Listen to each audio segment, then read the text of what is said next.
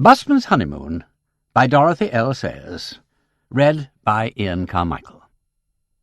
To Muriel St. Clair Byrne, Helen Simpson, and Marjorie Barber. Dear Muriel, Helen, and Bar, with what extreme of womanly patience you listened to the tale of Busman's honeymoon while it was being written, the Lord he knoweth. I do not like to think how many times I tired the sun with talking, and if at any time they'd told me you were dead, I should easily have believed that I had talked you into your graves. But you have strangely survived to receive these thanks. You, Muriel, were in some part a predestined victim, since you wrote with me the play to which this novel is but the limbs and outward flourishes. My debt and your long suffering are all the greater. You, Helen, and Bar were wantonly sacrificed on the altar of that friendship, of which the female sex is said to be incapable. Let the lie stick i' the wall. To all three I humbly bring, I dedicate with tears, this sentimental comedy. It has been said by myself and others that a love interest is only an intrusion upon a detective story, but to the characters involved, the detective interest might well seem an irritating intrusion upon their love story. This book deals with such a situation. It also provides some sort of answer to many kindly inquiries as to how Lord Peter and his Harriet solved their matrimonial problem. If there is but a ha'porth of detection to an intolerable deal of saccharine, let the occasion be the excuse. Yours in all gratitude, Dorothy L. Sayers. Marriages. Wimsey, Vane. On the 8th October, at St. Cross Church, Oxford. Peter Death Breeden Wimsey, second son of the late Gerald Mortimer Breeden Wimsey, 15th Duke of Denver, to Harriet Deborah Vane, only daughter of the late Henry Vane, M.D., of Great Pagford, Herts. Prothalamion. Mirabell, Countess of Severn and Thames, to Honoria Lucasta, Dowager Duchess of Denver. My dear Honoria, so, Peter is really married. I have ordered willow wreaths for half my acquaintance. I understand that it is a deciduous tree. If nothing is available but the bare rods, I shall distribute them all the same for the better beating of breasts. Honestly, as one frank old woman to the other, how do you feel about it? A cynic should, of course, be grateful, since to see your amorous sweet devil of a son wedded to an Oxford Bloomsbury blue-stocking should add considerably to the gaiety of the season. I'm not too blind to see through Peter, with all his affectations, and if I had been half a century younger, I would have married him myself for the fun of it. But is this girl flesh and blood? You say she is passionately devoted to him, and I know, of course, that she once had a half-baked affair with a poet. But heaven deliver us, what's a poet? Something that can't go to bed without making a song about it. Peter wants more than a devoted admirer to hold his hand and recite verses to him. He has a foolish, pleasant trick of keeping to one woman at a time, which he may find inconvenient in a permanent relationship. Not that many marriages can be called permanent these days, but I can't see Peter exhibiting himself in the divorce courts for his own amusement, though no doubt, if asked to oblige, he would carry it through with an air. Which reminds me that my idiot great-nephew Hughie has bungled matters as usual. Having undertaken to do the thing like a gentleman, he sneaked off to Brighton with a hired nobody, and the judge wouldn't believe either the hotel bills or the chambermaid, knowing them all too well by sight. So it means starting all over again from the beginning. Well, my dear, we shall see what we shall see, and you may be sure I shall do my best for Peter's wife, if only to spite Helen, who now will doubtless make everything as unpleasant as possible for her new sister-in-law. Naturally, I pay no attention to her snobbish nonsense about misalliances, which is ridiculous and out of date. Compared with the riffraff we are getting in now from the films and the nightclubs, a country doctor's daughter, even with a poet in her past, is a miracle of respectability. If the young woman has brains and bowels, she will suit well enough. Do you suppose they intend to have any children? Helen will be furious if they do, as she's always counted on Peter's money going to St. George. Denver, if I know anything about him, will be more concerned to secure the succession in case St. George breaks his neck in that car of his. Whatever they do, Somebody will be indignant, so I imagine they will please themselves. I was sorry I couldn't come to the reception. You seem to have diddled the press very neatly. But my asthma has been very bad lately. Still, I must be thankful to have retained my faculties and my sense of humour for so long. Tell Peter to bring his Harriet to see me as soon as they return from this mysterious honeymoon of theirs, and believe me, dear Honoria, always, in spite of my venomous old tongue, most affectionately yours, Mirabell, 7 and Thames. Mrs. Chipperley James, to the Honourable Mrs. Trump Hart. Well, dear, prepare for a shock. Peter Wimsey is married. Yes, actually married.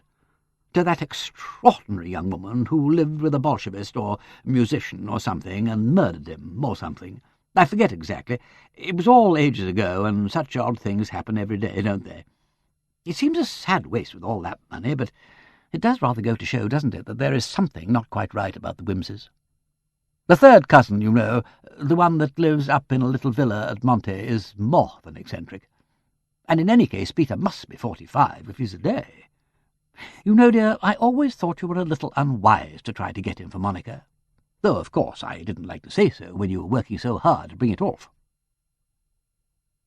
Mrs. Delilah Snipe, to Miss Amaranth Sylvester Quick. Of course, the sensation is the Wimsey-Vane marriage. It must be a sort of sociological experiment, I should think, because, as you know, darling, he is the world's chilliest prig, and I'm definitely sorry for the girl, in spite of the money and the title and everything, because nothing would make up for being tied to a chattering icicle in an eyeglass, my dear. Oh, too weary-making. Not that it's likely to last. Helen, Duchess of Denver, to Lady Grummidge. My dear Marjorie, thank you for your kind inquiries. Tuesday was indeed a most exhausting day, though I'm feeling rather more rested this evening. But it has been a very trying time for all of us. Peter, of course, was just as tiresome as he could be, and that is saying a good deal. First of all, he insisted on being married in church, though, considering everything, I would have thought that the registrar's office would have been more appropriate. However, we resigned ourselves to St. George's, Hanover Square, and I was prepared to do everything in my power to see that the thing was done properly, if it had to be done at all. But my mother-in-law took it all out of my hands, though I am sure we were distinctly given to understand that the wedding would take place on the day I had suggested, that is, next Wednesday. But this, as you will see, was just one of Peter's monkey tricks. I feel the slight very much, particularly as we had gone out of our way to be civil to the girl and had asked her to dinner. Well, last Monday evening, when we were down at Denver, we got a wire from Peter which coolly said, "If you really want to see me married, try St. Cross Church, Oxford, tomorrow at 2. Well, I was furious. All that distance and my frock not ready, and to make things worse, Gerald, who had asked 16 people down for the shooting, laughed like an idiot and said, "Good for Peter." He insisted on our both going, just like that, leaving all our guests to look after themselves. I strongly suspect Gerald of having known all about it beforehand, but he swears he didn't. Anyway, Jerry knew all right, and that's why he stayed in London. I'm always telling Jerry that his uncle means more to him than his own parents. And I needn't tell you that I consider Peter's influence most pernicious for a boy of his age. Gerald, manlike, said Peter had a right to get married when and where he liked. He never considers the embarrassment and discomfort these eccentricities cause to other people. We went to Oxford and found the place, an obscure little church in a side street, very gloomy and damp-looking. It turned out that the bride, who mercifully has no living relations, was being married from a women's college of all places. I was relieved to see Peter in proper morning dress. I really had begun to think he meant to get married in a cap and gown. Jerry was there as best man, and my mother-in-law arrived in great state, beaming away as though they had all done something clever. And they had raked out poor old Uncle Delgado, creaking with arthritis, poor old creature, with a gardenia in his buttonhole and trying to look sprightly, which at his age is disgusting. There were all kinds of queer people in the church, practically none of our own friends, but that ridiculous old Climpson woman and some hangers-on that Peter had picked up in the course of his cases. and several policemen. Charles and Mary appeared at the last moment, and Charles pointed out to me a man in a Salvation Army uniform who he said was a retired burglar. But I can scarcely believe this, even of Peter. The bride came attended by the most incredible assortment of bridesmaids, all female dons, and an odd dark woman to give her away who was supposed to be the head of the college. I'm thankful to say, considering her past history, that Harriet, as I suppose I must now call her, had enough sense of propriety not to get herself up in white satin and orange blossom. But I could not help thinking that a plain costume would have been more suitable than cloth of gold. I can see that I shall have to speak to her presently about her clothes, but I'm afraid she will be difficult. I've never seen anybody look so indecently triumphant. I suppose in a way she had a right to. One must admit that she has played her cards very cleverly. Peter was as white as a sheet. I thought he was going to be sick. Probably he was realizing what he had let himself in for. Nobody can say that I did not do my best to open his eyes. They were married in the old coarse prayer-book form, and the bride said, "Obey." I take this to be their idea of humour, for she looks as obstinate as a mule. There was a great deal of promiscuous kissing in the vestry, and then all the oddities were bundled into cars, at Peter's expense, no doubt, and we started back to town, closely pursued by the local newspaper men. We went to my mother-in-law's little house, all of us, including the policeman and the ex-burglar, and after a wedding breakfast, which I must admit was very good, Uncle Delgado made a speech, garnished with flowers of French eloquence. There were a lot of presents, some of them very absurd. The ex-burglar's was a thick book of ranting and vulgar hymns. Presently the bride and groom vanished, and we waited a long time for them, till my mother-in-law came down, all smiles, to announce that they had been gone for half an hour, leaving no address. At this moment I have no idea where they are, nor has anybody. The whole business has left us in a most painful and ridiculous position. I consider it a disgraceful ending to a most disastrous affair, and it is no consolation to think that I shall have to produce this appalling young woman as my sister-in-law. Mary's policeman was bad enough, but he is at any rate quiet and well-behaved, whereas with Peter's wife we may look for notoriety, if not for open scandal, from one day to another. However, we must put as good a face on it as we can. I wouldn't say as much as I have said to anybody but you. With all gratitude for your sympathy, yours affectionately, Helen Denver. Mr. Mervyn Bunter to Mrs. Bunter, Senior. Dear Mother, I write from an unknown destination in the country, hoping this finds you as it leaves me. Owing to a trifling domestic catastrophe, I have only a candle to see by, so trust you will excuse my bad writing. Well, Mother, we were happily married this morning, and a very pretty wedding it was.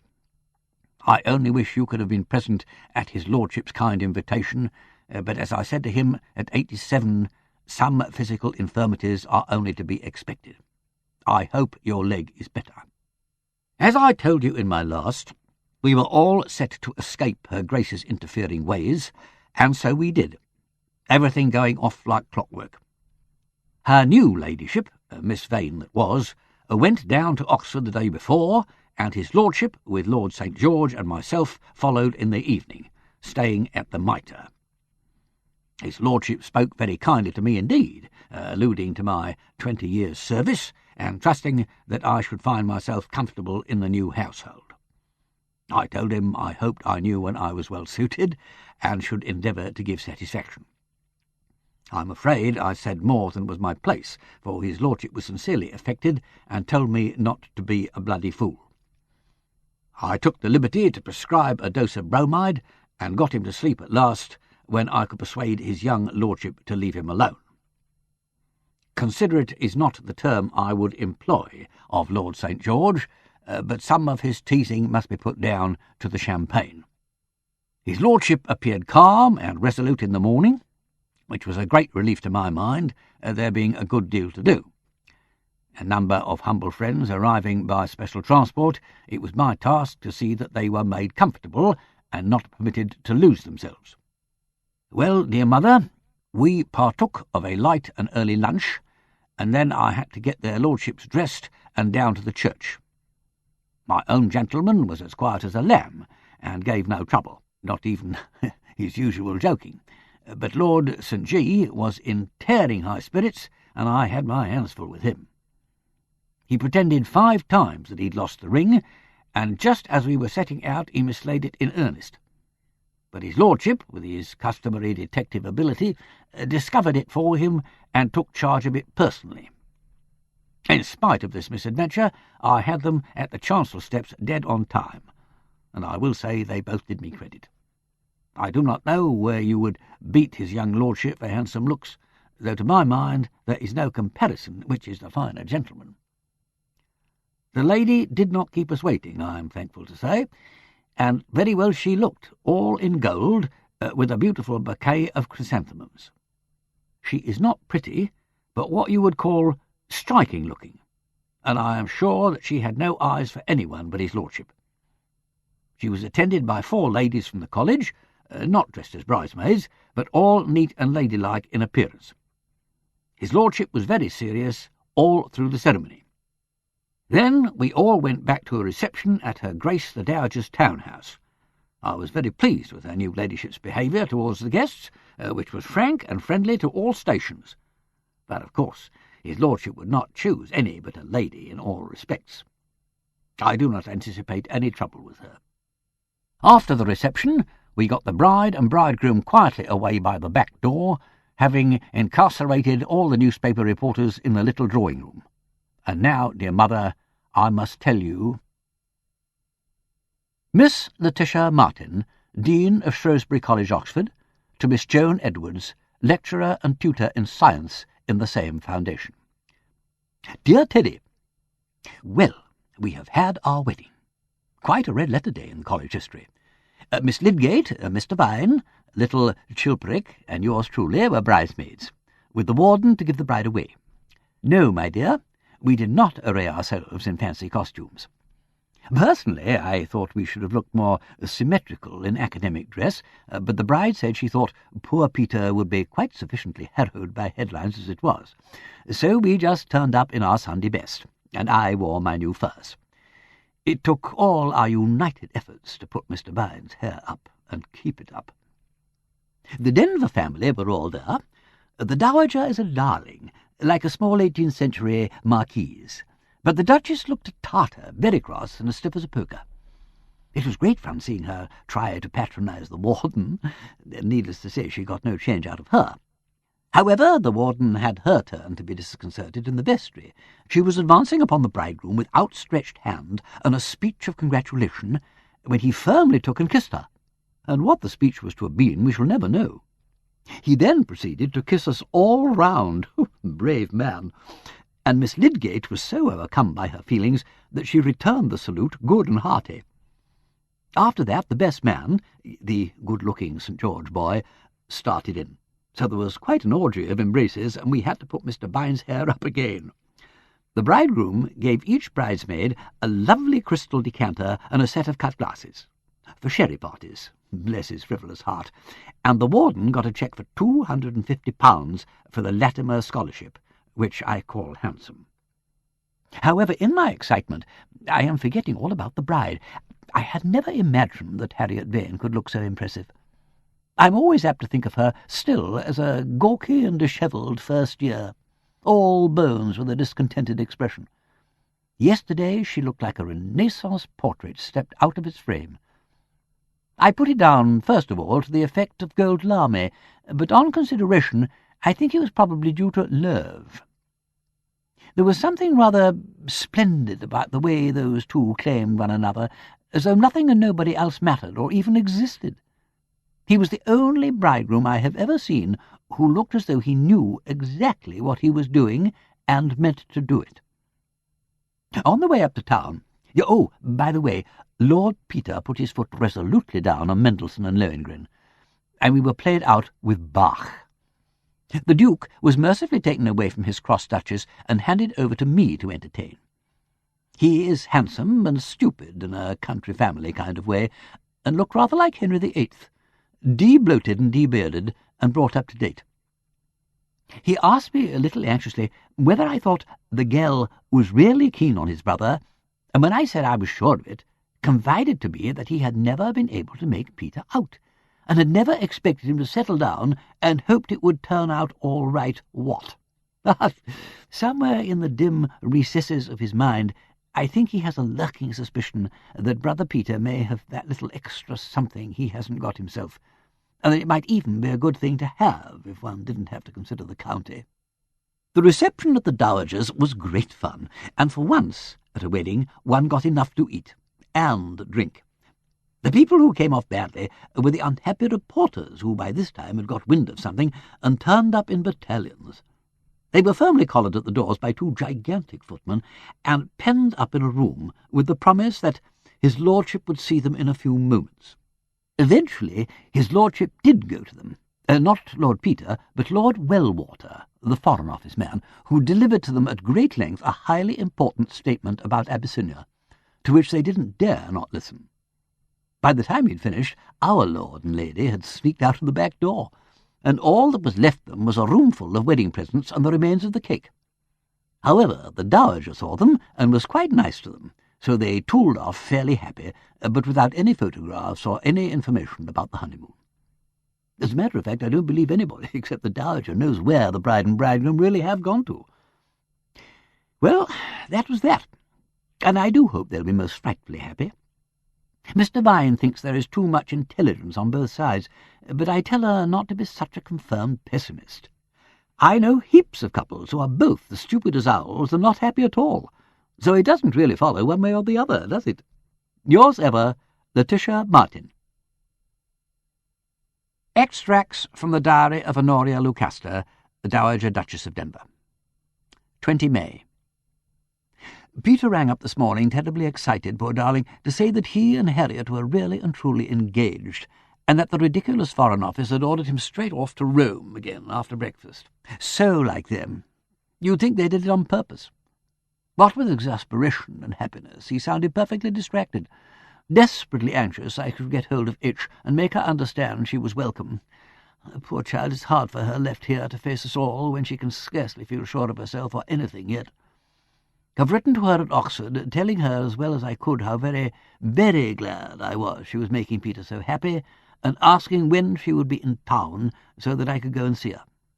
Ah, dear Peter, hope and pray she really loves him in the way he needs. Shall know in a minute when I see her. 21st May. Was reading The Stars Look Down. Mem, very depressing, and not what I expected from the title. Think I must have had A Christmas Carol in mind, but remember now it has something to do with the Holy Sepulchre. Must ask Peter and make sure. Was reading The Stars Look Down after tea when Emily announced Miss Vane. Was so surprised and delighted I jumped up, quite forgetting poor Ahasuerus, who was sleeping on my knee, and was dreadfully affronted. I said, "My dear, how sweet of you to come." She looked so different I shouldn't have known her. But of course it was 5.5 years ago, and nobody can look her best in the dock at that dreary Old Bailey. She walked straight up to me, rather as if she was facing a firing squad, and said abruptly, in that queer deep voice of hers, "Your letter was so kind. I didn't quite know how to answer it, so I thought I'd better come. Do you honestly not mind too much about Peter and me? Because I love him quite dreadfully, and there's just nothing to be done about it." So I said, "Oh, do please go on loving him, because he wants it so much, and he really is the dearest of all my children, only it doesn't do for parents to say so. But now I can say so to you, and I'm glad about it." So I kissed her, and Ahasuerus was so furious that he ran all his claws hard into her legs, and I apologized and smacked him, and we sat down on the sofa, and she said, "Do you know I've been saying to myself all the way up from Oxford, if only I can face her, and it really is all right, I shall have somebody I can talk to about Peter. That's the one thing that kept me from turning back halfway." Poor child, that really was all she wanted. She was quite in a daze, because apparently it all happened quite late on Sunday evening, and they sat up half the night kissing one another madly in a punt, poor things. And then he had to go, making no arrangements for anything, and if it hadn't been for his signet ring that he put on her hand, all in a hurry at the last moment, it might have been all a dream. And after holding out against him all these years, She'd given way all of a piece, like falling down a well, and didn't seem to know what to do with herself. Said she couldn't remember ever having been absolutely and shatteringly happy since she was a small child, and made her feel quite hollow inside. On inquiry, I found she must be literally hollow inside, because as far as I could make out, she hadn't eaten or slept to speak of since Sunday. Sent Emily for sherry and biscuits, and made her, stay to dinner. Talked Peter till I could almost hear him saying, "Mother dear, you are having an orgy." H. caught sight of that David Velletzi photograph of Peter, which he disliked so much, and I asked what she thought of it. She said, "Well, it's a nice English gentleman, but it isn't either the lunatic, the lover, or the poet, is it?" Agree with her. Can't think why I keep the thing about, except to please David. Brought out family album. Thankful to say she didn't go all broody and possessive over Peter kicking baby legs on a rug. Can't stand maternal young women, though P really a very comic infant with his hair and a tuft, but he controls it very well now, so why rake up the past? She instantly seized on the ones Peter calls Little Mischief and The Lost Chord, and said somebody who understood him took those. Was it Bunter? Which looked like second sight. Then she confessed she felt horribly guilty about Bunter and hoped his feelings weren't going to be hurt, because if he gave notice it would break Peter's heart. Told her quite frankly it would depend entirely on her, and I felt sure Bunter would never go unless he was pushed out. H. said, "But you don't think I'd do that. That's just it. I don't want Peter to lose anything."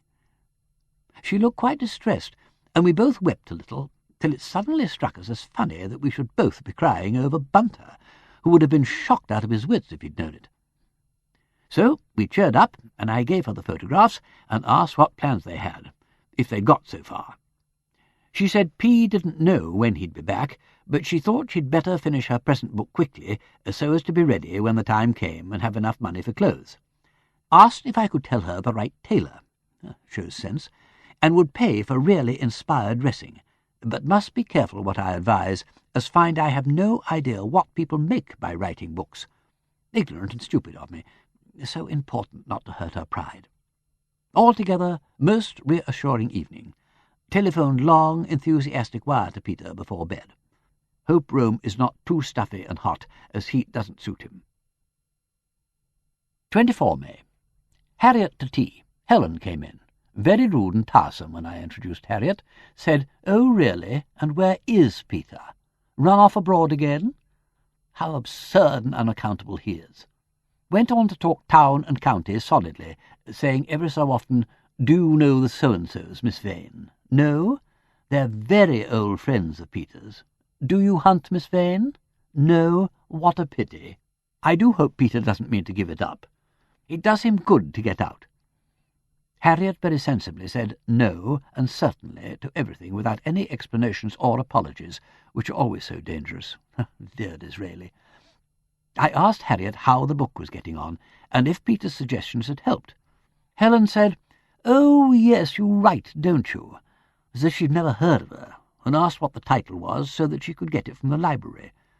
Harriet said quite gravely, "That is very kind of you, but do let me send you one. I'm allowed 6 free copies, you know." First sign of temper, but I don't blame her. Apologised for Helen after she'd gone, and said I was glad my second son was marrying for love. Fear my vocabulary remains hopelessly old-fashioned in spite of careful chosen reading. Must remember to ask Franklin what I have done with The Stars Look Down. 1st June. Letter from Peter about taking the Belchester's house in Audley Square from Michaelmas and furnishing it. H, thank heaven, ready to prefer 18th-century elegance to chromium tubes. H, alarmed by size of house, but relieved she is not called upon to make a home for Peter. I explained it was his business to make the home and take his bride to it, privilege now apparently confined to aristocracy and clergymen, who can't choose their vicarages, poor dears, usually much too big for them. H pointed out that royal brides always seemed to be expected to run about choosing cretins, but I said this was duty they owed to penny papers, which like domestic women. Peter's wife, fortunately, without duties. Must see about housekeeper for them, someone capable. Peter insistent wife's work must not be interrupted by uproars in servants' hall. 5 June. Sudden outburst of family feeling in most tiresome form. Gerald first, worried, of course, by Helen, to ask if girl is presentable and has she got modern ideas, meaning children, of course. That is to say, not wanting children. Told Gerald to mind his own business, which is St. George.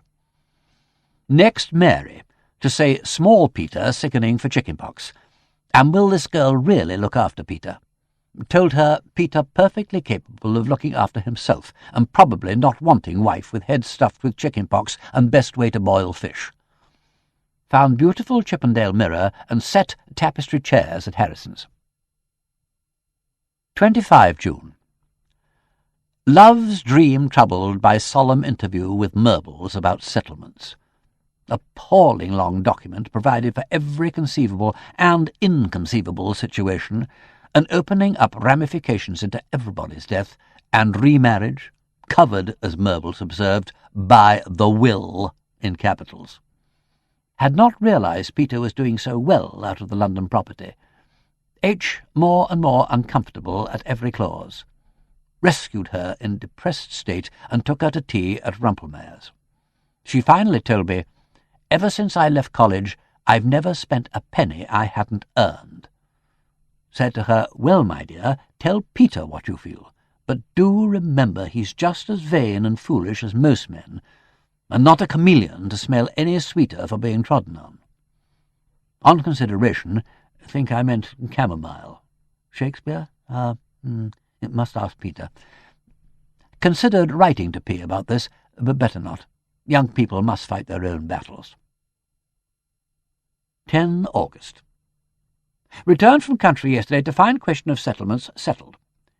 H. showed me 3 pages of intelligent sympathy from P, beginning, "Of course I had foreseen the difficulty," and ending, "Either your pride or mine will have to be sacrificed.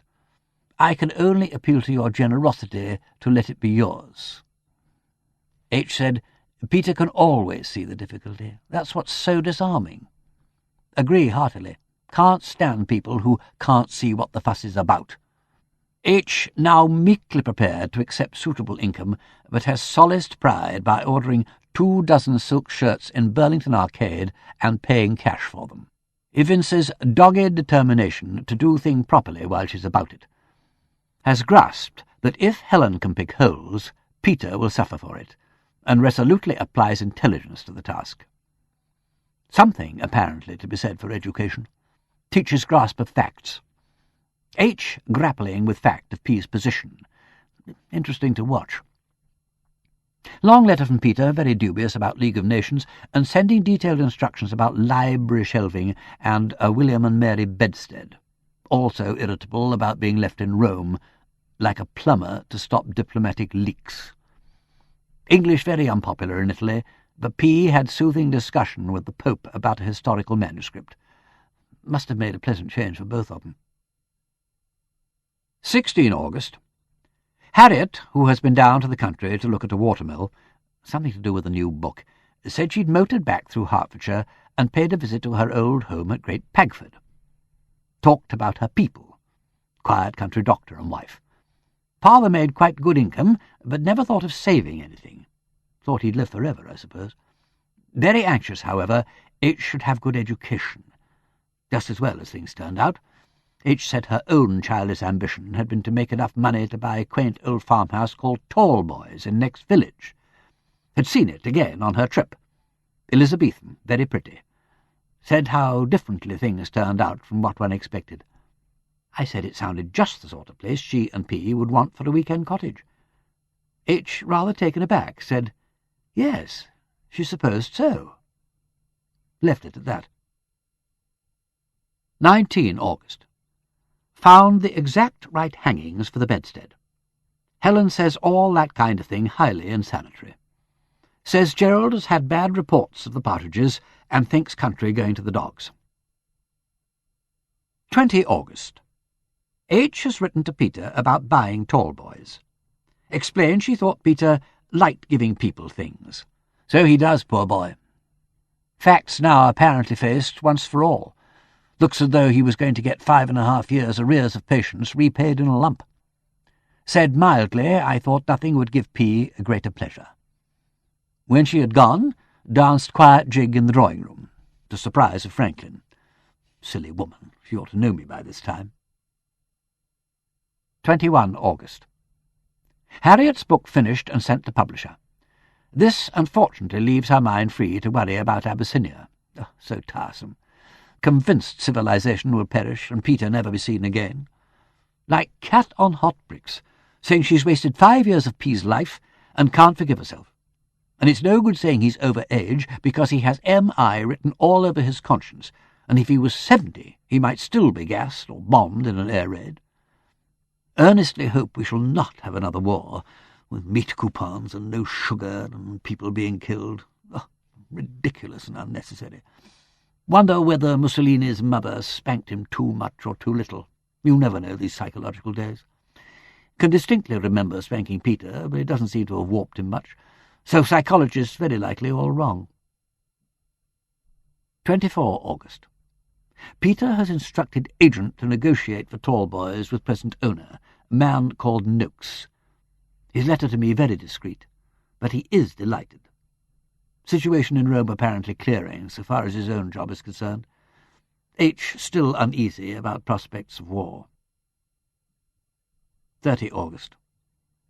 Harriet completely exalted by letter from Peter, saying, Even if it is the twilight of the world, before night falls I will sleep in your arms. How well I recognize the old magniloquent Peter of 20 years back. And adding that his plumbing is done, and he has asked for his papers, which is more to the point. 4 September. They've made a good job of the chandeliers for the hall and great saloon. Gerald says they can have the tapestries for the blue room. They look well on the upper landing, I think. Have sent them to be overhauled and cleaned, which they badly need.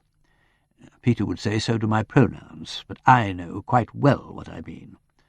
Ahasuerus sick in Franklin's bedroom. Funny how fond he is of her, seeing she doesn't really like cats.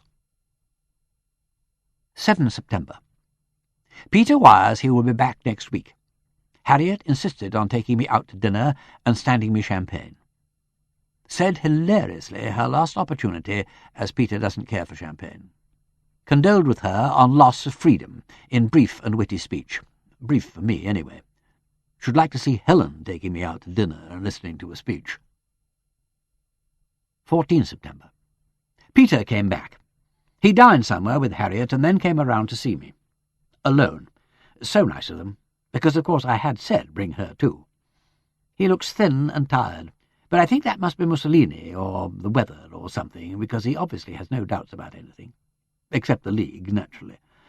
And it struck me so much that he sat absolutely quiet for nearly 2 hours without fidgeting or saying very much. So unusual, because as a rule peas on a hot shovel are nothing to it. Very sweet about what I had done as regards the house. Will leave it to me to engage staff, as Harriet not experienced. They'll need about 8 servants, besides Bunter and the housekeeper, so I shall have a nice busy time. 15 September. Harriet came round this morning to show me her ring, big solitaire ruby. Old Abraham's had it cut and set specially to instructions. Poor H. laughed at herself, because when Peter gave it to her yesterday, she was looking at him, and 10 minutes afterwards, when challenged, couldn't even tell him the colour of the stone. Said she was afraid she never would learn to behave like other people. But Peter had only said it was the first time his features had ever been prized above rubies. Peter joined us at lunch, also Helen, who demanded to see the ring and said sharply, "Good heavens, I hope it's insured." To do her justice, I can't say that she could have found anything nastier to say if she'd thought it out with both hands for a fortnight. She then went on to say she supposed they intended to get married quietly before the registrar. But Peter said no, he would as soon be married in a railway station waiting-room, and that if Helen had developed religious scruples she needn't lend her countenance to the proceedings. So Helen said, "Oh, I see. St. George's, Hanover Square, I suppose," and went on to arrange everything for them, including the date, the parson, the guests, and the music. When she got to the voice that breathed o'er Eden, Peter said, "Oh, for God's sake, cut out the League of Nations." and he and Harriet began to invent rude rhymes, which left Helen rather out of it, as she never was good at drawing-room games. 16 September. Helen obligingly presented us with a copy of the new form of marriage service, with all the vulgar bits left out, which was asking for trouble. Peter, very funny about it, said he knew all about the procreation of children in theory, though not in practice, but that the increase of mankind by any other method sounded too advanced for him, and that if he ever did indulge in such dangerous amusements, he would, with his wife's permission, stick to the old-fashioned procedure. He also said that, as for the gift of continence, he wouldn't have it as a gift, and had no objection to admitting as much. At this point, Helen got up and left the house, leaving P and Harriet to wrangle over the word obey. P said he would consider it a breach of manners to give orders to his wife, but H said, oh no, he'd give orders fast enough if the place was on fire or a tree falling down and he wanted her to stand clear. P said in that case they ought both to say obey, but it would be too much jam for the reporters. Left them fighting it out. When I came back, found Peter had consented to be obeyed on condition he might endow and not share his worldly goods. Shocking victory of sentiment over principle. 18 September. Must really say damn. Disgusting newspapers have raked up all that old story about Harriet and Philip boys. Peter furious. Harriet says only to be expected.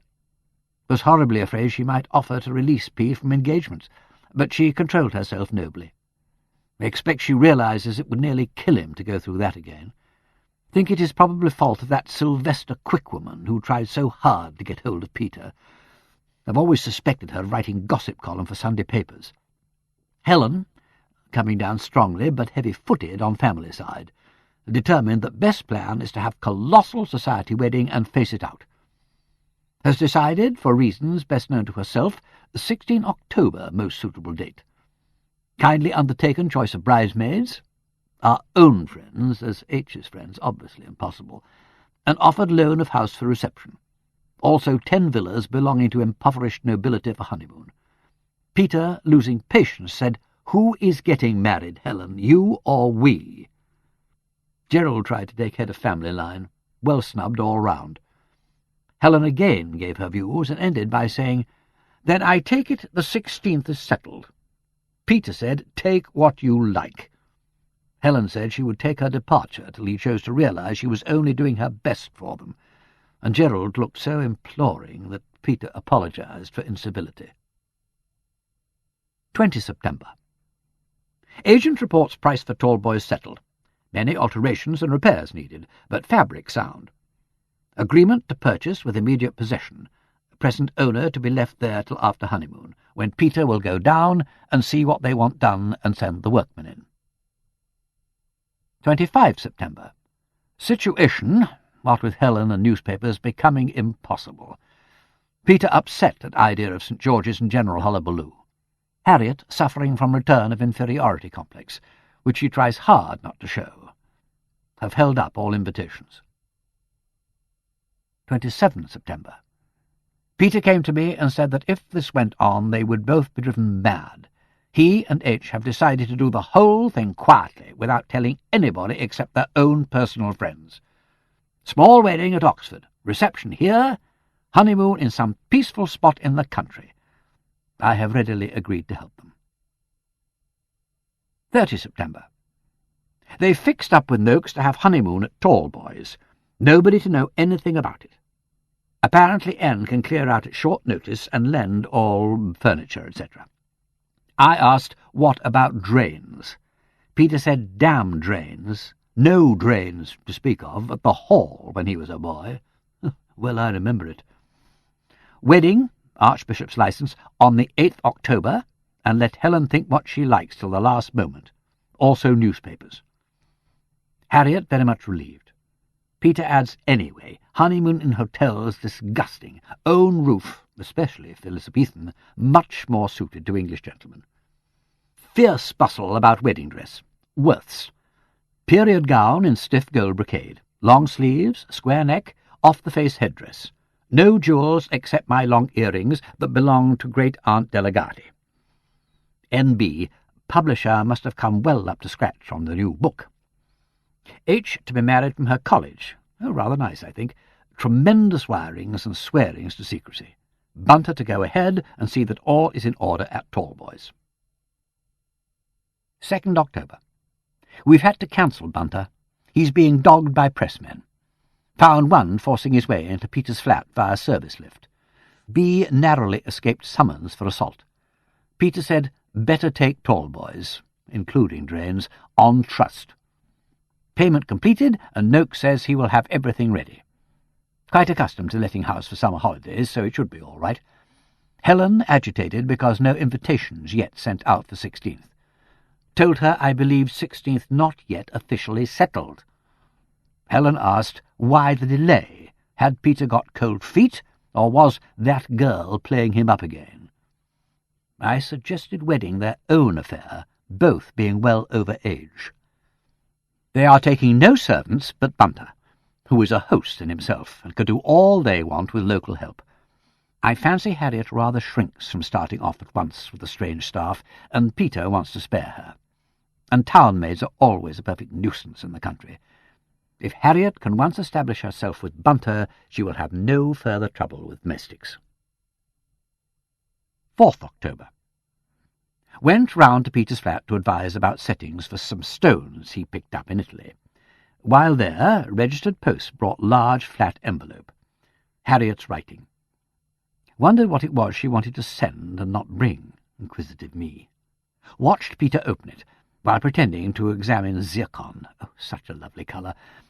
He flushed up in that absurd way he has when anybody says anything rather personal to him, and stood staring at the thing till I got quite wound up and said, "What is it?" He said, in an odd sort of voice, "The bride's gift to the bridegroom."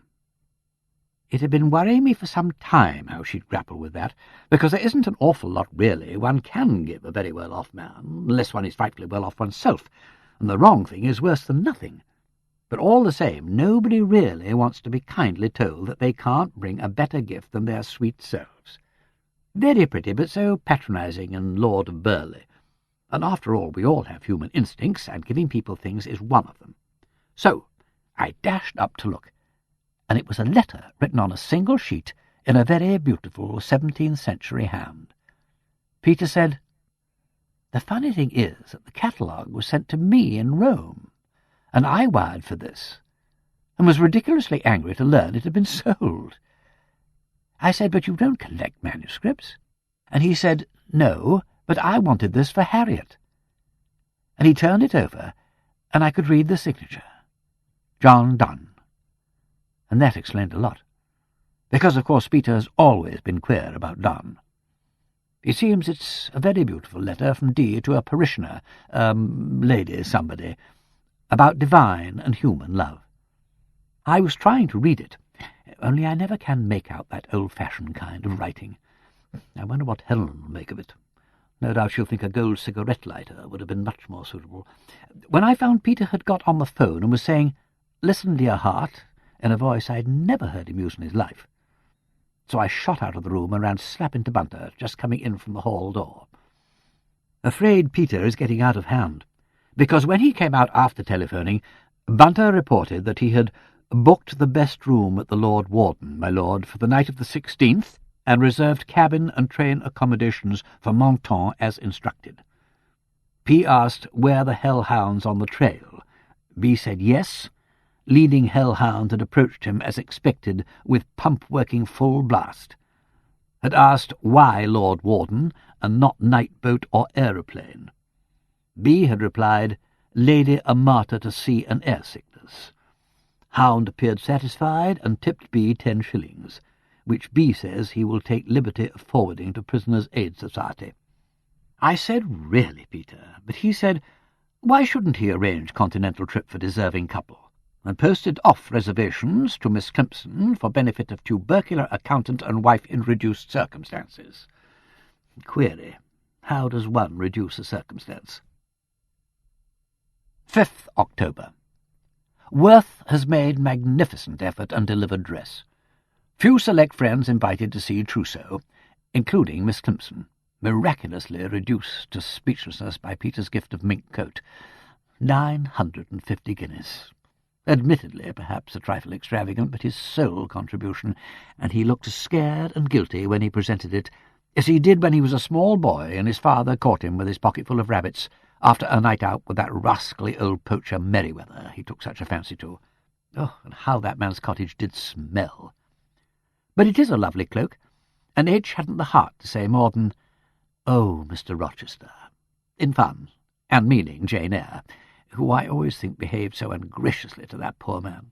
So gloomy to have your bride, however bigamous, insisting on a grey alpaca or merino, or whatever it was, and damping to a lover's feelings. Hellhound's paragraph in Morning Star. Discreetly anonymous, but quite unmistakable. Helen rang up to know if it was true. I replied with exactness that it must be all invention. In evening, took Peter and Harriet to Cheyne Walk to dine with Paul, who insists on coming to wedding, arthritis or no arthritis. Noticed unusual constraint between P and H, who'd been all right when I saw them after dinner and theatre last night. Paul gave one look at them and started off to chatter about his eternal cloisonné and the superiority of naturally matured French wines over port. Uncomfortable evening with everybody unlike themselves. At last Paul sent P and H off by themselves in a taxi, saying he wanted to talk business with me. Obvious excuse. I asked did he think anything was wrong. Paul said, "Au contraire, ma sœur, c'est nous qui sommes de trop. Il arrive toujours le moment où l'on apprend à distinguer entre embrasser et baiser." Adding with one of his grins, I was wondering how long Peter would last before he let the bars down. He's his father all over again, with a touch of myself, Honoria, with a touch of myself. Couldn't waste time and breath being annoyed with Paul, who has always been the complete polygamist. And so was Peter's father, of course, dearly as I loved him. So I said, "Yes, but Paul, do you think Harriet—" Paul said, "Bah! The wine she drinks is made of grapes. Il y a des femmes qui ont le génie." I really could not stand Paul on le génie de l'amour, because he goes on and on, getting more and more conscientiously French every moment, with illustrative anecdotes from his own career, when anyway he's only as much French as I am, exactly 1/8. So I told him hastily I was sure his diagonal was the right one. Wonder whether I meant angle or diagnosis, and I expect it is. Have never known Paul mistaken about the progress of a love affair. Realise that this explains why he and Harriet have always got on so well together, though one would never have expected it, considering her reserve and his usual taste in women. Suggested to Paul it was time he went to bed, so he said rather dismally, "Yes, Honoria, I am getting very old and my bones ache. My sins are deserting me, and if I could only have my time over again, I would take care to commit more of them." Confound Peter! Il ne sait pas vivre. Mais je voudrais bien être dans ses draps. You'll be in your own winding sheets soon, I said very crossly. No wonder Peter called you Uncle Pandarus, you evil old wretch. Paul said, "Well, you can't deny I had him taught his job, and he's no disgrace to either of us." There was no answer to that, so I came away. Tried the Stars Look Down again and found it full of most unpleasant people. The fact is, one never really visualizes one's own son. But I needn't have been so cross with Paul. 7 October.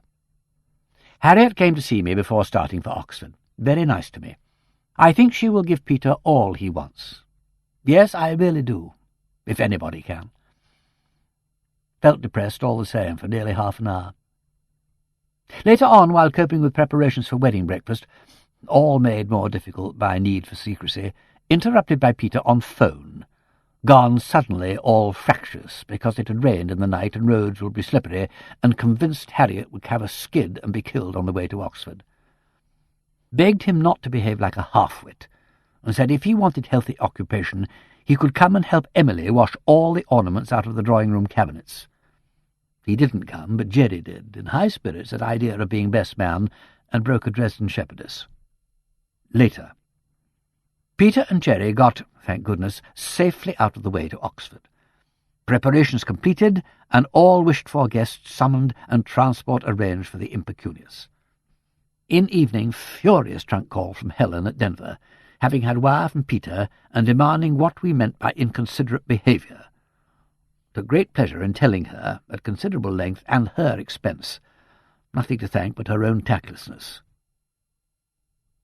8 October, Peter's wedding day. Too exhausted to do more than put down that it all went off very well. H looked genuinely lovely, like a ship coming into harbour with everything shining and flags flying at wherever modern ships do fly flags. Peter terribly white, poor darling, like the day he had his first watch and could hardly bear himself for fear it would come to pieces in his hands, or turn out not to be real or something. But he pulled himself together to be specially nice to all the guests. Believe if he were in Inquisition he would exert social talents to entertain executioners. Got back to town at 5:30. Peter's face a study when he realized he had to go 60 miles over crowded roads in a closed car with somebody else driving. But one really couldn't let him drive H back in the open Daimler, all in wedding garments and top hat. Got them smuggled out of the house at 6:45. Bunter was waiting for them with the car on the far side of the park. 11 p.m. Hope all is really well with them. Must stop now and try to get some sleep, or shall be a rag in the morning. Find the stars look down, not quite soothing enough for a bed book. Will fall back on Through the Looking-Glass. Chapter 1. New Wedded Lord. I agree with Dryden that marriage is a noble daring. Samuel Johnson, Table Talk. Mr. Mervyn Bunter, patiently seated in the Daimler on the far side of Regent's Park, reflected that time was getting on. Packed in eiderdowns in the back of the car was a case containing 2.5 dozen of vintage port, and he was anxious about it. Great speed would render the wine undrinkable for a fortnight. Excessive speed would render it undrinkable for 6 months. He was anxious about the arrangements, or the lack of them, at Talboys. He hoped everything would be found in good order when they arrived, and otherwise his lady and gentleman might get nothing to eat till goodness knew when. True, he had brought ample supplies from Fortnum's, but suppose there were no knives or forks or plates available? He wished he could have gone ahead, as originally instructed, to see to things. Not but what his lordship was always ready to put up with what couldn't be helped, but it was unsuitable that his lordship should be called on to put up with anything. Besides, the lady was still, to some extent, an unknown factor. What his lordship had had to put up with from her during the past 5 or 6 years, only his lordship knew, but Mr. Bunter could guess. True, the lady seemed now to be in a very satisfactory way of amendment, but it was yet to be ascertained what her conduct would be under the strain of trivial inconvenience. Mr. Bunter was professionally accustomed to judge human beings by their behaviour, not in great crises, but in the minor adjustments of daily life. He had seen one lady threatened with dismissal from his lordship's service, including all emoluments and the enjoyment of an appartement meublé, Avenue Kléber, for having in his presence unreasonably lost her temper with a lady's maid. But wives were not subject to peremptory dismissal. Mr. Bunter was anxious also about how things were going at the Dowager's. He didn't really believe that anything could be suitably organised or carried out without his assistance. He was unspeakably relieved to see the taxi arrive and to assure himself that there was no newspaper man perched on the spare wheel or lurking in a following vehicle. "Here we are, Bunter, all serene. Good man, I'll drive. Sure you won't be cold, Harriet?" Mr. Bunter tucked a rug about the bride's knees. Your lordship will bear in mind that we are conveying the port. I will go as gently as if it were a babe in arms. What's the matter with the rug?" A few grains of cereal, my lord. I have taken the liberty of removing approximately 1.75 pounds from among the hand luggage, together with a quantity of assorted footgear." "That must have been Lord St. George," said Harriet. "Presumably so, my lady." My lady. She'd never really thought it possible that Bunter would accept the situation. Everybody else, perhaps, but not Bunter. Yet, apparently, he did. And that being so, the incredible must have happened. She must be actually married to Peter Wimsey. She sat looking at Peter as the car twisted smoothly in and out of the traffic. The high-beaked profile and the long hands laid on the wheel had been familiar to her for a long time now, but they were suddenly the face and hands of a stranger. Peter's hands holding the keys of hell and heaven. That was the novelist's habit of thinking of everything in terms of literary allusions. "Peter, my dear, I was just wondering whether I should recognize your voice. Your face seems to have got rather remote somehow." She saw the corner of his mouth twitch. "Not quite the same person?" "No." "Don't worry," he said imperturbably. "It'll be all right on the night." Too much experience to be surprised, and too much honesty to pretend not to understand. She remembered what had happened 4 days earlier. He'd brought her home after the theatre, and they were standing before the fire when she had said something, quite casually, laughing at him. He turned and said suddenly and huskily, "Tu m'enivres." Language and voice together had been like a lightning flash, showing up past and future in a single crack of fire that hurt your eyes, and was followed by a darkness like thick black velvet. When his lips had reluctantly freed themselves, he had said, "I'm sorry. I didn't mean to wake the whole zoo. But I'm glad. My God, I'm glad to know it's there. And no shabby tigers either. Did you think mine would be a shabby tiger?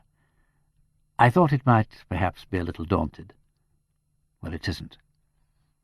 It seems to be an entirely new tiger. I never had one before. Only kindness to animals. My lady gave me a tiger, a sleek and splendid tiger, a striped and shining tiger, all under the leaves of life." Nobody else thought Harriet had apparently suspected the tiger, except, of course, old Paul Delagade, whose ironic eyes saw everything. Peter's final comment had been, "I have now completely given myself away. No English vocabulary, no other English woman, and that is the most I can say for myself." Gradually they were shaking off the clustering lights of London. The car gathered speed. Peter looked back over his shoulder. "Not waking the baby, are we, Bunter?" "The vibration is at present negligible, my lord." That led memory farther back. "This question of children, Harriet, do you feel strongly about it?" "Well, I'm not quite sure. I'm not marrying you for the sake of having them, if that's what you mean. Oh, thank heaven. He does not wish to regard himself, nor yet be regarded in that agricultural light. You don't particularly care about children?" "Not children in the lump. But I think it's just possible that I might some day come to want—" "Your own?" "No, yours."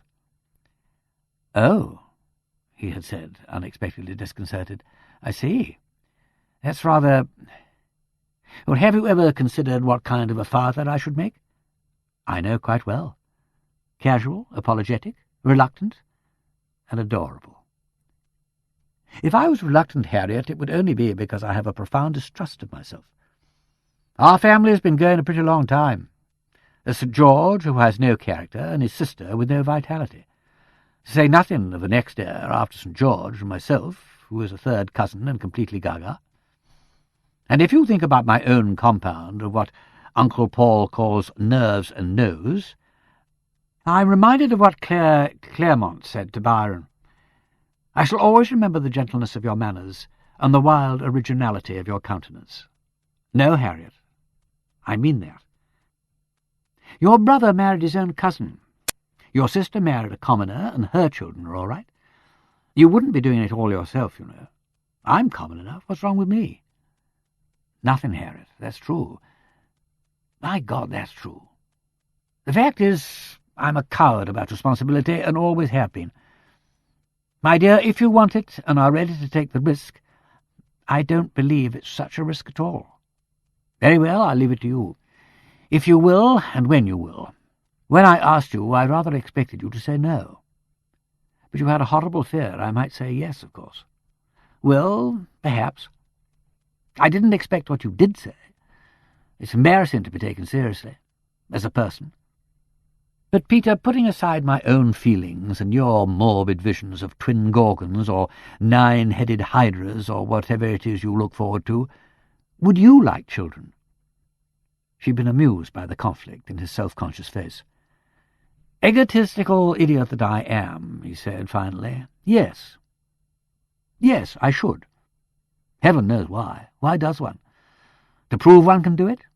For the fun of boasting about my boy at Eton? Or because, Peter, when Mr. Murbles drew up that monstrous great long will for you after we were engaged, oh, Harriet, how did you leave your property? I mean the real estate." "All right," he said with a groan. "The murder's out. Entailed, I admit it. But Murbles expects that every man— Damn it, don't laugh like that. I couldn't argue the point with Murbles, and every contingency was provided for." A town with a wide stone bridge and lights reflected in the river, taking memory no further back than that morning. The Dowager's closed car, with the Dowager discreetly seated beside the chauffeur, herself in cloth of gold and a soft fur cloak, and Peter absurdly upright in morning dress, with a gardenia in his lapel, balancing a silk hat on his knee. "Well, Harriet, we've passed the Rubicon. Any qualms?" "No more than when we went up the Charwell that night and moored on the far bank, and you asked the same question." "Well, thank God. Stick to it, sweetheart.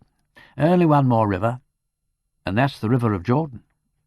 If I kiss you now, I shall lose my head, and something irreparable will happen to this accursed hat. Let us be very strange and well-bred, as if we're not married at all. One more river." "Are we getting anywhere near?" "Yes, this is Great Pagford, where we used to live. Look, that's our old house with the 3 steps up to the door. There's a doctor there still. You can see the surgery lamp. After 2 miles you take the right-hand turn for Pagford Parva, and sharp left by a big barn straight on up the lane." When she was quite small, Dr. Vane had had a dog-cart, just like doctors in old-fashioned books. She had gone along this road ever so many times, sitting beside him, sometimes allowed to pretend to hold the reins. Later on it had been a car, a small and noisy one, very unlike this smooth, long-bonneted monster. The doctor had had to start on his rounds in good time, so as to leave a margin for breakdowns. The second car had been more reliable, a pre-war Ford. She'd learnt to drive that one. If her father had lived, he would be getting on for 70. His strange new son-in-law would have been calling him sir. An odd way this, to be coming home, and not home. This was Paglum, where the old woman lived who'd such terrible rheumatism in her hands. Old Mrs. Warner, that was it. She must have gone long ago. "That's the barn, Peter." "Right you are. Is that the house?" The house where the Batesons had lived. A dear old couple, a presently tottering Darby and Joan pair, always ready to welcome little Miss Vane and give her strawberries and seedy cake. Yes, the house. A huddle of black gables with 2 piled chimney-stacks blotting out the stars. One would open the door and step straight in, through the sanded entry, into the big kitchen with its wooden settles and its great oak rafters, hung with home-cured hams. Only Darby and Joan were dead by now, and Noakes— she vaguely remembered him— a hard-faced, grasping man who hired out bicycles, would be waiting to receive them. But there was no light in any of the windows at Talboys. "Well, we're a bit late," said Harriet nervously. "He may have given us up." "Then we shall firmly hand ourselves back to him," said Peter cheerfully. "People like you and me are not so easily got rid of. I told him any time after 8 o'clock. This looks like the gate." Bunter climbed out and approached the gate in eloquent silence. He'd known it. He had felt it in his bones. The arrangements had fallen through. At whatever cost, even if he'd had to strangle Pressman with his bare hands, he ought to have come ahead to see to things. In the glare of the headlights, a patch of white paper showed clearly on the top bar of the gate. He looked suspiciously at it, removed with careful fingers the tin-tack that secured it to the wood, and brought it, still without a word, to his master. "No bread and milk," it said, "till further notice." Said Peter. "The occupier, I gather, has already taken his departure. This has been up for several days, by the look of it." "Well, he's got to be there to let us in," said Harriet. "He's probably deputed somebody else. He didn't write this himself. He can spell notice in his letter to us." Somebody is a little lacking in thought not to realise that we might want bread and milk. However, we can remedy that matter." He reversed the paper, wrote in pencil on the back, "Bread and milk, please," and restored it to Bunter, who tin-tacked it back and gloomily opened the gate. The car moved slowly past him, up a short and muddy approach, on either side of which were flower-beds, carefully tended and filled with chrysanthemums and dahlias, while behind them rose the dark outlines of some sheltering bushes. "A load of gravel would have done them no harm," observed Bunter to himself as he picked a disdainful way through the mud. When he reached the door, massive and uncompromising, within an oaken porch, having seats on either side, his lordship was already performing a brisk fantasia upon the horn. There was no reply. Nothing stirred in the house. No candle darted its beams, no casement was thrown open, no shrill voice demanded to know their business. Only, in the near distance, a dog barked irritably.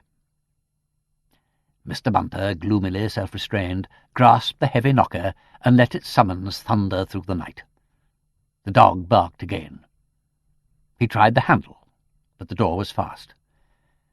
"Oh dear," said Harriet. This, she felt, was her fault.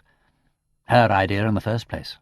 Her house, her honeymoon, her— and this was the incalculable factor in the thing— her husband. A repressive word that, when you came to think of it, compounded of a grumble and a thump. The man in possession. The man with rights, including the right not to be made a fool of by his belongings. The dashboard light was switched off, and she could not see his face, but she felt his body turn and his left arm move along the back of the seat as he leaned to call across her. "Try the back!" And something in his assured tone reminded her that he had been brought up in the country and knew well enough that farmhouses were more readily assailable in the rear. "If you can't find anybody there, make for the place where the dog is." He tootled on the horn again. The dog responded with a volley of yelps, and the shadowy bulk that was Bunter moved round the side of the building. "That," continued Peter with satisfaction, and throwing his hat into the back of the car, "will keep him busy for quite a bit. We shall now give one another that attention which, for the last 36 hours, has been squandered on trivialities. Da mihi basia mille dende centum. Do you realize, woman, that I've done it? That I've got you? That you can't get rid of me now, short of death or divorce? Et tot millia millies quot sunt sidera silo. Forget Bunter. I don't care a rap whether he goes for the dog or the dog goes for him. Poor Bunter. Yes, poor devil. No wedding bells for Bunter. Not fair, is it? All the kicks for him, and all the kisses for me. Stick to it, old son. Wake Duncan with thy knocking. But there's no hurry for the next few minutes." The fusillade of knocks had begun again, and the dog was growing hysterical. "Well, somebody must come sometime," said Harriet, still with a sense of guilt that no embraces could stifle. "Because if not— Last night you slept in a goose-feather bed and all that. But the goose-feather bed and the new wedded lord are inseparable only in ballads. Would you rather wed with the feathers or bed with the goose? I mean the gander. Or would you make shift with the lord in the cold open field? He wouldn't be stranded in a cold open field if I hadn't been so idiotic about St. George's, Hanover Square. No, and if I hadn't refused Helen's 10 villas on the Riviera. Hooray! Somebody's throttled the hound. Well, that's a step in the right direction. Cheer up! The night is yet young, and we may even find a goose-feather bed in the village pub. Or, in the last resort, sleep under a haystack. I believe if I'd had nothing but a haystack to offer you, you would have married me years ago. I shouldn't be surprised. Damnation, think what I've missed. Me too. At this moment I could have been tramping at your heels with 5 babies and a black eye, and saying to a sympathetic Bobby, "You leave him be, he's my man, ain't he? He've a right to knock me about." You seem, said her husband reprovingly, to regret the black eye more than the 5 babies. Naturally, you'll never give me the black eye. Nothing so easily healed, I'm afraid, Harriet. I wonder what sort of a shot I'm going to make at being decent to you. My dear Peter, yes, I know. But I've never, now you come to think of it, inflicted myself on anyone for very long together. Except Bunter, of course. Have you consulted Bunter? Do you think he would give me a good character? "It sounds to me," said Harriet, "as though Bunter has picked up a girlfriend." The footsteps of two people were, in fact, approaching from behind the house. Somebody was expostulating with Bunter in high-pitched tones. "I'll believe it when I sees it, and not before. Mr. Noakes is at Broxford, I tell you, and he has been ever since last Wednesday night, as ever is. And he ain't never sent nothing to me, nor nobody, not about selling no house, nor about no lords nor ladies neither." The speaker, now emerging into the blaze of the headlights, was a hard-faced, angular lady of uncertain age, dressed in a mackintosh, a knitted shawl, and a man's cap secured rakishly to her head with knobbed and shiny hatpins. Neither the size of the car, the polish of its chromium plating, nor the brilliance of its lamps appeared to impress her. For, advancing with a snort to Harriet's side, she said belligerently, "Now then, who are you, and what do you want, kicking up all this noise? Let's have a look at you." "By all means," said Peter. He switched on the dashboard light. His yellow hair and his eyeglass seemed to produce an unfortunate impression. "Ah," said the lady, "film actors by the look of you. And," with a withering glance at Harriet's furs, "no better than you should be, I'll be bound." "Well, we're very sorry to disturb you," began Peter. "Mrs. Ruddle is my name," said the lady of the cap. "Mrs. Ruddle, and a respectable married woman with a grown son of her own. He's a-coming over from the cottages now with his gun as soon as he's put his trousers on, which he'd just taken them off to go to bed in good time, having been up early to his work. Now then, Mr. Noakes is over at Broxford, same as I was saying to this other chap of yours, and you can't get nothing out of me, for it ain't no business of mine, except that I obliges him in the cleaning way." "Ruddle," said Harriet. "Didn't you work at one time for Mr. Vicky at 5 Elms?" "Yes, he did," said Mrs. Ruddle quickly. "But that's 15 year agone. I lost Ruddle last Michaelmas 5 year, and a good husband he was when he was himself, that is. How do you come to know Ruddle?" "I'm Dr. Vane's daughter that used to live at Great Pagford. Don't you remember him? I know your name, and I think I remember your face. But you didn't live here then. The Batesons had the farm, and there was a woman called Sweeting at the cottage who kept pigs and had a niece who wasn't quite right in the head." "Lor, now," cried Mrs. Ruddle, "to think of that! Dr. Vane's daughter, is you, miss? Now I come to look at you, you have got the look of her. But it's getting on for 17 years since you and the doctor left Pagford. I did hear as he'd passed away, and sorry I was. He was a wonderful clever doctor, was your dad, miss. I had him for my birth, and I'm sure it's a mercy I did, him coming into the world wrong end up, as you might say, which is a sad trial for a woman. And how are you, miss, after all this time? We did hear as you'd been in trouble with the police, but, as I said to Bert, you can't believe the stuff they puts in them papers." "It was quite true, Mrs. Ruddle, but they'd got hold of the wrong person." "Ah, just like them," said Mrs. Ruddle. "There's that Joe Sellen tried to make out as my Bert had been stealing Aggie Twitterton's hens." "Hens?" I said. "You'll be making out next as he took that there pocket-book of Mr. Noakes's what he made all the fuss about. 'You look for your hens in George Wither's back kitchen,' I says. And sure enough, there they was. 'Call yourself a policeman,' I says. 'I'd make a better policeman than you any day, Joe Sellen.' That's what I says to him. I'd never believe nothing none of them policemen said, not if I was to be paid for it, so don't you think it, miss. I'm sure I'm very pleased to see you, miss, looking so well. But if you and the gentleman was wanting Mr. Noakes—" "Well, we did want him, but I expect you can help us. This is my husband. We've bought Tallboys, and we arranged with Mr. Noakes to come here for our honeymoon." "You don't say!" ejaculated Mrs. Ruddle. "Well, I'm sure I congratulate you, miss, mum and sir." She wiped a bony hand on the mackintosh and extended it to bride and groom in turn. "Honeymoon? Well, there. It won't take me a minute to put on clean sheets, which is all laying aired and ready at the cottage, so if you'll let me have the keys—" "But," said Peter, "that's just the trouble. We haven't got the keys. Mr. Noakes said he'd make all the preparations and be here to let us in." "Oh," said Mrs. Ruddle. "Well, he never told me nothing about it. Off to Broxford he was by the 10 o'clock bus Wednesday night, and never sent nothing to nobody, not to mention leave me my week's money." "But," said Harriet, "if you do his cleaning, haven't you got a key of the house?" "No, I have not," replied Mrs. Ruddle. "Ha! You won't catch him giving me no keys. 'Fraid I'll pinch something, I suppose. Not that he leaves much as'd be worth pinching. But there you are, that's him all over. And burglar-proof bolts on all the windows. Many's the time I've said to Bert, supposing the house was to go on fire with him away and no keys nearer than Pagford. Pagford? Said Peter. I thought you said he was at Broxford. Ah, so he is.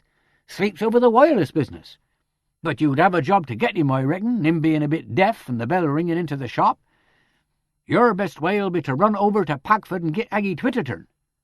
The lady who keeps the hens? Ah, that's her. You mind the little cottage down by the river, miss? Mum, I should say, where old Brunt used to live? Well, that's it, and she's got the key to the house. Comes over to see to things when he's away. But come to think of it, I ain't seen her this last week. Maybe she's poorly, because, come to think of it, if he knowed you was coming, it's Aggie Twitterton he'd have told about it. Well, I expect that's it, said Harriet. Perhaps she meant to let you know and got ill and couldn't see to it. Well, we'll go over. Thank you very much. Do you think she could let us have a loaf of bread and some butter? Bless you, Mum. I can do that. I got a nice loaf of bread, hardly touched, and half a pounder butter at home this minute.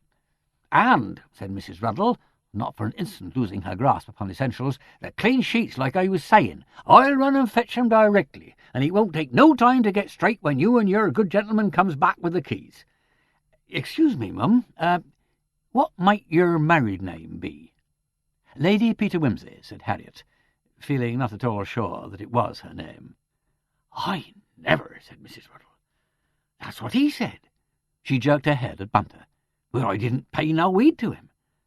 Begging your pardon, Mum, but there's some of these commercial fellows that'd say anything, wouldn't they, sir? Oh, we all have to pay heed to Bunter, said Wimsey. He's the only really reliable person in the party. Now, Mrs. Ruddle, we'll run over to get the keys from Miss Twitterton and be back in 20 minutes. Bunter, you'd better stay here and give Mrs. Ruddle a hand with the things. Is there room to turn? Very good, my lord. No, my lord. No, I fancy there is not room to turn. I will open the gate for your lordship. Allow me, my lord. Your lordship's hat. Give it to me, said Harriet, Peter's hands being occupied with the ignition switch and the self-starter. Yes, my lady. Thank you, my lady.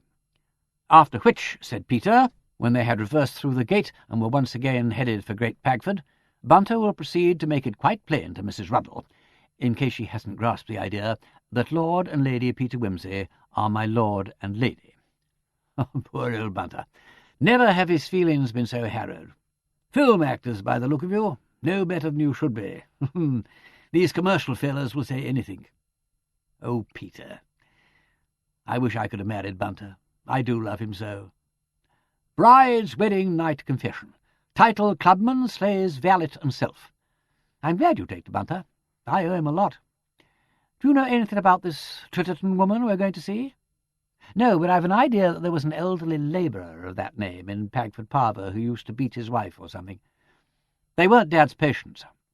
It's funny, even if she's ill, that she shouldn't have sent Mrs. Ruddle a message. Dash funny. I got my ideas about Mr. Noakes. Simcox? Oh, the agent, yes. He was surprised to find the place going so cheap. It's true it was only the house and a couple of fields. Noakes seems to have sold part of the property. I paid Noakes last Monday, and the cheque was cleared in London on Thursday. I shouldn't wonder if another bit of clearing was done at the same time. What? Friend Noakes. It doesn't affect our purchase of the house. The title's all right, and there's no mortgage. I made sure of that. The fact that there was no mortgage cuts both ways. If he was in difficulties, he'd expect a mortgage. But if he was in great difficulties, he might have kept the property free for a quick sale. He kept a bicycle shop in your day. Was he ever in difficulties with that? I don't know. I think he sold it, and the man who bought it said he'd been cheated. Noakes was supposed to be pretty sharp over a bargain. Yes, he got Tallboys dirt cheap, I fancy, from what Simcox said. Got some kind of squeeze on the old people and put the brokers in. I've an idea he was fond of buying and selling things as a speculation. He used to be spoken of as a warm man, always up to something. All sorts of little enterprises, Picking things up cheap on the chance of patching them up for resale to profit, that sort? Rather that sort. Yeah, sometimes it works, sometimes not. There's a London tenant of mine who started 20 years ago with a few second-hand oddments in a cellar. I've just built him a very handsome block of flats with sunshine balconies and Vita glass and things. He'll do very well with them. But then he's a Jew and knows exactly what he's doing. I shall get my money back, and so will he. He's got the knack of making money turn over. We'll have him to dinner one day, and he'll tell you how he did it. He started in the war with the double handicap of a slight deformity and a German name, but before he dies he'll be a damn sight richer than I am." Harriet asked a question or two, which her husband answered, but in so abstracted a tone that she realized he was giving only about a quarter of his mind to the virtuous Jew of London, and none of it to herself. He was probably mulling over the mysterious behaviour of Mr. Noakes. She was quite accustomed to his sudden withdrawals into the recesses of his own mind, and didn't resent them. She'd known him stop short in the middle of a proposal of marriage to her because some chance sight or sound had offered him a new piece to fit into a criminal jigsaw. His meditations did not last long, for within 5 minutes they were running into Great Packford, and he was obliged to rouse himself to ask his companion the way to Miss Twitterton's cottage.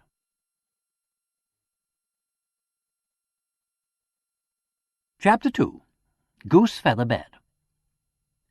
But for the bride-bed, what were fit that hath not been talked of yet? Drayton, 8th Nymphal. The cottage, which had 3 yellow brick sides and a red brick front, like the uglier kind of doll's house, stood rather isolated from the town, so that it was perhaps not unreasonable in Miss Twitterton to interrogate her visitors in sharp and agitated tones from an upper window, as to their intentions and bona fides, before cautiously opening the door to them. She revealed herself as a small, fair, and flustered spinster in her 40s, wrapped in a pink flannel dressing-gown, and having in one hand a candle and in the other a large dinner-bell. She could not understand what it was all about. Uncle William had said nothing to her. She didn't even know he was away. He never went away without letting her know. He would never have sold the house without telling her. She kept the door on the chain while repeating these asseverations, holding the dinner-bell ready to ring in case the odd-looking person in the eyeglass should become violent and oblige her to summon assistance. Eventually Peter produced Mr. Noakes's last letter from his pocket-book, where he had thoughtfully placed it before starting in case of any difference of opinion about the arrangements, and passed it in through the partly opened door.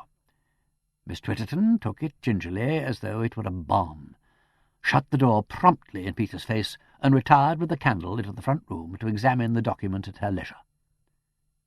Apparently the perusal was satisfactory, for at the end of it she returned, opened the door wide, and begged her visitors to enter. "Oh, I beg your pardon," said Miss Twitterton, leading the way into a sitting-room furnished with a suite in green velvet and walnut veneer, and a surprising variety of knick-knacks.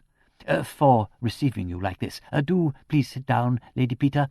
I do hope you will forgive my attire. Oh, dear me, but my house is a little lonely, and it's only a short time ago since my hen-roost was robbed.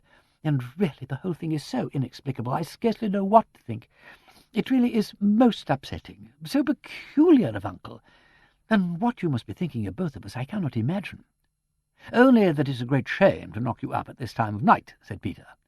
"Well, it's only 9:45, replied Miss Twitterton, with a deprecating glance at a little china clock in the shape of a pansy.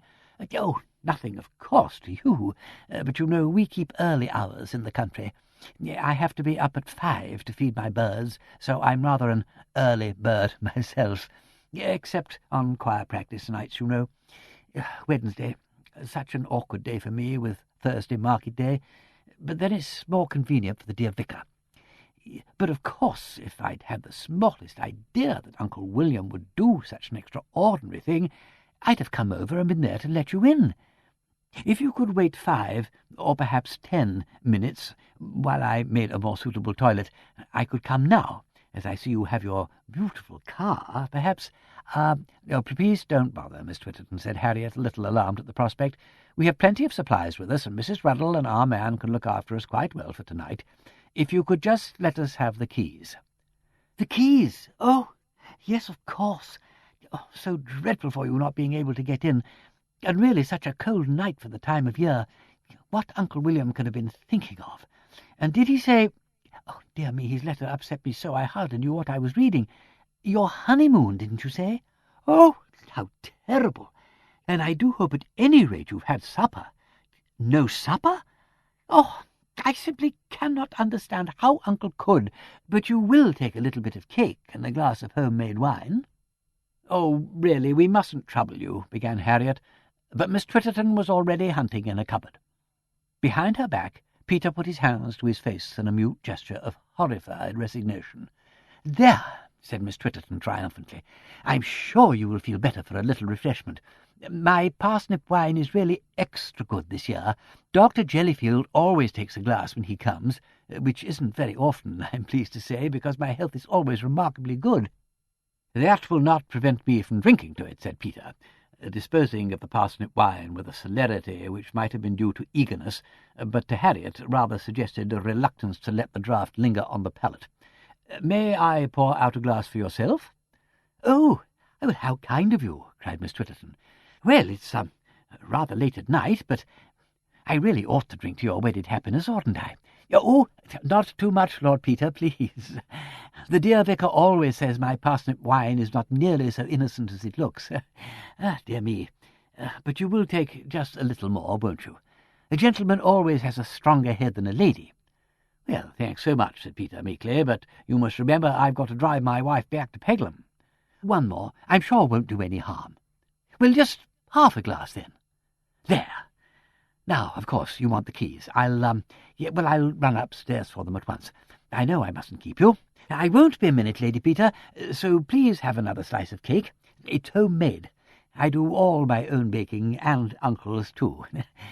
Whatever can have come over him, I can't think." Miss Twitterton ran out, leaving the pair to gaze at one another in the light of the candle. "Peter, my poor, long-suffering, heroic lamb, pour it into the aspidistra." Wimsey lifted his eyebrows at the plant. "It looks rather unwell already, Harriet. I think my constitution is the better of the two. Here goes. But you might kiss me to take the taste away. Our hostess has a certain refinement, I think that's the word, about her which I had not expected. She got your title right first shot, which is unusual. Her life has had some smash of horror in it. Who was her father? I think he was a cowman. Then he married above his station. His wife, presumably, was a Miss Snokes. It comes back to me that she was a village schoolmistress over at some place near Broxford. That explains it. Miss Twitterton is coming down. At this point we rise up, buckle the belt of the old leather coat, grab the gent's soft hat, and make the motions of imminent departure. "Ah, the keys," said Miss Twitterton, arriving breathless with the second candle. The big one is the back door, but you'll find that bolted. The little one is the front door. It's a patent burglar-proof lock. You may find it a little difficult if you don't know the way it works. Perhaps, after all, I ought to come over and show you." "Not a bit of it, Miss Twitterton. I know these locks quite well, really. Thank you ever so much. Good night, and many apologies." "Oh, I must apologize for Uncle. I really cannot understand his treating you in this cavalier way. I do hope you'll find everything all right. Mrs. Ruddle is not very intelligent." Harriet assured Miss Twitterton that Bunter would see to everything, and they succeeded at length in extricating themselves. Their return to Talboys was remarkable only for Peter's observing that unforgettable was the epithet for Miss Twitterton's parsnip wine, and that if one was going to be sick on one's wedding night, one might just as well have done it between Southampton and Le Havre. Bunter and Mrs. Ruddle had by now been joined by the dilatory Bert, with his trousers but without his gun. Yet even thus supported, Mrs. Ruddle had a chastened appearance. The door being opened, and Bunter having produced an electric torch, the party stepped into a wide stone passage, strongly permeated by an odour of dry rot and beer. On the right, a door led into a vast, low-ceilinged, stone-paved kitchen, its rafters black with time, its enormous old-fashioned range clean and garnished under the engulfing chimney-breast. On the whitewashed hearth stood a small oil cooking stove, and before it an armchair whose seat sagged with age and use. The deal table held the remains of 2 boiled eggs, the heel of a stale loaf, and a piece of cheese, together with a cup which had contained cocoa and a half-burnt candle in a bedroom candlestick. "There!" exclaimed Mrs. Ruddle. "If Mr. Noakes had let me know, I'd have cleaned all them things away. That'll be his supper what he had afore he caught the 10 o'clock. But me not knowing and having no key, you see, I couldn't. But it won't take a minute, my lady, now we are here. Mr. Noakes took all his meals in here. But you'll find it comfortabler in the sitting-room, my lady, if you'll come this way. It's a much brighter room, like, and furnished beautiful, as you'll see, my lord. Here Mrs. Ruddle dropped something like a curtsy. The sitting-room was indeed brighter than the kitchen. 2 ancient oak settles flanking the chimney-piece at right angles, and an old-fashioned American 8-day clock on the inner wall, were all that remained of the old farmhouse furniture that Harriet remembered. The flame of the kitchen candle, which Mrs. Ruddle had lit, danced flickeringly over a suite of Edwardian chairs with crimson upholstery, a top-heavy sideboard, a round mahogany table with wax fruit on it, a bamboo whatnot with mirrors and little shelves sprouting from it in all directions, a row of aspidistras in pots in the window ledge, with strange hanging plants above them in wire baskets, a large radio cabinet, over which hung an unnaturally distorted cactus in a brass Benares bowl, mirrors with roses painted on the glass, a Chesterfield sofa upholstered in electric blue plush, 2 carpets of violently coloured and mutually intolerant patterns, juxtaposed to hide the black oak floorboards, a collection of objects, in fact, suggesting that Mr. Noakes had furnished his house out of auction-sale bargains that he had not been able to resell, together with a few remnants of genuine old stuff and a little borrowing from the stock-in-trade of the wireless business. They were allowed every opportunity to inspect his collection of bric-a-brac, for Mrs. Ruddle made the round of the room, candle in hand, to point out all its beauties. "Fine," said Peter, cutting short Mrs. Ruddle's panegyric on the radio cabinet, "which you can hear it lovely right over at the cottage if the wind sets that way. Now what we want at the moment, Mrs. Ruddle, is fire and food. If you'll get some more candles and let your Bert help Bunter to bring in the provisions out of the back of the car, then we can get the fires lit." "Fires?" said Mrs. Ruddle, in doubtful accents. "Well, there, sir, my lord, I should say, I ain't sure as there's a mite of coal in the place. Mr. Noakes, he ain't had no fires this long time. Said these here great chimblies ate up too much of the heat. Oil stoves, that's what Mr. Noakes had for cooking and for setting over of an evening. I don't recollect when there was fires here last. Except that young couple we had here August 4 year, when we had such a cold summer and they couldn't get the chimbley to go. Thought there must be a bird's nest in it or something, but Mr. Noakes said he wasn't going to spend good money having they chimneys cleared. Coal, now. Well, there ain't none in the oil shed, that I do know.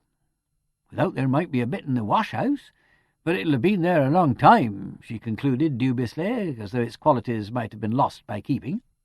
"I might fetch up a bucket or so of coal from the cottage, mum," suggested Bert. "So you might, Bert," agreed his mother. "My Bert's got a wonderful head. So you might, and a bit of kindling with it.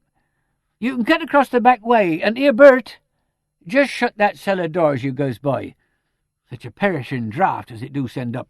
And, Bert, I declare if I ain't forgot the sugar, you'll find a packet in the cupboard you could put in your pocket. There'll be tea in the kitchen, but Mr. Noakes never took no sugar, only the gran, and that ain't right for her ladyship." By this time the resourceful Bunter had ransacked the kitchen for candles, which he was putting in a couple of tall brass candlesticks, a part of Mr. Noakes's more acceptable possessions, which stood on the sideboard, carefully scraping the guttered wax from the sockets with a penknife, with the air of one to whom neatness and order came first, even in a crisis. "And if your ladyship will come this way," said Mrs. Ruddle, darting to a door in the panelling, "I'll show you the bedrooms. Beautiful rooms they is, but only the one of them in use, of course, except for summer visitors. Mind the stair, my lady. Oh, but there, I'm forgetting you knows the house. I'll just pop the bed against the fire when we get it lit, though damp it cannot be, having been in use till last Wednesday, and the sheets is air beautiful, though linen, which, if folks don't suffer from the rheumatics, most ladies and gentlemen is partial to. I hopes as you don't mind them old 4-posters, miss, mum, my lady. Mr. Noakes did want to sell 'em, but the gentleman as comes down to look at 'em said as how they wasn't what he called original, owing to being mended on account of the worm, and wouldn't give Mr. Noakes the price he put on 'em. Nasty old things, I call 'em. When Ruddle and me was to be wedded, I said to him, 'Brass knobs,' I says, 'or nothink.' And being wishful to please, brass knobs it was. Beautiful." "How lovely," said Harriet, as they passed through a deserted bedroom, with the 4-poster stripped naked and the rugs rolled together and emitting a powerful odour of mothballs. "That's it, my lady," says Mrs. Ruddle. "Not but what some of the visitors likes these old-fashioned things. Kype, they calls 'em. And the curtains you will find in good order if wanted. Miss Twitterton and me doing of 'em up carefully at the end of the summer, and I do assure you, my lady, if you and your gentleman, your good lord, my lady, was a-wanting a bit of help in the house, you will find Bert and me allus ready to oblige, as I was saying only just now to Mr. Bunter. Yes, my lady, thank you. Now this," Mrs. Ruddle opened the farther door, "is Mr. Noakes's own room, as you may see, and all ready to occupy, barring its odds and ends, which it won't take me a minute to put aside." "He seems to have left all his things behind him," said Harriet, looking at an old-fashioned nightshirt laid ready for use on the bed, and at the shaving-tackle and sponge on the washstand. "Oh, yes, my lady. Kept a spare set of everything over at Broxford, he did, so he hadn't to do nothing but step into the bus. More often at Broxford than not he was, looking after the business. But I'll have everything straight in no time, only just to change the sheets and run a duster over. Maybe you'd like me to boil your kettle of water on the Beatrice, my lady, and—" Mrs. Ruddle's tone suggested that this consideration had often influenced the wavering decision of prospective summer visitors. "Down this 'ere little stair. Mind you, Red Mum. Everything is modern. Put in by Mr. Noakes when he took to letting for the summer." "A bathroom?" asked Harriet hopefully. Well, no, my lady. No, not a bathroom," replied Mrs. Ruddle, as though that were too much to expect. "But everything else is quite modern, as you will see, only requiring to be pumped up night and morning in the scullery." "Oh, I see," said Harriet. "How nice." She peered from the lattice. "I wonder if they've brought in the suitcases." "I'll run and see this minute," said Mrs. Ruddle, gathering all Mr. Noakes's toilet apparatus dexterously into her apron as she passed the dressing-table, and whisking his night-gear in after it. "And I'll have it all up before you can look round." It was Bunter, however, who brought the luggage. He looked, Harriet thought, a little worn, and she smiled deprecatingly at him. "Thank you, Bunter. I'm afraid this is making a lot of work for you. Is his lordship—" "His lordship is with the young man they call Bert, clearing out the woodshed to put the car away, my lady." He looked at her, and his heart was melted. "He is singing songs in the French language, which I have observed to be a token of high spirits with his lordship. It has occurred to me, my lady, that if you and his lordship would kindly overlook any temporary deficiencies in the arrangements, the room adjacent to this might suitably be utilized as a dressing-room for his lordship's use, so as to leave more accommodation here for your ladyship. Allow me." He opened the wardrobe door, inspected Mr. Noakes's garments hanging within, shook his head over them, removed them from the hooks, and carried them away over his arm. In 5 minutes he'd cleared the rest of the chest of drawers of all its contents, and in 5 minutes more had relined all the drawers with sheets of the Morning Post, which he produced from his coat pocket. From the other pocket he drew out 2 new candles, which he set in the 2 empty sticks that flanked the mirror. He took away Mr. Noakes's chunk of yellow soap, his towels and the ewer, and presently returned with fresh towels and water, a virgin tablet of soap wrapped in cellophane, a small kettle and a spirit lamp, observing, as he applied a match to the spirit, that Mrs. Ruddle had placed a 10-pint kettle on the oil stove, which, in his opinion, would take half an hour to boil. And would there be anything further at the moment, as he rather thought they were having a little difficulty with the sitting-room fire, and he would like to get his lordship's suitcase unpacked before going down to give an eye to it. Under the circumstances, Harriet made no attempt to change her dress. The room, though spacious and beautiful in its half-timbered style, was cold. She wondered whether, all things considered, Peter would not have been happier in the Hotel Gigantique, somewhere or other on the continent. She hoped that after his struggles with the woodshed he would find a good, roaring fire to greet him, and be able to eat his belated meal in comfort. Peter Wimsey rather hoped so too. It took a long time to clear the woodshed, which contained not very much wood, but an infinite quantity of things like dilapidated mangles and wheelbarrows, together with the remains of an old pony trap, several disused grates, and a galvanized iron boiler with a hole in it. But he had his doubts about the weather, and was indisposed to allow Mrs. Merdle, the 9th Daimler of that name, to stand out all night. When he thought of his lady's express preference for haystacks, he sang songs in the French language, but from time to time he stopped singing and wondered whether, after all, she might not have been happier at the Hotel Gigantique somewhere or other on the continent. The church clock down in the village was chiming the 3 quarters before 11 when he finally coaxed Mrs. Burdle into her new quarters and re-entered the house, brushing the cobwebs from his hands. As he passed the threshold, a thick cloud of smoke caught him by the throat and choked him.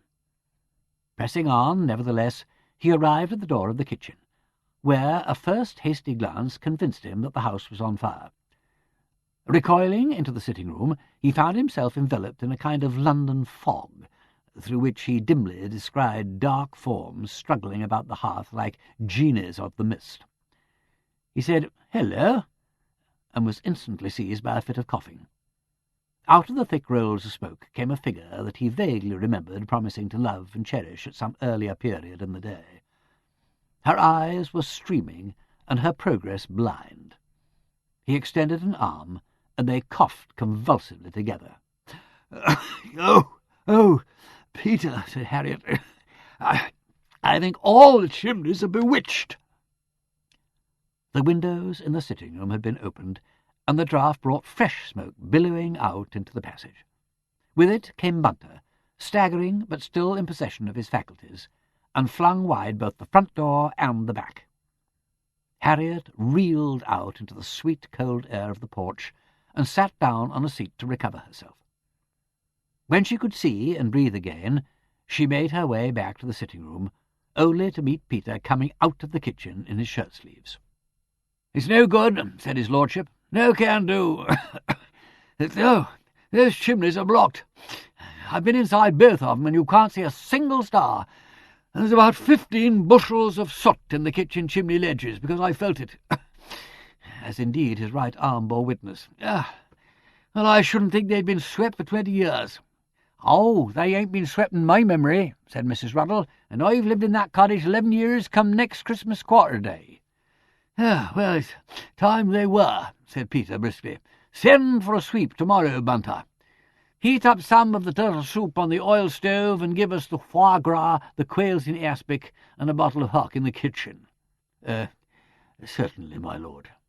"And I want a wash. Did I see a kettle in the kitchen?" "Yes, my lord," quavered Mrs. Ruddle. "Oh, yes, a beautiful kettle, as hot as hot.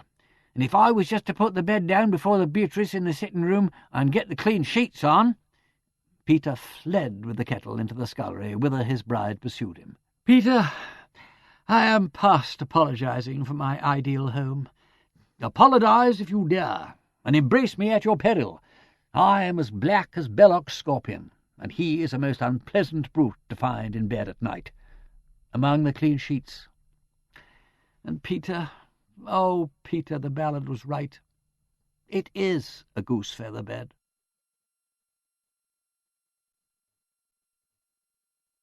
Chapter 3. Jordan River. The feast with gluttonous delays is eaten. Night is come, and yet we see formalities retarding thee. A bride, before a good night could be said, should vanish from her clothes into her bed, as souls from bodies steal and are not spied. But now she's laid, what though she be? Yet there are more delays, for where is he? He comes and passes through sphere after sphere.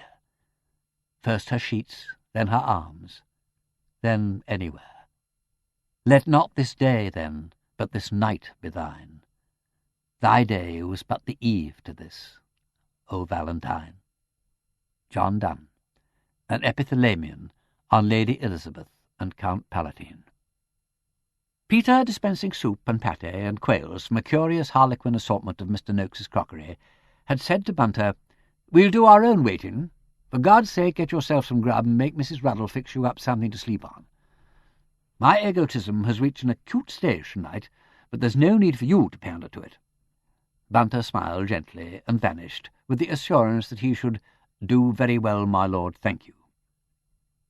He returned, however, about the quail stage to announce that the chimney in her ladyship's room was clear, owing, he suggested, to the circumstance that nothing had been burned in it since the days of Queen Elizabeth. He had consequently succeeded in kindling upon the hearthstone a small fire of wood, which, though restricted in size and scope by the absence of dogs, would, he trusted, somewhat mitigate the inclemency of the atmosphere. "Bunter," said Harriet, "you are marvellous." "Bunter," said Wimsey, "you are becoming thoroughly demoralized. I told you to look after yourself.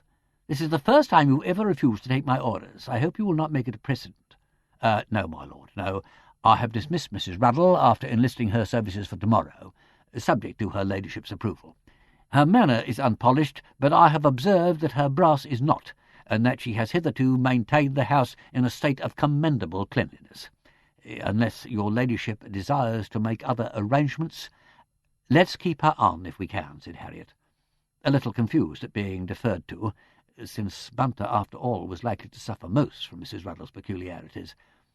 "She's always worked here, and she knows where everything is, and she seems to be doing her best." She glanced doubtfully at Peter, who said, "The worst I know of her is that she doesn't like my face, but that will hurt her more than it will hurt me. I mean, you know, she's the one that's got to look at it. Let her carry on. In the meantime, there is this matter of Bunter's insubordination, for which I refuse to be diverted by Mrs. Ruddle or any other red herring, my lord. If, Bunter, you do not immediately sit down here and have your supper, I will have you drummed out of the regiment." "My God," said Peter, putting a formidable wedge of foie gras on a cracked plate and handing it to his man, "do you realize what will happen to us if you die of neglect and starvation? There appear to be only 2 tumblers, so your punishment shall be to take your wine in a teacup and make a speech afterwards. There was a little supper below stairs at my mother's on Sunday night, I fancy. The speech you made then will serve the purpose, Bunter, with suitable modifications to fit it for our chaste ears." "Well, may I respectfully inquire," asked Bunter, drawing up an obedient chair, "how your lordship comes to know about that?" "You know my methods, Bunter. As a matter of fact, James blew, if I may call it so, the gaff." "Ah, James," said Bunter in a tone that boded James no good. He brooded a little over his supper, but when called upon, rose without overmuch hesitation, teacup in hand. "My orders are," said Mr. Bunter, "to propose the health of the happy couple shortly to the happy couple now before us. To obey orders in this family has been my privilege for the last 20 years, a privilege which has been an unqualified pleasure, except perhaps when connected with the photography of deceased persons in an imperfect state of preservation." He paused and seemed to expect something. "Did the kitchen-maid shriek at that point?" asked Harriet. "No, my lady, no. The housemaid. The kitchen-maid having been sent out for giggling when Miss Franklin was speaking." "It's a pity we let Mrs. Ruddle go," said Peter. "In her absence we will deem the shriek to have been duly uttered. Proceed." "Thank you, my lord.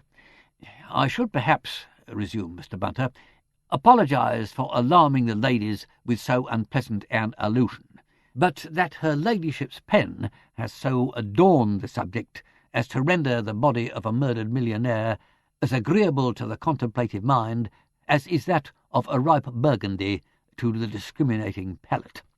Hear, hear. His lordship is well known as a connoisseur both of fine body, keep it clean, Bunter, in every sense of the word, laughter, and a fine spirit, cheers, also in every sense of the word, renewed laughter and applause. May I express the hope that the present union may happily exemplify that which we find in a first-class port, strength of body fortified by a first-class spirit, and mellowing through many years to a noble maturity. My lord and my lady, your very good health." Prolonged applause, during which the orator drained his cup and sat down. "Upon my word," said Peter, "I have seldom heard an after-dinner speech more remarkable for brevity and, all things considered, propriety." "You'll have to reply to it, Peter." Oh, I am no orator as Bunter is, but I'll try. Am I mistaken, by the way, in imagining that oil stove is sinking to heaven?" "It's smoking, at any rate," said Harriet, "like nothing on earth." Bunter, whose back was towards it, got up in alarm. "I fear, my lord," he observed after some minutes of silent struggle, "that some catastrophe has occurred to the burner." "Let's have a look," said Peter. The ensuing struggle was neither silent nor successful. "Turn the blasted thing out and take it away," said Peter at length. He came back to the table, his appearance in no way improved by several long smears from the oily sputs which were now falling in every part of the room. "Under the present conditions, I can only say, Bunter, in reply to your good wishes for our welfare, that my wife and I thank you sincerely, and shall hope that they may be fulfilled in every particular. For myself, I should like to add that any man is rich in friends who has a good wife and a good servant, and I hope I may be dead, as I shall certainly be damned, before I give either of you cause to leave me, as they say, for another. Bunter, your health, and may heaven send her ladyship and you fortitude to endure me, so long as all shall live. I may as well warn you that I, for one, am firmly resolved to live as long as I possibly can. To which, said Bunter, always accepting the fortitude as being unnecessary, I should wish, if the expression may be permitted, to observe, Amen." Here everybody shook hands, and there was a pause broken by Mr. Bunter saying, with slightly self-conscious haste, that he thought he had better attend to the bedroom fire. "And in the meantime," said Peter, "we can have a final cigarette over the Beatrice in the sitting-room. I suppose, by the way, Beatrice is capable of heating us a little wash-in-water?" "No doubt of it, my lord," said Mr. Bunter, "always supposing that one could find a new wick for it. The present wick appears, I regret to say, inadequate." "Oh," said Peter, a little blankly. And indeed, when they reached the sitting-room, Beatrice was seen to be at her last expiring blue glimmer. "You must see what you can do with the bedroom fire," was Harriet's suggestion. "Very good, my lady." "At any rate," said Peter, lighting the cigarettes, "the matches still seem to strike on the box. All the laws of nature have not been suspended for our confusion. We will muffle ourselves in overcoats and proceed to keep each other warm in the accepted manner of benighted travellers in a snow-bound country. If I were on Greenland's coast and all that. Not that I see any prospect of a 6-month night. I wish I did. It is already past midnight." Bunter vanished upstairs, kettle in hand. "If," said her ladyship a few minutes later, "you would remove that contraption from your eye, I could clean the bridge of your nose. Are you sorry we didn't go to Paris or Menton after all?" "No, definitely not. There's a solid reality about this. It's convincing, somehow. It's beginning to convince me, Peter. Such a series of domestic accidents could only happen to married people. There's none of that artificial honeymoon glitter that prevents people from discovering each other's real characters. You stand the test of tribulation remarkably well. It's very encouraging." "Thank you. But I really don't know that there's a great deal to complain of. I've got you, that's the chief thing, and food, and a fire of sorts, and a roof over my head. What more could any man want? Besides, I should hate to have missed Bunter's speech or Mrs. Ruddle's conversation, and even Miss Twitterton's parsnip wine adds a distinct flavour to life. I might perhaps have preferred rather more hot water and less oil about my person. Not that there is anything essentially effeminate about paraffin, but I disapprove on principle of perfumes for men." "It's a nice, clean smell," said his wife soothingly. "Much more original than all the powders of the merchant. And I expect Bunter will manage to get it off you." "I hope so," said Peter. He remembered that it had once been said of ce blond cadet de famille ducale anglaise, said too by a lady who had every opportunity of judging that il tenait son lit en grand monarque et s'y demenait en grand turc. The fates, it seemed, had determined to strip him of every vanity save one. Let them. He could fight this battle naked. He laughed suddenly. "Enfin du courage. Embrasse, ma chérie. Je trouverai quand même le moyen de te faire plaisir. Tu veux? Dis donc. Je veux bien. Dearest." "Oh, Peter." "I'm sorry, did I hurt you?" "No." "Yes. Kiss me again." It was at some point during the next 5 minutes that Peter was heard to murmur, "Not faint canaries, but ambrosial." And it is symptomatic of Harriet's state of mind that at the time she vaguely connected the faint canaries with the shabby tigers, only tracing the quotation to its source some 10 days later. Bunter came downstairs. In one hand he held a small and steaming jug, and in the other a case of razors and a sponge bag. A bath towel and a pair of pyjamas hung from his arm, together with a silk dressing-gown. "The fire in the bedroom is drawing satisfactorily. I have contrived to heat a small quantity of water for your ladyship's use." His master looked apprehensively. "But what to me, my love? But what to me?" Bunter made no verbal reply, but his glance in the direction of the kitchen was eloquent. Peter looked thoughtfully at his own fingernails and shuddered. "Lady," said he, "get you to bed and leave me to my destiny." The wood upon the hearth was flaring cheerfully, and the water, what there was of it, was boiling. The 2 brass candlesticks bore their flaming ministers bravely, one on either side of the mirror. The 4-poster, with its patchwork quilt of faded blues and scarlets, and its chintz hangings dimmed by age and laundering, had, against the pale, plastered walls, a dignified air, as though of exiled royalty. Harriet, warm and powdered, and free at last from the smell of soot, paused with the hairbrush in her hand to wonder what was happening to Peter. She slipped across the chill dark of the dressing-room, opened the farther door, and listened. From somewhere far below came an ominous clank of iron, followed by a loud yelp and a burst of half-suffocated laughter. "Poor darling," said Harriet. She put out the bedroom candles. The sheets, worn thin by age, were fine linen, and somewhere in the room was a scent of lavender. Jordan River. A branch broke and fell upon the hearth in a shower of sparks, and the tall shadows danced across the ceiling. The door latch clicked, and her husband sidled apologetically through. His air of chastened triumph made her chuckle, though her blood was thumping erratically, and something seemed to have happened to her breath. He dropped on his knees beside her. "Sweetheart," he said, his voice shaken between passion and laughter, "take your bridegroom. Quite clean, and not the least paraffiny, but dreadfully damp and cold, scrubbed like a puppy under the scullery pump. Dear Peter, en grand monarque. I think," he went on rapidly and almost indistinguishably, "I think Bunter was enjoying himself. I set him to clean the black beetles out of the copper. Oh, what does it matter? What does anything matter? We are here. Laugh, lover, laugh. This is the end of the journey and the beginning of all delight."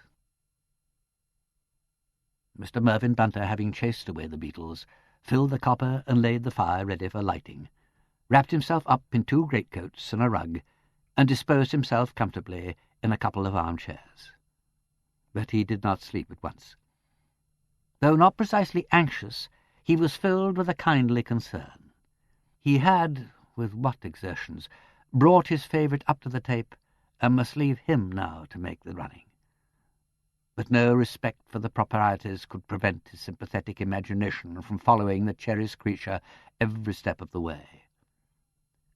With a slight sigh he drew the candle towards him, took out a fountain pen and writing-pad, and began a letter to his mother. The performance of this filial duty might, he thought, serve to calm his mind. "Dear Mother, I write from an unknown destination." "What was that you called me?" "Oh, Peter, how absurd. I wasn't thinking." "What did you call me?" "My lord." The last 2 words in the language I ever expected to get a kick out of. One never values a thing till one's earned it, does one? Listen, heart's lady. Before I've done, I mean to be king and emperor. It is not part of the historian's duty to indulge in what a critic has called interesting revelations of the marriage bed. It is enough that the dutiful Mervyn Bunter at length set aside his writing materials, blew out the candle, and composed his limbs to rest, and that, of the sleepers beneath that ancient roof, he that had the hardest and coldest couch enjoyed the quietest slumbers.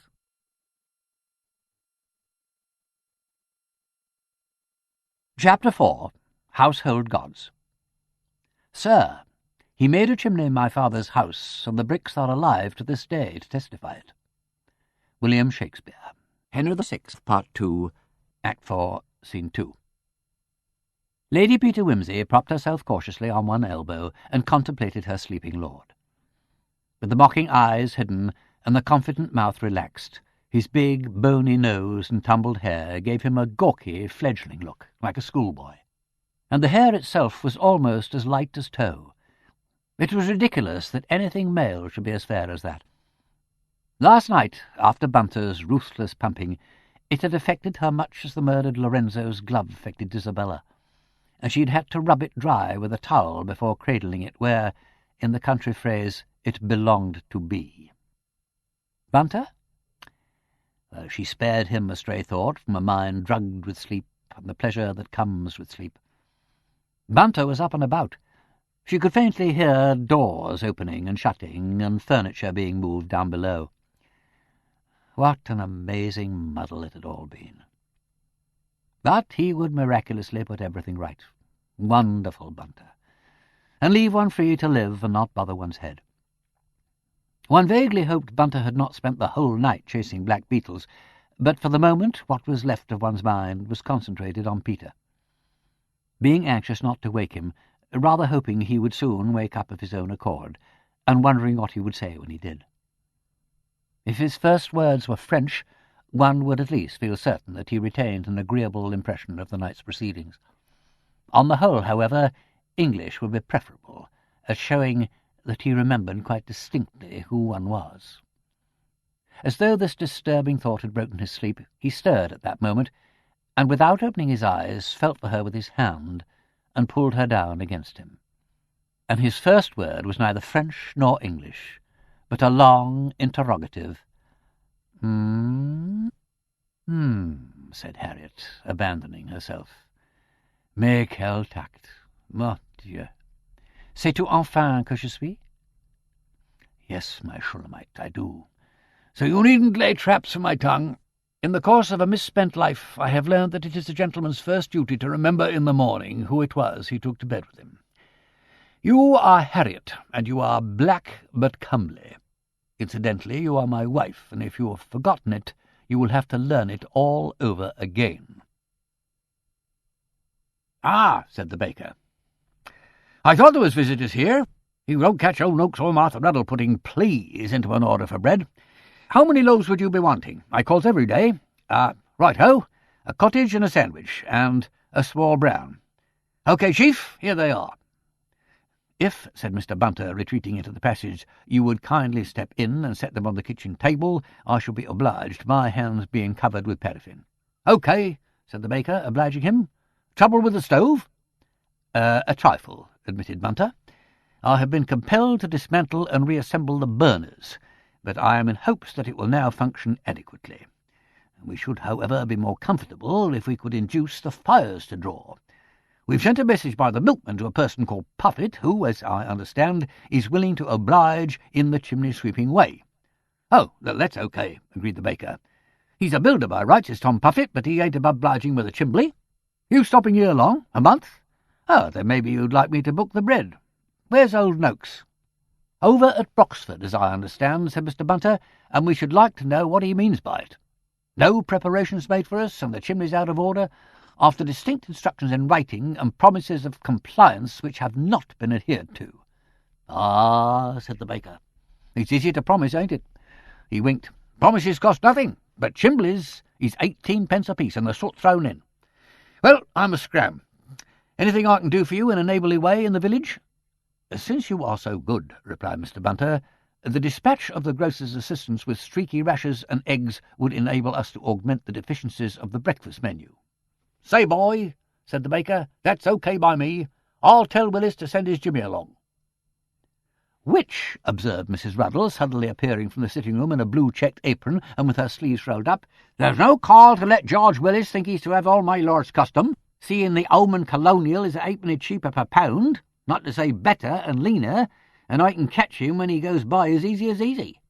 "You'll have to do with Willis today," retorted the baker, "unless you want your breakfast at dinner time, seeing the Home and Colonial don't get here till past 11 or nearer 12 more like. Nothing more today? OK. Morning, Martha. So long, Chief." The baker hastened down the path, calling to his horse, and leaving Bunter to deduce that somewhere at no great distance the neighbourhood boasted a picture palace.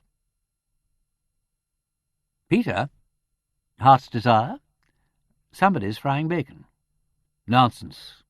People don't fry bacon at dawn." That was 8 by the church clock, and the sun simply blazing in.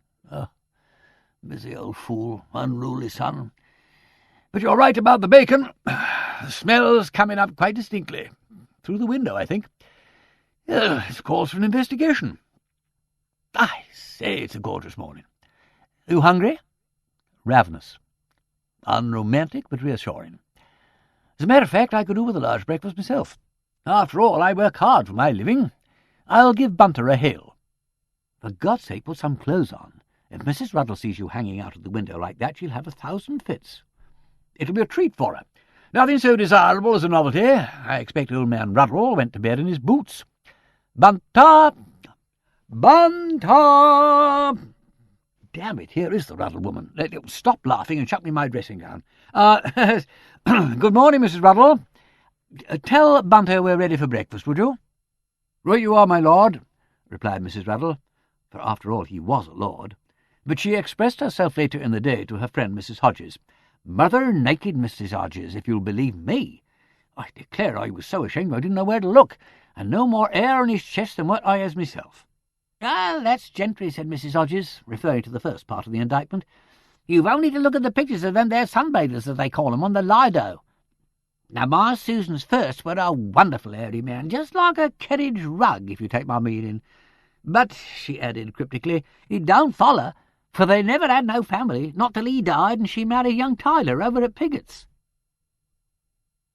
When Mr. Bunter tapped discreetly at the door and entered with a wooden bucket full of kindling, her ladyship had vanished, and his lordship was sitting on the window-ledge smoking a cigarette. "Good morning, Bunter. Fine morning." Beautiful autumn weather, my lord. Very seasonable. I trust your lordship found everything satisfactory?" Bunter, do you know the meaning of the expression arrière-pensée?" "No, my lord." "Well, I'm glad to hear it. Have you remembered to pump up the cistern?" "Yes, my lord, yes. I have put the oil stove in order and summoned the sweep. Breakfast will be ready in a few minutes, my lord, if you will kindly excuse tea for this morning, the local grocer not being acquainted with coffee except in bottles.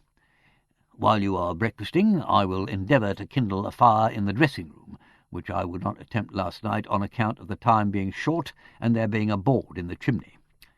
No doubt to exclude draughts and pigeons. I fancy, however, it is readily removable. All right. Is there any hot water?" "Yes, my lord, though I would point out that there is a slight leak in the copper which creates difficulty as tending to extinguish the fire. I would suggest bringing up the baths in about 40 minutes' time, my lord." "Baths? Yes, thank God. Yes, that'll do splendid. No word from Mr. Noakes, I suppose?" "No, my lord." "We'll see to him presently. I see you found the fire-dogs." "In the coal-house, my lord."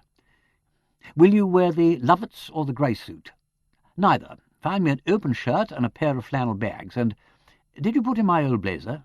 "Certainly, my lord." "Then buzz off and get breakfast before I get like the Duke of Wellington, nearly reduced to a skeleton. Ha ha! I say, Bunter." "My lord." "I'm damn sorry you're having all this trouble." "Don't mention it, my lord. So long as your lordship is satisfied. Oh, yes. All right, Bunter, thanks." He dropped his hand lightly on the servant's shoulder in what might have been a gesture of affection or dismissal, as you choose to take it, and stood looking thoughtfully into the fireplace till his wife rejoined him. "I've been exploring. I've never been in that part of the house. After you go down 5 steps to the modern bit, you turn a corner and go up 6 steps and bump your head. And there's another passage, and a little ramification, and 2 more bedrooms, and a triangular cubbyhole, and a ladder that goes up to the attics. And the cistern lives in a cupboard to itself. You open the door and fall down 2 steps and bump your head and bring up with your chin on the ballcock. My God, you haven't put the ballcock out of order.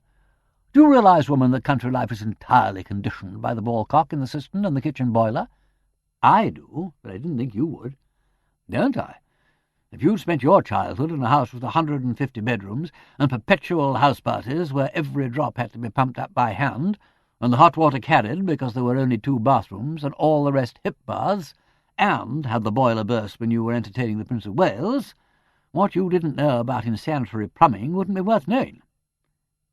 Peter, I believe you're a fraud. You may play at being a great detective and a scholar and a cosmopolitan man about town, but at bottom you are nothing but an English country gentleman, with his soul in the stables and his mind on the parish pump. God help all married men. You would pluck out the heart of my mystery. No, but my father was one of the old school and thought that all those new-fangled luxuries made you soft and merely spoilt the servants. Come in. Ah! I have never regretted Paradise Lost since I discovered that it contained no eggs and bacon. The trouble with these here chimneys, observed Mr. Puffet oracularly, is that they want sweeping. He was an exceedingly stout man, rendered still stouter by his costume. This had reached what, in recent medical jargon, is known as a high degree of unionization, consisting, as it did, of a greenish-black coat and trousers, and a series of variegated pullovers, one on top of the other, which peeped out at the throat in a graduated scale of décolleté. "Ah, well, there ain't no sweeter chimneys in the county," pursued Mr. Puffet, removing his coat and displaying the outermost sweater in a glory of red and yellow horizontal stripes. "If they was given half a chance, as who should know better than me what's been up time and again as a young lad, my old dad being in the chimney-sweeping line." "Indeed," said Mr. Bunter. "The law wouldn't let me do it now," said Mr. Puffet, shaking his head, which was crowned with a bowler hat. "Not as me figure would allow of it at my time of life, but I knows these here chimneys from earth to pot, as I may say, and a sweeter drawing pair of chimneys you couldn't wish for. It's not when properly swept, but no chimney can be sweet if not swept, no more than a room can, as I'm sure you'll agree with me, Mr. Bunter." "Quite so," said Mr. Bunter. "Would you be good enough to proceed to sweep them?" "To oblige you, Mr. Bunter, and to oblige the lady and the gentleman, I shall be happy to sweep them. I am a builder by trade, but always happy to oblige with a chimney when called upon. I have, as you might say, a soft spot for chimneys, having been brought up in 'em, like, and though I says it, Mr. Bunter, there ain't no one handles a chimney kinder than what I does. It's knowing 'em, you see, what does it. Knowing where they wants easing and humouring, and where they wants the power behind the rods." So saying, Mr. Puffet turned up his various sleeves, flexed his biceps once or twice, picked up his rods and brushes, which he had laid down in the passage, and asked where he should begin. "The sitting-room will be required first," said Mr. Bunter. "In the kitchen I can, for the immediate moment, manage with the oil stove. This way, Mr. Puffet, if you please." Mrs. Ruddle, who, as far as the Wimseys were concerned, was a new broom, had made a clean, determined sweep of the sitting-room, draping all the uglier pieces of furniture with particular care in dust-sheets, covering the noisy rugs with newspaper, decorating with handsome dunces' caps 2 exceptionally rampageous bronze cavaliers which flanked the fireplace on pedestals and were too heavy to move, and tying up in a duster the withered pampas grass in the painted drainpipe near the door. For, as she observed, them things do hold the dust so. "Ah," said Mr. Puffet. He removed his top sweater to display a blue one, spread out his apparatus on the space between the shrouded settles, and plunged beneath the sacking that enveloped the chimney-breast. He emerged again, beaming with satisfaction. "Ah, what did I tell you? Full of soot, this chimney is. Ain't been swept for a morty years, I reckon." "We reckon so too," said Mr. Bunter. "We should like to have a word with Mr. Noakes on the subject of these chimneys." "Ah," said Mr. Puffet. He thrust his brush up the chimney and screwed a rod to its hinder end. "If I was to give you £1 note, Mr. Bunter—" The rod jerked upwards, and he added another joint. "£1 note for every penny—" He added another joint. "Every penny Mr. Noakes has paid me—" He added another joint. "Or any other practical sweep for that matter—" Another joint. "In the last 10 years, or maybe more—" Another joint. "For sweeping of these here chimneys—" Another joint. I give you my word, Mr. Bunter," he added another joint, and swivelled round on his haunches to deliver his peroration with more emphasis, "you wouldn't be one halfpenny better off than you are now." "I believe you," said Mr. Bunter, "and the sooner that chimney is cleared, the better we shall be pleased."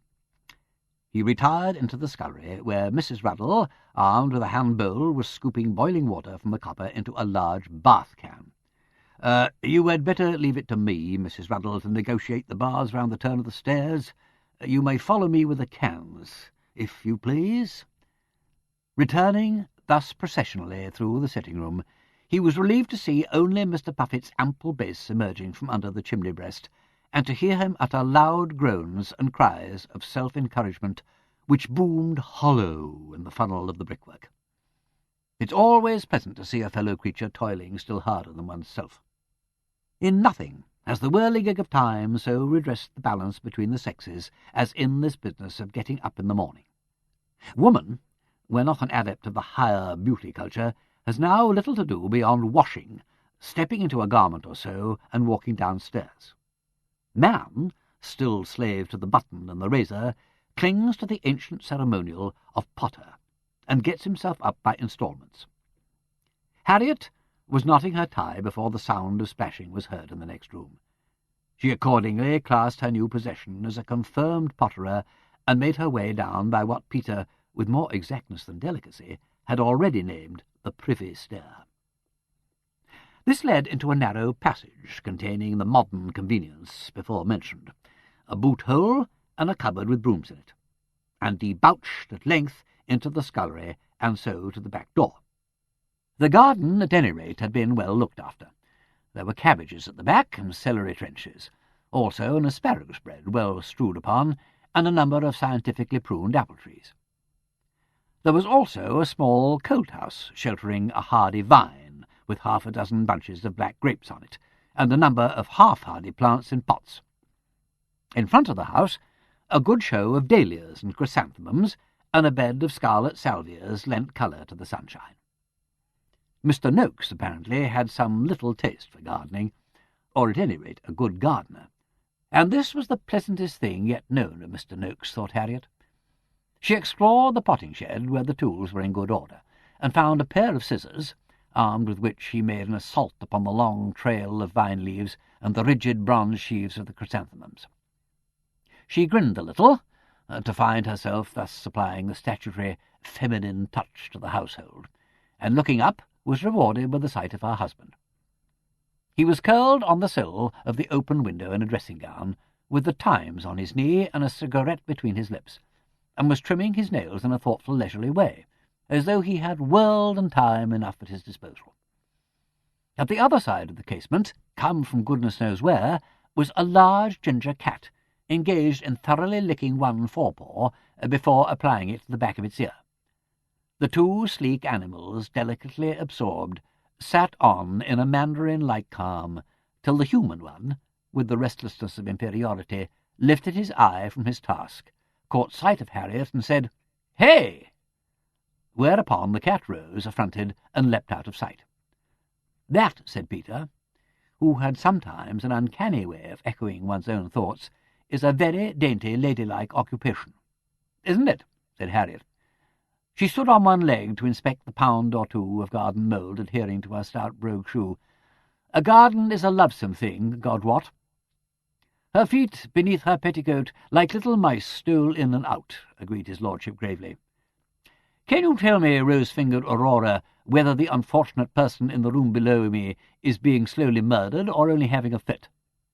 "I was beginning to wonder myself," said Harriet, for strange strangled cries were proceeding from the sitting-room. "Perhaps I'd better go and find out." "Must you go? You improve the scenery so much. I like a landscape with figures. Dear me, what a shocking sound, like Nell Cook under the paving stone. It seemed to come right up into the room beside me. I'm becoming a nervous wreck." "You don't look it. You look abominably placid and pleased with life." "Well, so I am. But one should not be selfish in one's happiness. I feel convinced that somewhere about this house there is a fellow creature in trouble." At this point Bunter emerged from the front door, walked backwards across the strip of turf, with eyes cast upward as though seeking a heavenly revelation, and solemnly shook his head like Lord Burleigh in The Critic. "Ain't we there yet?" cried the voice of Mrs. Ruddle from the window.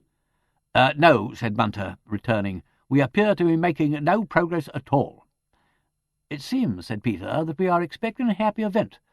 Parturiant montes. At any rate, the creation seems to be groaning and travailing together a good deal." Harriet got off the flower bed and scraped the earth from her shoes with a garden label. "I shall cease to decorate the landscape and go and form part of a domestic interior."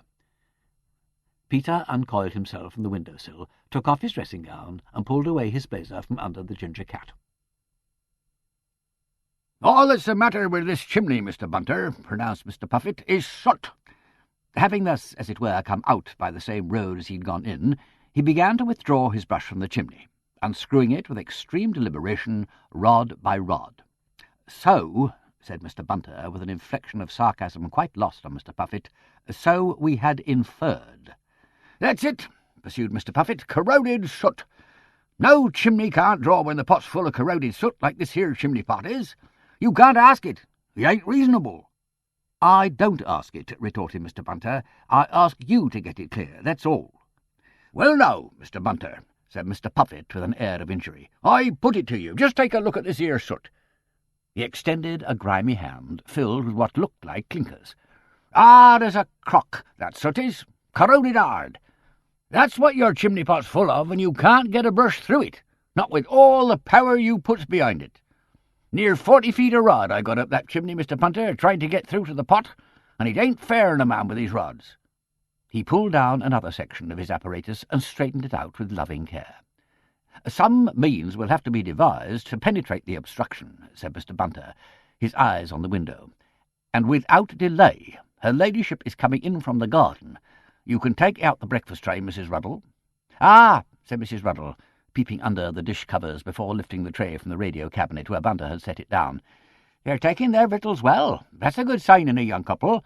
I remember when me and Ruddle was wed, and the lamps all need new wicks," added Bunter austerely, "and the burners clean before you fill 'em." "Mr. Noakes ain't used no lamps this long time," said Mrs. Ruddle with a sniff. "Says he can see well enough by candlelight. Comes cheaper, I suppose." She flounced out with the tray, and encountering Harriet in the doorway, dropped a curtsy that sent the dish-covers sliding. "Oh, you've got the sweep, Bunter. Oh, that's splendid. We thought we heard something going on." "Yes, my lady. Mr. Puffet has been good enough to oblige, but I understand that he has encountered some impenetrable obstacle in the upper portion of the chimney." "Well, how kind of you to come, Mr. Puffet. We had a dreadful time last night." Judging from the sweep's eye that propitiation was advisable, Harriet extended her hand.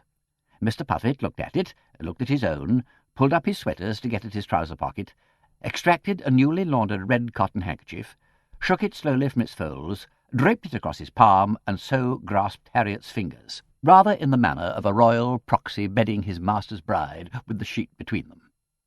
"Well, my lady," said Mr. Puffet, "I'm allus willing to oblige. Not but what you'll allow as a chimney what's choked like this ain't fair to a man, nor yet to his rods. But I will make bold to say that if any man can get the corroded soot out of this here chimney pot, I'm the man to do it. It's experience, you see, that's what it is, and the power I puts behind it." "I'm sure it is," said Harriet. "As I understand the matter, my lady," put in Bunter, "it is the actual pot that's choked, no structural defect in the stack." "That's right," said Mr. Puffet, mollified by finding himself appreciated. "The pot's where your trouble is." He stripped off another sweater to reveal himself in emerald green. "I'm a-going to try it with the rods alone, without the brush. Maybe with my power behind it we'll be able to get the rods through the soot. If not, then we'll have to get the ladders." "Ladders?" Access by the roof, my lady," explained Bunter. "Oh, what fun," said Harriet. "I'm sure Mr. Puffet will manage it somehow. Can you find me a vase or something for these flowers, Bunter?" "Very good, my lady." Nothing, thought Mr. Bunter, not even an Oxford education, would prevent a woman's mind from straying away from inessentials. But he was pleased to note that the temper was, so far, admirably controlled. A vase of water was a small price to pay for harmony. "Peter!" cried Harriet up the staircase. Bunter, had he remained to witness it, might, after all, have conceded her an instinct for essentials, Peter, darling, the sweep's here. Oh, frabjous J, I'm coming, my sweep. He pattered down briskly. What a genius you have for saying the right thing. All my life I have waited to hear those exquisite words, Peter, darling, the sweep's come. We are married, by God, we are married. I thought so once, but now I know it. Some people take a lot of convincing. One is afraid to believe in good fortune. The sweep, I crushed down my rising hopes. I said, no, it is a thunderstorm, a small earthquake, or at most a destitute cow dying by inches in the chimney. I dared not court disappointment. It's so long since I was taken into anybody's confidence about a sweep. As a rule, Bunter smuggles him in when I'm out of the house, for fear my lordship should be inconvenienced.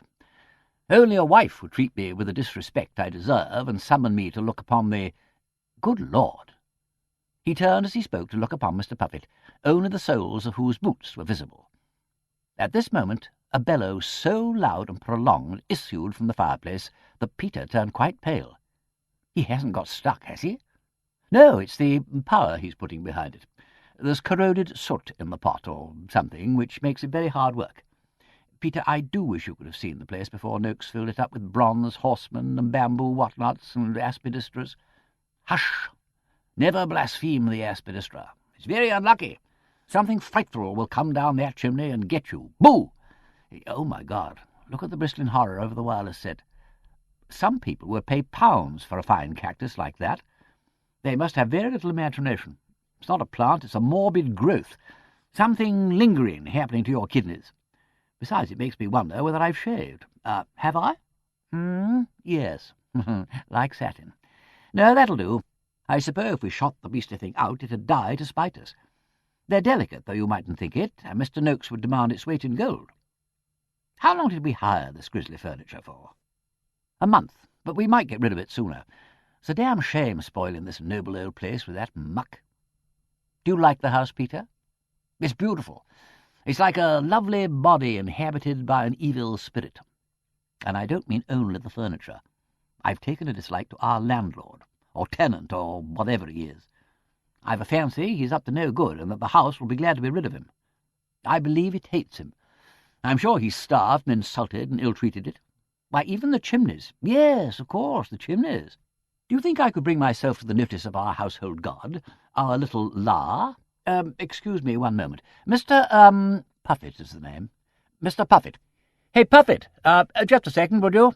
Now then, expostulated Mr. Puffet, swivelling round on his knees, who are you a-poking of in the back of a man's own rods? They ain't fair to a man nor his rods. Well, I beg your pardon, said Peter. I did shout, but failed to attract your attention. No offence, said Mr. Puffet, evidently conceding something to the honeymoon spirit. You will be his lordship, I take it. I hope I sees you well. Thank you, we are in the pink. But this chimney seems to be a little unwell. Shortness of wind or something. There ain't no call to abuse the chimney, said Mr. Puffet. The fault's in the pot, like I was saying to your lady. The pot, you see, ain't reconcilable to the size of the chimney, and it's corroded that hard with soot as you couldn't hardly get a bristle through, let alone a brush. It don't matter how wide you build the chimney, all the smoke's got to go through the pot in the end, and that, if you follow my meaning, is where the fault is, see? I follow you. Even a Tudor chimney winds somewhere safe to pot. Ah, said Mr. Puffet, that's just it. If we had the Tudor pot, now we'd be all right. A Tudor pot is a pot as any practical chimney sweep might handle with pleasure and do justice to himself and his rods. But Mr. Noakes, now he took down some of the Tudor pots and sold them to make sundials. Sold them for sundials? That's right, my lady. Catchpenny, I calls it. That's him all over.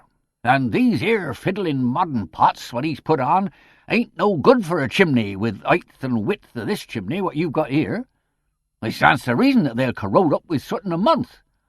Once that there pot's clear, the rest is easy. There's loose soot in the bends, of course, but that don't hurt. Not without it was to catch fire, which is why it didn't ought to be there, and I'll have it out in no time once we've done with the pot. But while the soot's corroded hard in the pot, you won't get no fire to go in this chimney, my lord, and that's the long and the short of it. Well, you make it admirably clear, said Peter. I see you're an expert. Please go on demonstrating. Don't mind me, I'm admiring the tools of your trade. What's this affair, like a Brobdingnagian corkscrew? There's a thing to give a man a thirst, what? Thank you, my lord, replied Mr. Puffet, evidently taking this for an invitation. Work first and pleasure afterwards. When the job's done, I won't say no. He beamed kindly at them, peeled off his green uppermost layer, and arrayed now in a fair-isle jumper of complicated pattern, addressed himself once more to the chimney.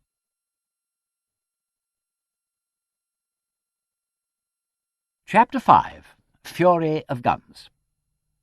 So Henny Penny, Cocky Locky, Ducky Daddles, Goosey Poosey, Turkey Lurkey, and Foxy Woxy all went to tell the king the sky was a-falling. Joseph Jacobs, English Fairy Tales.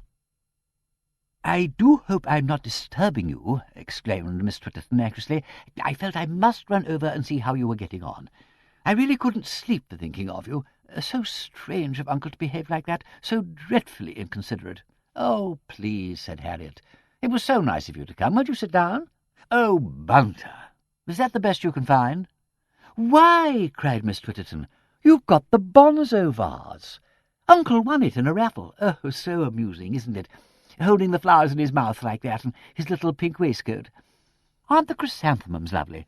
Frank Crutchley looks after them. He's such a good gardener. Oh, thank you so much. I really mustn't inflict myself on you for more than a moment, but I couldn't help being anxious. I do hope you passed a comfortable night." "Thank you," said Peter gravely. "Parts of it were excellent." "I always think the bed is the important thing," began Miss Twitterton.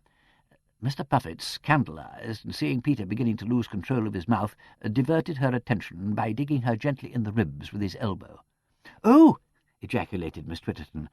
The state of the room and Mr. Puffet's presence forced themselves together on her mind. "Oh, dear! What is the matter? Don't say the chimney has been smoking again. It always was a tiresome chimney." "Now, see here," said Mr. Puffet, who seemed to feel to the chimney much as a tigress might feel to her offspring. "That's a good chimney, that is. I couldn't build a better chimney myself, allowing for them upstairs flues and the height and pitch of the gable. But when a chimney ain't never been swept through on account of persons' cheese-paring habits, then it ain't fair on the chimney, nor yet it ain't fair on the sweep, and you know it." Oh, dear," said Miss Twitterton, collapsing upon a chair and immediately bouncing up again. "Oh, what you must be thinking of us all. Where can Uncle be? I'm sure if I'd known— Oh, there's Frank Crutchley. I'm so glad. Uncle may have said something to him. He comes every Wednesday to do the garden, you know. Oh, a most superior young man. Shall I call him in? I'm sure he could help us. I always send for Frank when anything goes wrong. He's so clever at finding a way out of difficulty." Miss Twitterton had run to the window without waiting for Harriet's "Yes, do have him in," and now cried in agitated tones, "Frank! Frank! Whatever can have happened? We can't find Uncle." "Can't find him?" No, he isn't here, and he's sold the house to this lady and gentleman, and we don't know where he is, and the chimney's smoking, and everything's upside down. What can have become of him?" Frank Crutchley, peering in at the window and scratching his head, looked bewildered, as well he might. "Well, he never said nothing to me, Miss Twitterton. He'll be over at the shop, most like." "Was he here when you came last Wednesday?" "Yes," said the gardener. "He was here then, all right." He paused, and a thought seemed to strike him. "He did ought to be here today." "Can't find him, do you say? What's gone of him?"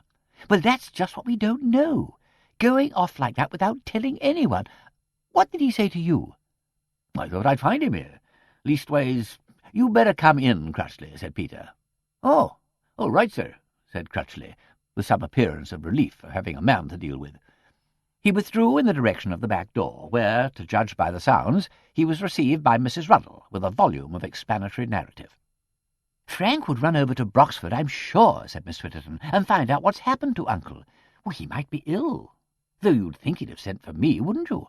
Frank will get a car from the garage. He drives for Mr. Hancock at Pagford, you know, and I tried to get him this morning before I came, but he was out with a taxi.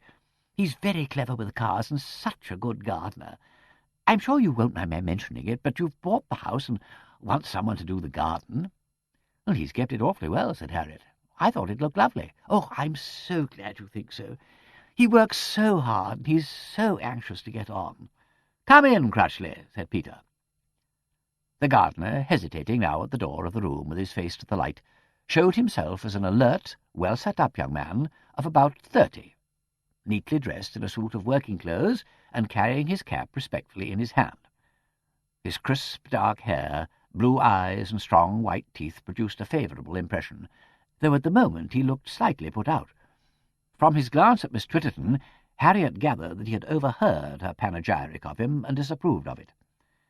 "This," went on Peter, "comes a little unexpected, what?" "Well, sir, yes." The gardener smiled and sent his quick, roving glance over Mr. Puffet. "I see it's the chimney." "It ain't the chimney," began the sweep indignantly, when Miss Twitterton broke in. "But, Frank, don't you understand? Uncle sold the house and gone away without telling anybody. I can't make it out. It's not like him. Nothing done and nothing ready, and nobody here last night to let anybody in. And Mrs. Ruddle knew nothing except that he'd gone to Broxford." "Well, have you sent over there to look for him?" inquired the young man, in a vain endeavour to stem the tide. No, not yet. That's Lord Peter. Did you? Oh, no, there wouldn't be time, would there? No keys, even. And I really was ashamed you should have had to come last night like that, but, well, of course I never dreamt. And you could so easily have run over this morning, Frank. Or I could go myself on my bicycle. But Mr. Hancock told me you were out with a taxi, so I thought I'd better just call and see." Frank Crutchley's eyes wandered over the room, as though seeking counsel from the dust-sheets, the aspidistras, the chimney, the bronze horseman, Mr. Puffet's bowler, the cactus, and the radio cabinet, before at length coming to rest on Peter's in mute appeal. "Let's start from the right end," suggested Wimsey. "Mr. Noakes was here last Wednesday, and went off the same night to catch the 10 o'clock bus to Broxford. Now, that was nothing unusual, I gather. But he expected to be back to deal with the matter of our arrival, and you, in fact, expected to find him here today." "That's right, sir." Miss Twitterton gave a little jump, and her mouth shaped itself into an anxious O. "Is he usually here when you come on Wednesdays?" "Well, that depends, sir. Not always." "Frank," cried Miss Twitterton, outraged, "it's Lord Peter Wimsey. You ought to say my lord." "Never mind that now," said Peter kindly, but irritated by his interference with his witness. Crutchley looked at Miss Twitterton with the expression of a small boy who has been publicly exhorted to wash behind his ears, and said, "Well, some days he's here, some days he's not. If he ain't—" Miss Twitterton frowned. "I gets the key from her." He jerked his head at Miss Twitterton. "To come in and wind the clock and see to the pot plants. But I did reckon to see him this morning because I had particular business with him. That's why I come up from the house first. Came, if you like," he added crossly in response to Miss Twitterton's anxious prompting. "It's all one, I dare say, to my lord." "To his lordship," said Miss Twitterton faintly. "Did he actually tell you he'd be here?" "Yes, my lord. Leastways, he said he'd let me have back some money I'd put into that business of his. Promised it back today." "Oh, Frank, you've been worrying Uncle again, and I've told you you're just being silly about your money. I know it's quite safe with Uncle." Peter's glance crossed Harriet's over Miss Twitterton's head. "He said he'd let you have it this morning. May I ask whether it was a considerable sum?" "Matter of £40," said the gardener, "as he got me to put into his wireless business. Might seem a lot to you," he went on a little uncertainly, as though trying to assess the financial relationship between Peter's title, his ancient and shabby blazer, his manservant, and his wife's non-committal tweeds. "But I've got a better use for it, and so I told him. I asked for it last week, and he palavered as usual, saying he didn't keep sums like that in the house. Putting me off." "But, Frank, of course he didn't. He might have been robbed. He did lose £10 once in a pocket-book." "But I stuck to it," pursued Crutchley, unheeding, "saying I must have it, and at last he said he'd let me have it today, as he'd got some money coming in." "He said that?" "Yes, my lord. And I says to him, 'I hope you do,' I says, 'and if you don't, I'll have the law on you.'" "Oh, Frank, you shouldn't have said that." "Well, I did say it. Can't you let me tell his lordship what he wants to know?" Harriet's glance had caught Peter's again, and he had nodded. The money for the house. But if he had told Crutchley as much as that— "Did he say where this money of his was coming from?" "Not him. He's not the sort to tell more than he has to. Matter of fact, I never thought he was expecting no money in particular. Making excuses he was. Never pays out money till the last moment, and not then if he can help it. Might lose half a day's interest, don't you see?" added Crutchley, with a sudden half-reluctant grin. "Sound principle, so far as it goes," said Wimsey. "Oh, that's right. That's the way he's made his bit. He's a warm man, is Mr. Noakes. Still, All the same for that, I tell him I want the £40 for my garage." "Yes, the garage," put in Miss Twitterton, with a corrective little frown and a shake of the head. "Frank's been saving up a long time to start his own garage." "So," repeated Crutchley with emphasis, "wanting the money for the garage, I said. 'I'll see my money Wednesday,' I said, 'or I'll have the law on you.' That's what I said. And I went out sharp, and I ain't seen him since." "I see. Well," Peter glanced from Crutchley to Miss Twitterton and back again, "we'll run over to Broxford presently and hunt the gentleman up, and then we can get it straight. In the meantime we shall want the garden kept in order, so perhaps you'd better carry on as usual." "Oh, very good, my lord. Shall I come Wednesday, same as before? 5 shillings, Mr. Noakes give me, by the way." "I'll give you the same. Do you know anything about running an electric light plant, by the way?" "Oh, yes, my lord. There's one at the garage where I work." "Because," said Peter, with a smile at his wife, "though candles and oil stoves have their romantic moments and all that, I think we shall really have to electrify Tallboys." "You'll electrify Pagleham if you do, my lord," said Crutchley with sudden geniality. "I'm sure I'd be very willing." "Frank," said Miss Twitterton brightly, "knows everything about machinery." The unfortunate Crutchley, on the verge of an explosion, caught Peter's eye and smiled in some embarrassment. "All right," said his lordship. "We'll talk it over presently. Meanwhile, carry on with whatever it is you do on Wednesdays." Whereupon the gardener thankfully made his escape, leaving Harriet to reflect that schoolmarming seemed to have got into Miss Twitterton's blood, and that nothing was so exasperating to the male sex in general as an attitude of mingled reproof and showmanship. The click of the distant gate and a footfall on the path broke in on the slightly blank pause which followed Crutchley's exit. "Perhaps," cried Miss Twitterton, "that's uncle coming now." "I hope to God," said Peter, "it's not one of those infernal reporters." "It's not," said Harriet, running to the window. "It's a vicar. He's coming to call." "Oh, the dear vicar! Perhaps he may know something." "Ah," said Mr. Puffet. "This is magnificent," said Peter. "I collect vicars." He joined Harriet at her observation post. "This is a very well-grown specimen, 6'4" or thereabouts, short-sighted, a great gardener, musical, smokes a pipe." "Good gracious!" cried Miss Twitterton. "Do you know Mr. Goodacre?" "Untidy, with a wife who does her best on a small stipend. A product of one of our elder seats of learning, 1890 vintage. Oxford at a guess, but not, I fancy, Keble, though as high in his views as the parish allows him to be." "He'll hear you," said Harriet, as the reverend gentleman withdrew his nose from the middle of a clump of dahlias and cast a vague glance through his eyeglasses towards the sitting-room window. "To the best of my knowledge and belief, you're right. But why the strictly limited high church views? The Roman vest and the emblem upon the watch-chain point the upward way. You know my methods, Watson. But a bundle of settings for the tedium under the arm suggests sung matins in the established way. Besides, though we heard the church clock strike 8, there was no bell for a daily celebration." "However you think of these things, Peter." "I'm sorry," said our husband, flushing faintly. "I can't help taking notice, whatever I'm doing." "Worse and worse," replied his lady. "Mrs. Shandy herself will be shocked." While Miss Twitterton, completely bewildered, made haste to explain. "It's choir practice tonight, of course. Wednesdays, you know, always Wednesdays. He'll be taking them up to the church." "Of course, as you say," agreed Peter with relish. "Wednesday always is choir practice. Quod semper, quod ubique, quod ab omnibus. Nothing ever changes in the English countryside. Harriet, your honeymoon house is a great success. I'm feeling 20 years younger." He retired hastily from the window as the vicar approached and declaimed with considerable emotion, "Give me just a country cottage where the soot of ages falls, and to crown a perfect morning, look, an English vicar calls."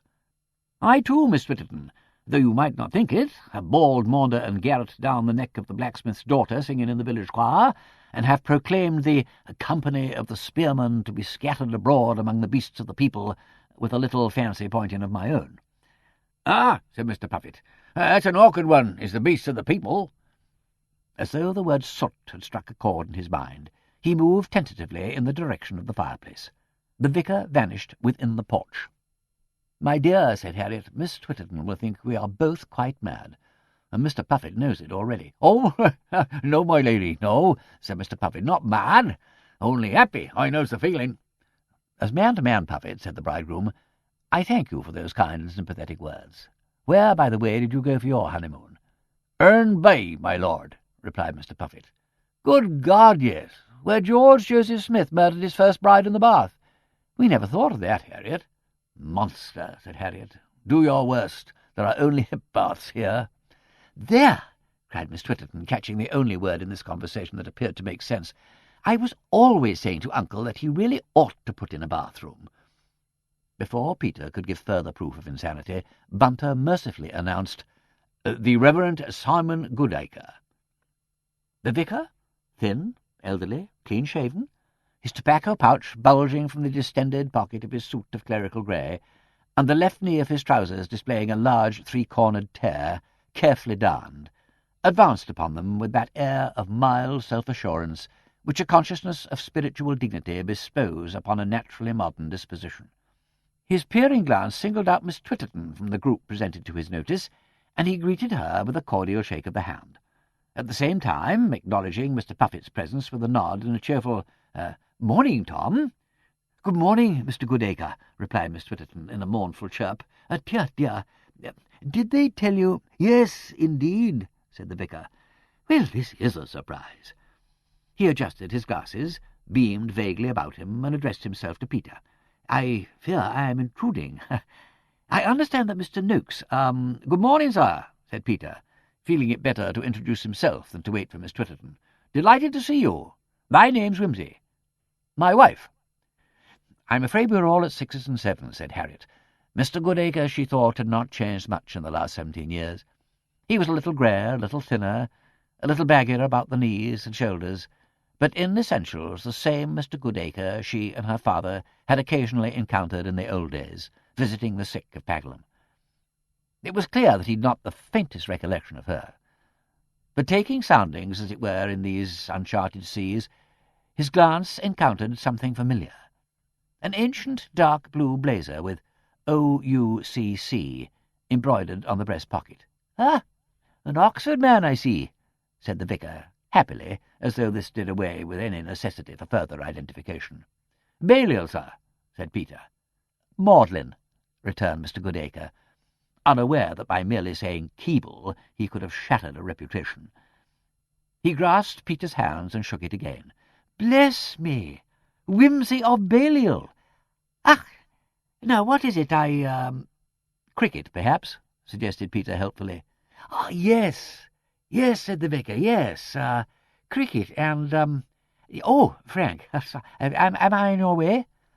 Crutchley, coming briskly in with a step-ladder and a watering-pot, said, "No, sir, not at all," in the tone of voice which means, "Yes, sir, very much." The vicar dodged hastily. "Won't you sit down, sir?" said Peter, uncovering a corner of the settle. Thank you, said Mr. Goodacre, as the step-ladder was set down on the exact spot where he had been standing. "I really ought not to take up your time. Cricket, of course, and, getting into the veterans' class now, I'm afraid," said Peter, shaking his head. But the vicar was not to be diverted. "Some other connection, I feel sure. Forgive me, I did not precisely catch what your manservant said. Not Lord Peter Wimsey?" "An ill-favoured title, but my own." "Really?" cried Mr. Goodacre. Of course, Lord Peter Wimsey. Cricket and crime. Dear me, this is an honour. My wife and I were reading a paragraph in the paper only the other day, most interesting, about your detective experiences." "Detective!" exclaimed Miss Twitterton in an agitated squeak. "He's quite harmless, really," said Harriet. "I hope," continued Mr. Goodacre, gently jocose, "you haven't come to detect anything in Pagleham." "I sincerely hope not," said Peter.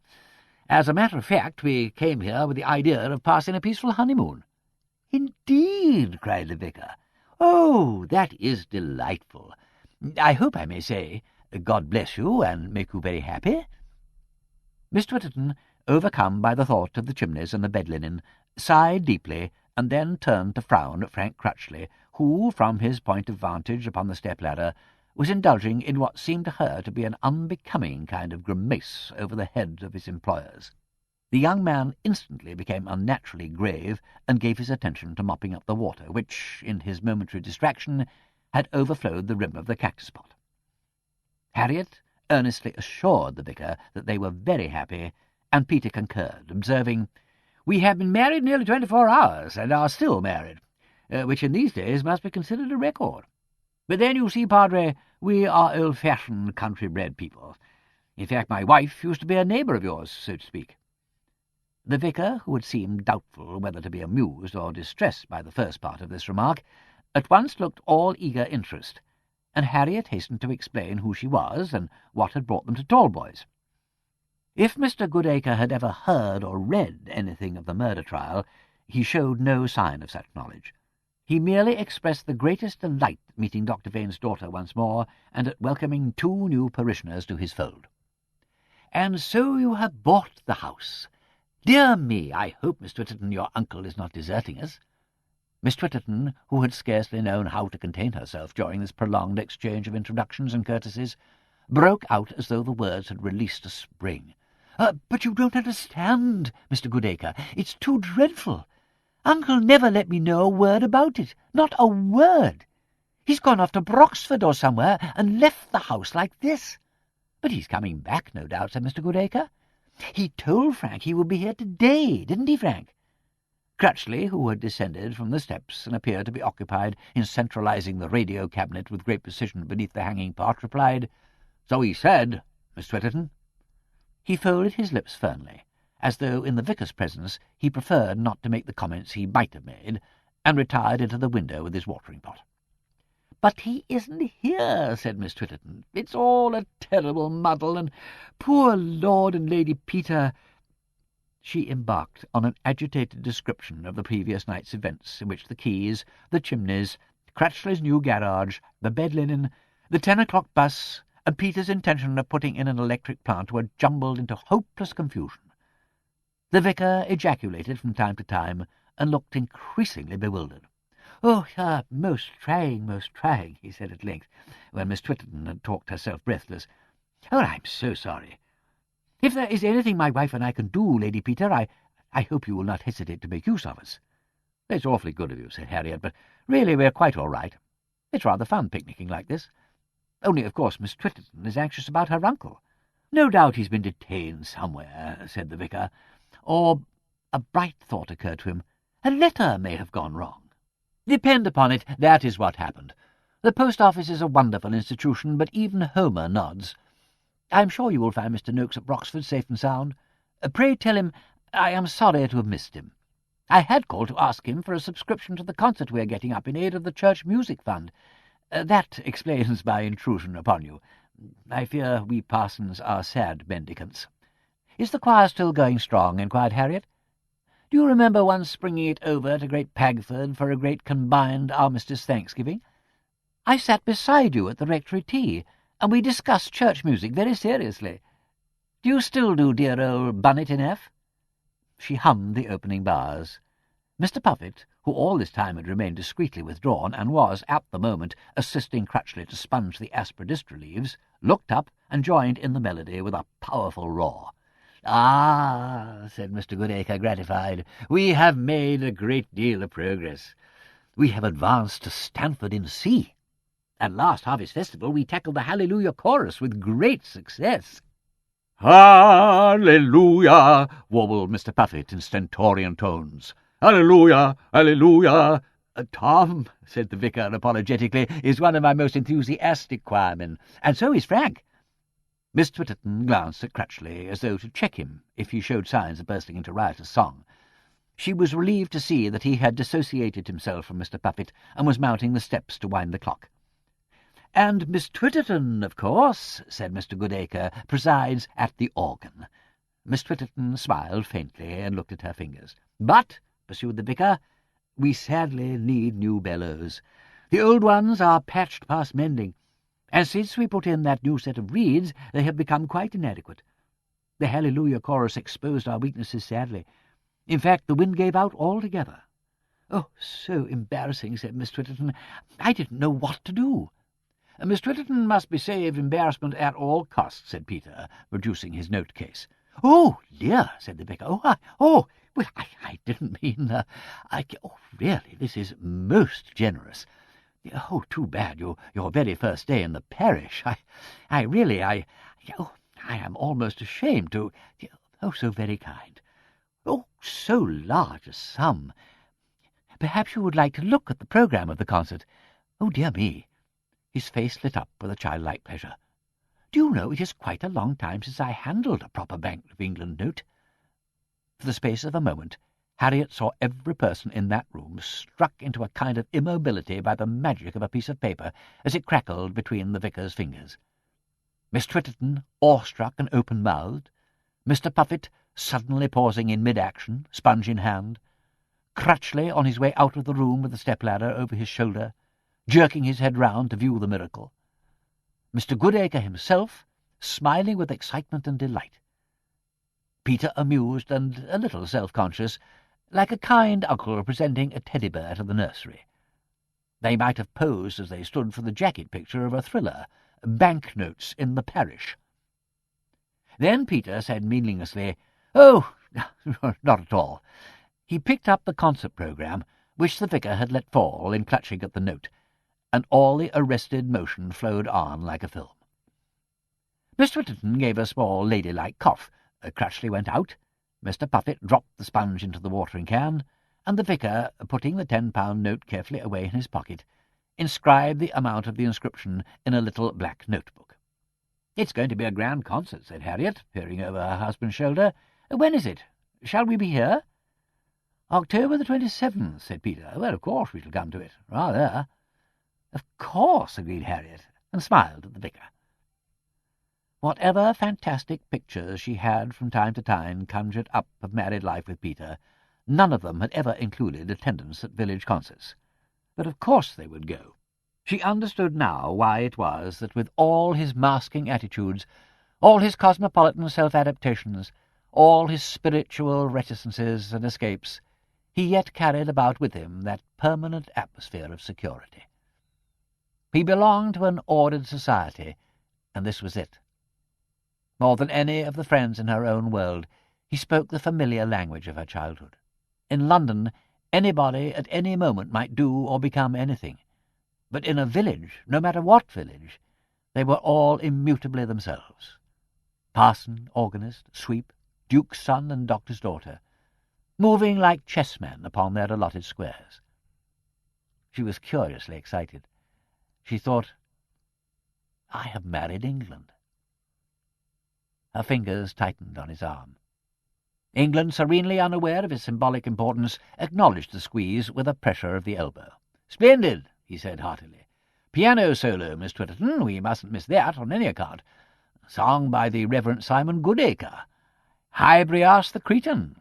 Strong He-Man stuff, Padre.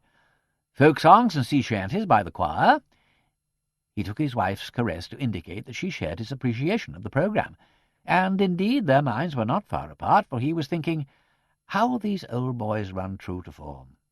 Hybrias the Cretan. When I was a kid, the curate used to sing it. "With my good sword I plough, I reap, I sow." A gentle creature who wouldn't have harmed a fly.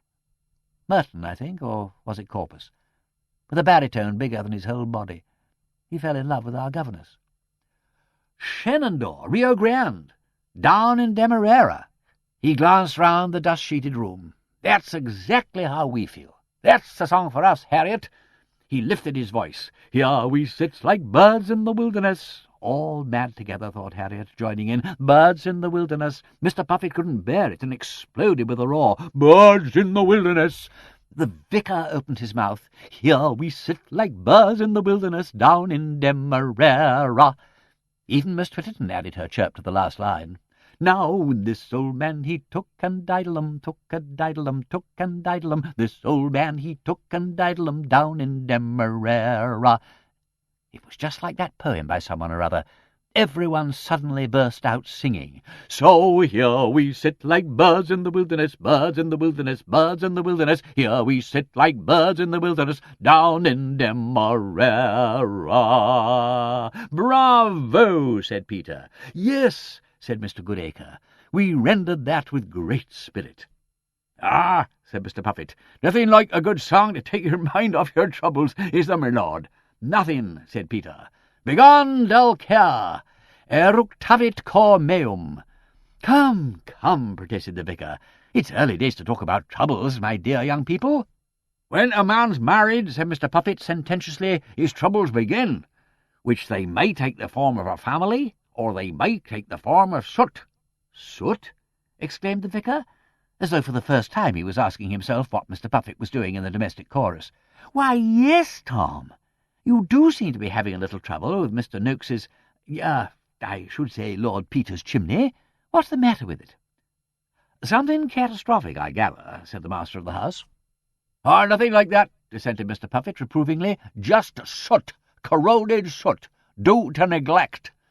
I'm sure, bleated Miss Twitterton. No call to blame present company, said Mr. Puffet. I'm sorry for Miss Twitterton, and I'm sorry for his lordship, but it's corroded that hard you can't get the rods through. Oh, that's bad. That is bad, ejaculated the vicar. He braced himself, as the vicar should, to deal with this emergency occurring in his parish. A friend of mine had sad trouble with corroded soot, but I was able to assist him with an old-fashioned remedy. I wonder now, is Mrs. Ruddle here? The invaluable Mrs. Ruddle? Harriet, receiving no guidance from Peter's politely impassive expression, went to summon Mrs. Ruddle, of whom the vicar instantly took charge. Ah, good morning, Martha. Now, I wonder if you could borrow your son's old shotgun for us, the one he uses for scaring the birds. Oh, you pop over and see him, sir, said Mrs. Ruddle dubiously. Let Crutchley go for you, suggested Peter. He turned abruptly as he spoke and began to fill his pipe. Harriet, studying his face, saw with apprehension that he was brimming over with an awful anticipatory glee. Whatever cataclysm impended, he would not put out a finger to stop it. He would let the heavens fall and tread the anti-K on the ruins. Well, conceded Mrs. Ruddle, Frank's quicker on his feet nor what I am. Loaded, of course, cried the vicar after her, as she vanished through the door. There is nothing, he explained to the world at large, like one of these old duck guns discharged up the chimney for clearing corroded soot. This friend of mine— I don't know with that, sir, said Mr. Puffet, every bulge in his body expressing righteous resentment and a sturdy independence of judgment. It's the power behind the rods as does it. I assure you, Tom, said Mr. Goodacre, the shotgun cleared my friend's chimney instantly. A most obstinate case. That may be, sir, replied Mr. Puffet, but it ain't a remedy as I should care to apply. He stalked gloomily to the spot where he had piled his cast-off sweaters and picked up the top one. If the rods don't do it, then it's ladders you want, not high explosive. But, Mr. Goodacre, explained Miss Twitterton anxiously, are you sure it's quite safe? I'm always very nervous about guns in the house. All these accidents— The vicar reassured her. Harriet, perceiving that the owners of the house at any rate were to be relieved of all responsibility for their own chimneys, nevertheless thought it well to placate the sweep. Don't desert us, Mr. Puffet, she pleaded. One can't hurt Mr. Goodacre's feelings. But if anything happens— Oh, have a heart, Puffet, said Peter. Mr. Puffet's little twinkling eyes looked into Peter's, which were like twin grey lakes of limpid clarity and wholly deceptive depth. Well, said Mr. Puffet slowly, anything to oblige. But don't say I didn't warn you, my lord. It's a thing I don't hold with. It won't bring the chimney down, will it? Inquired Harriet. Oh, won't bring the chimney down, replied Mr. Puffet. If you likes to humour the old gentleman, in your head be it. In a manner of speaking, my lady. Peter had succeeded in getting his pipe to draw, and with both hands in his trouser pockets was observing the actors in the drama with an air of pleased detachment. At the entrance of Crutchley and Mrs. Ruddle with the gun, however, he began to retreat noiselessly and backwards, like a cat who has accidentally stepped in a pool of spilt perfume. My God, he breathed delicately, Waterloo! Splendid, cried the vicar. Thank you, Martha. Now we are equipped. You have been quick, Frank, said Miss Twitterton. She eyed the weapon nervously. You're sure it won't go off of its own accord? Will any army mule go off of its own accord? Queried Peter softly.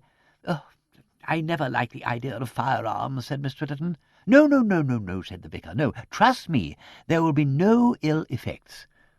He possessed himself of the gun and examined the lock and trigger mechanism with the air of one to whom the theory of ballistics was an open book. "It's all loaded and ready, sir," said Mrs. Ruddle proudly, and conscious of her Bert's efficiency. Miss Twitterton gave a faint squeak, and the vicar, thoughtfully turning the muzzle of the gun away from her, found himself covering Bunter, who entered at that moment from the passage. "Excuse me, my lord," said Bunter, with superb nonchalance but a wary eye. "There is a person at the door." "Just a moment, Bunter," broke in his master. "The fireworks are about to begin. The chimney is to be cleared by the natural expansion of gases." "Very good, my lord." Bunter appeared to measure the respective forces of the weapon and the vicar. Excuse me, sir. Had you not better permit me—" No, cried Mr. Goodacre. "Thank you. I can manage it perfectly." Gun in hand, he plunged head and shoulders beneath the chimney drape. Said Peter. "You're a better man than I am, Gunga Din." He removed his pipe from his mouth, and with his free hand gathered his wife to him. Miss Twitterton, having no husband to cling to, flung herself upon Crutchley for protection, uttering a plaintive cry. "Oh, Frank, I know I shall scream at the noise." "There's no occasion for alarm," said the vicar, popping out his head like a showman from behind the curtain. "Now, are we all ready?" Mr. Puffet put on his bowler hat. "Ruat Sealum," said Peter, and the gun went off. It exploded like the crack of doom, and it kicked, as Peter had well foreseen, like a cart-horse. Gun and gunman rolled together upon the hearth, entangled inextricably in folds of the drape. As Bunter leaped to the rescue, the loosened soot of centuries came plunging in a mad cascade down the chimney. It met the floor with a soft and deadly violence and mushroomed up in a Stygian cloud, while with it rushed in a clattering shower masonry and mortar, jackdaws' nests and the bones of bats and owls, sticks, bricks and metalwork, with fragments of tiles and potsherds. The shrill outcry of Mrs. Ruddle and Miss Twitterton was drowned by the eruptive rumble and boom that echoed from bend to bend of the 40-foot flue.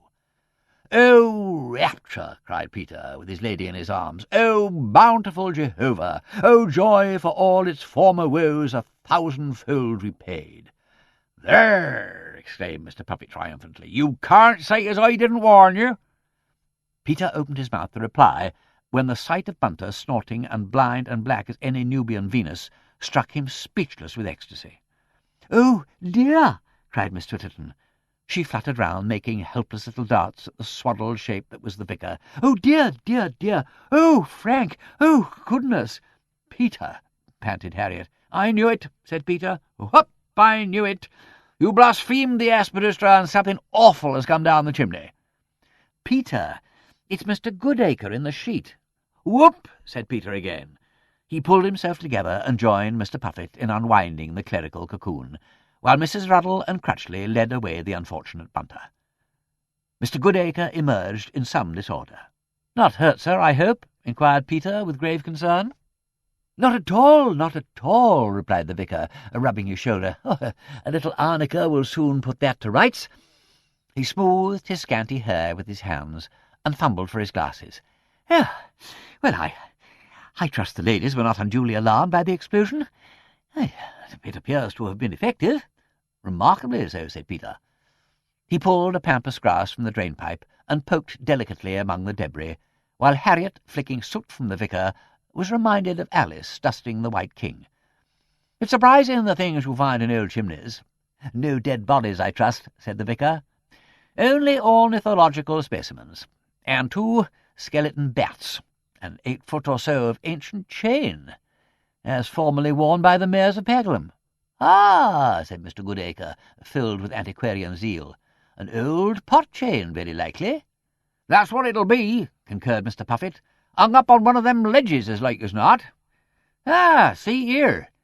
Here's a bit of one of the roasting jacks what they used in the old days. Look, see. That's the crossbar, and the wheel what the chain went over like. My granny had one, the dead spit of this." "Well," said Peter, "we seem to have loosened things up a bit, anyhow. Think you can get your rods through the pot now?" "If," said Mr. Puffet darkly, "the pot's still there." He dived beneath the chimney-breast, whither Peter followed him. "Mind your head, my lord. There might be some more loose bricks. Ah, well, I will say you can see the sky if you looks for it, which is more than you'd see this morning. Excuse me, my lord. Said Peter. He crawled out and straightened his back, only to find himself nose to nose with Bunter, who appeared to have undergone a rough but effective cleansing. He looked his servitor up and down. My God, Bunter! My Bunter! I'm revenged for the scullery pump. The shadow of some powerful emotion passed over Bunter's face, but his training held good. The individual at the door, my lord, is inquiring for Mr. Noakes. I have informed him that he is not here, but he refuses to take my word for it.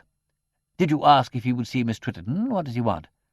He says, my lord, that his business is urgent and personal.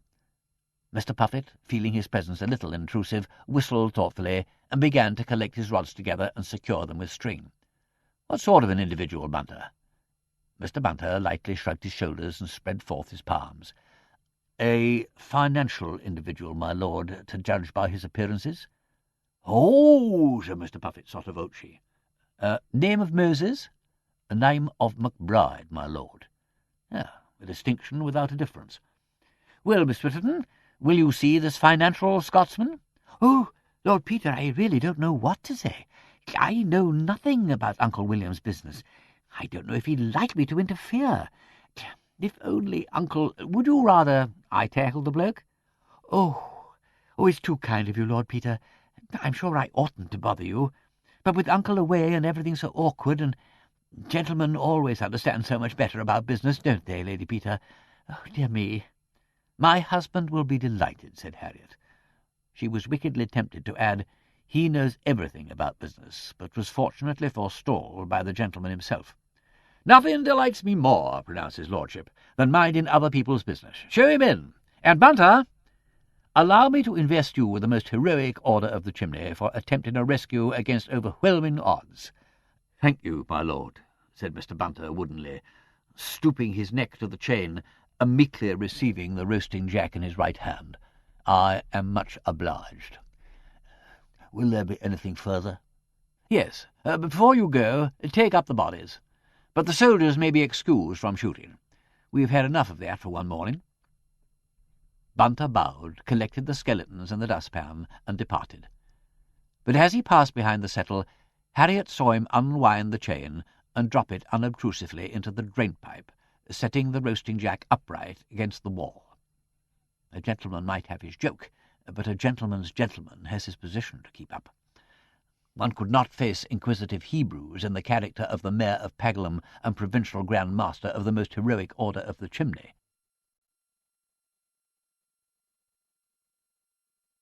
Chapter 6. Back to the army again. The days have slain the days, and the seasons have gone by, and brought me the summer again. And here on the grass I lie, as erst I lay and was glad, ere I meddled with right and with wrong. William Morris, The Half of Life Gone. Mr. McBride turned out to be a brisk young man, bowler-hatted, with sharp black eyes that seemed to inventory everything they encountered, and a highly regrettable tie. He rapidly summed up the vicar and Mr. Puffet, dismissed them from his calculations, and made a bee-line for the monocle. "Morning," said Mr. McBride. "Lord Peter Wimsey, I believe. I'm very sorry to trouble your lordship. I understand you're stopping here. Fact is, I have to see Mr. Noakes on a little matter of business." "Oh, just so," said Peter easily. "Any fog in town this morning?" "Oh, no," replied Mr. McBride. "Nice, clear day." "Yeah, I thought so. I thought you must have come from town. Bred and born in a briar-patch, Brer Fox. But you might, of course, have been elsewhere since then, so I asked the question. You didn't send in your card, I fancy." "Well, you see," explained Mr. McBride, whose native accents were indeed, apart from a trifling difficulty with his sibilants, pure Whitechapel, "my business is with Mr. Noakes, personal and confidential." At this point, Mr. Puffet, finding a loose piece of twine on the floor, began to roll it up slowly and methodically, fixing his gaze upon the stranger's face in no very friendly manner. "Well," resumed Peter, "I'm afraid you have had your journey for nothing. Mr. Noakes isn't here. I only wish he was, but you'll probably find him over at Broxford." "Oh, no," said Mr. McBride again. "That won't work. Not a bit of it." A step at the door made him swing round sharply, but it was only Crutchley, armed with a pail and a broom and a shovel. Mr. McBride laughed. "I've been over to Broxford, and they said I should find him here." "Did they indeed?" said Peter. "That's right, Crutchley. Sweep up this mess and get these papers cleared." "Said he was here, did they? Then they were mistaken. He's not here, and we don't know where he is." "But," cried Miss Twitterton, "it isn't possible. Not over at Broxford. Then where can he be? Oh, it is most worrying. Oh, dear Mr. Goodacre, can't you suggest something?" "Sorry to make such a dust," said Peter. "We've had a slight domestic accident of some sort. Excellent thing for the flower beds. Garden pests are said to dislike it. Yes, well, now, this is Mr. Noakes's niece, Miss Twitterton. Perhaps you can state your business to her." "I'm sorry," said Mr. McBride. "Nothing doing. I've got to see the old gentleman personally, and it's no good trying to put me off because I know all the dodges." He skipped nimbly over the broom that Crutchley was plying about his feet and sat down, uninvited, on the settle. "Young man," said Mr. Goodacre rebukingly, "you had better keep a civil tongue in your head. Lord Peter Wimsey has given you his personal assurance that we do not know where to find Mr. Noakes. You do not suppose that his lordship would tell you an untruth?" His lordship, who had wandered over to a distant what-not and was hunting through a pile of his personal belongings placed there by Bunter, glanced at his wife and cocked a modest eyebrow. "Oh, wouldn't he, though?" said Mr. McBride. "There's nobody like the British aristocracy to tell you a good stiff lie without batting an eyelid. His lordship's face would be a fortune to him in the witness-box. Where," added Peter, extricating a box of cigars from the pile and addressing it in confidence, "it is not unknown. So you see," said Mr. McBride, "that cock won't fight." He stretched his legs out negligently to show that he intended to stay where he was. Mr. Puffet, groping about his feet, discovered a stray stub of pencil and put it in his pocket with a grunt. "Mr. McBride," Peter had returned, box in hand, "have a cigar. Now then, who do you represent?" He stared down at his visitor with an eye so shrewd and a mouth so humorous that Mr. McBride, accepting the cigar and recognizing the quality, pulled himself together, sat up, and acknowledged his intellectual equal with a conspiratorial wink. "MacDonald and Abrams," said Mr. McBride, "Bedford Row." "Ah, yes, that clannish old North British firm. Solicitors? Yes, I thought so. Something to Mr. Noakes's advantage, no doubt. Well, you want him, and so do we. So does his lady here." "Oh, yes, indeed," said Miss Twitterton. "I am very worried about Uncle. We haven't seen him since last Wednesday, and I'm sure—" "But," pursued Peter, "you won't find him in my house." "Your house?" "My house. I have just purchased this house from Mr. Noakes." "Phew!" exclaimed Mr. McBride excitedly, blowing out a long jet of smoke. "So that's a nigger in the wood-pile. Bought the house, eh? Paid for it?" "Really, really," cried the vicar, scandalized. Mr. Puffet, struggling into sweater, remained with arms suspended. "Naturally," said Peter. "I have paid for it." "Skipped, by thunder!" exclaimed Mr. McBride. His sudden gesture dislodged his bowler from his knee and sent it spinning and skipping to Mr. Puffet's feet. Crutchley dropped the heap of papers he had collected and stood staring. "Skipped?" shrieked Miss Twitterton. "What do you mean by that? Oh, what does he mean, Lord Peter?" "Oh, hush," said Harriet. "He doesn't really know any more than we do." "Got away," explained Mr. McBride. "Vamoosed, done a bunk, skipped with the cash. Is that clear enough? If I've said to Mr. Abrams once, I've said it 1,000 times. If you don't come down sharp on that fellow Noakes, he'll skip, I said. And he has skipped, ain't he?" "Well, it looks like it, certainly," said Peter. "Skipped?" Crutchley was indignant. "It's easy for you to say skipped. What about my £40? "Oh, Frank," cried Miss Twitterton.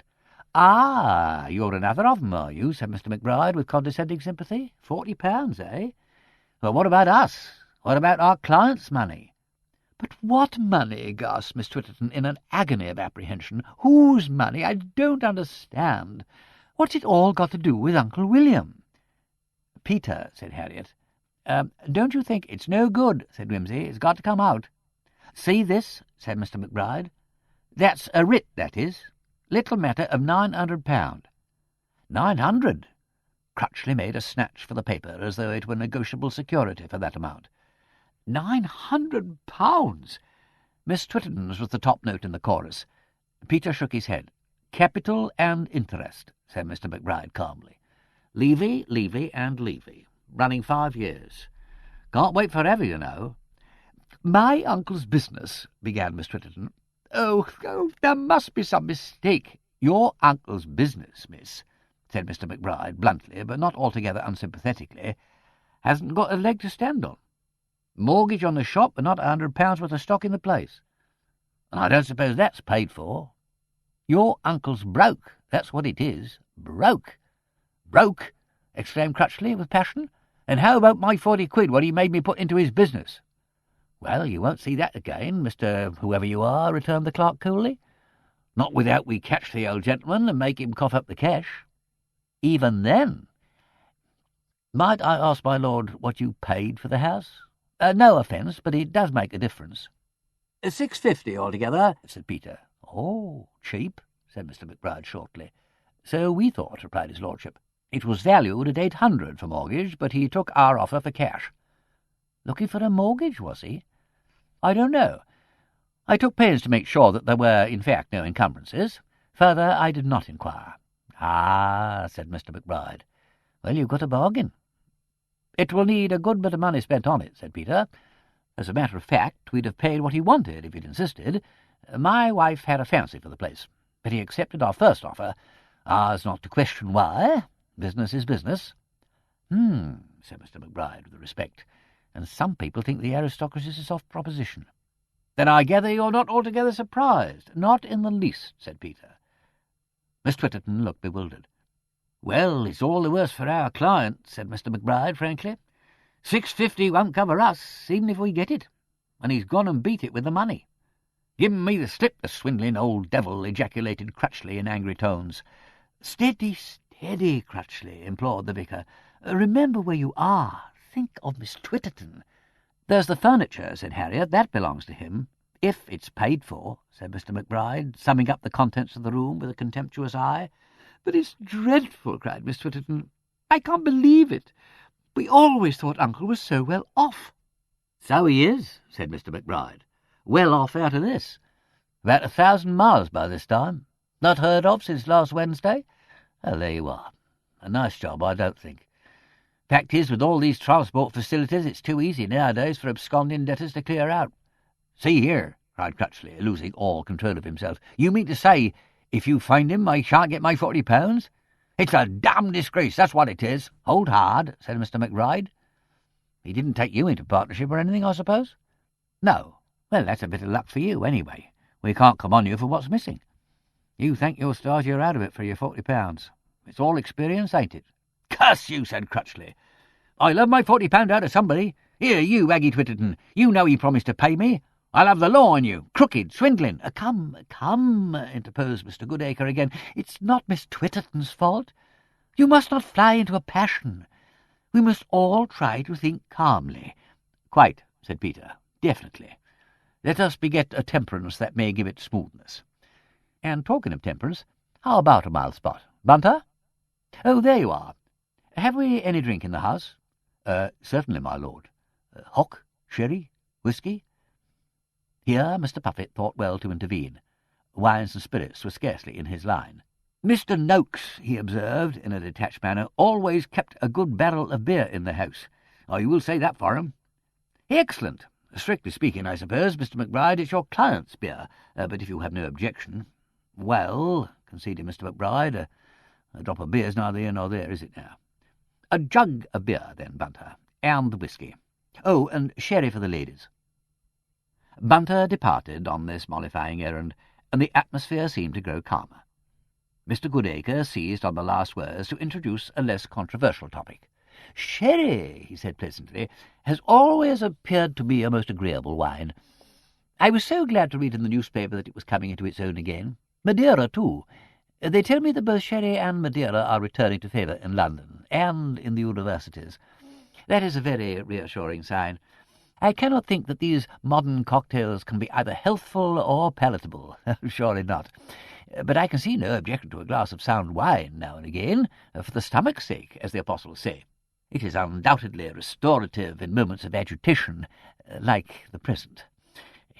I'm afraid, Miss Twitterton, this has been a sad shock for you." "Oh, I couldn't have thought it of Uncle," said Miss Twitterton sadly. "He's always been so much looked up to. I simply cannot believe it." "I can, easily," said Crutchley in the sweep's ear.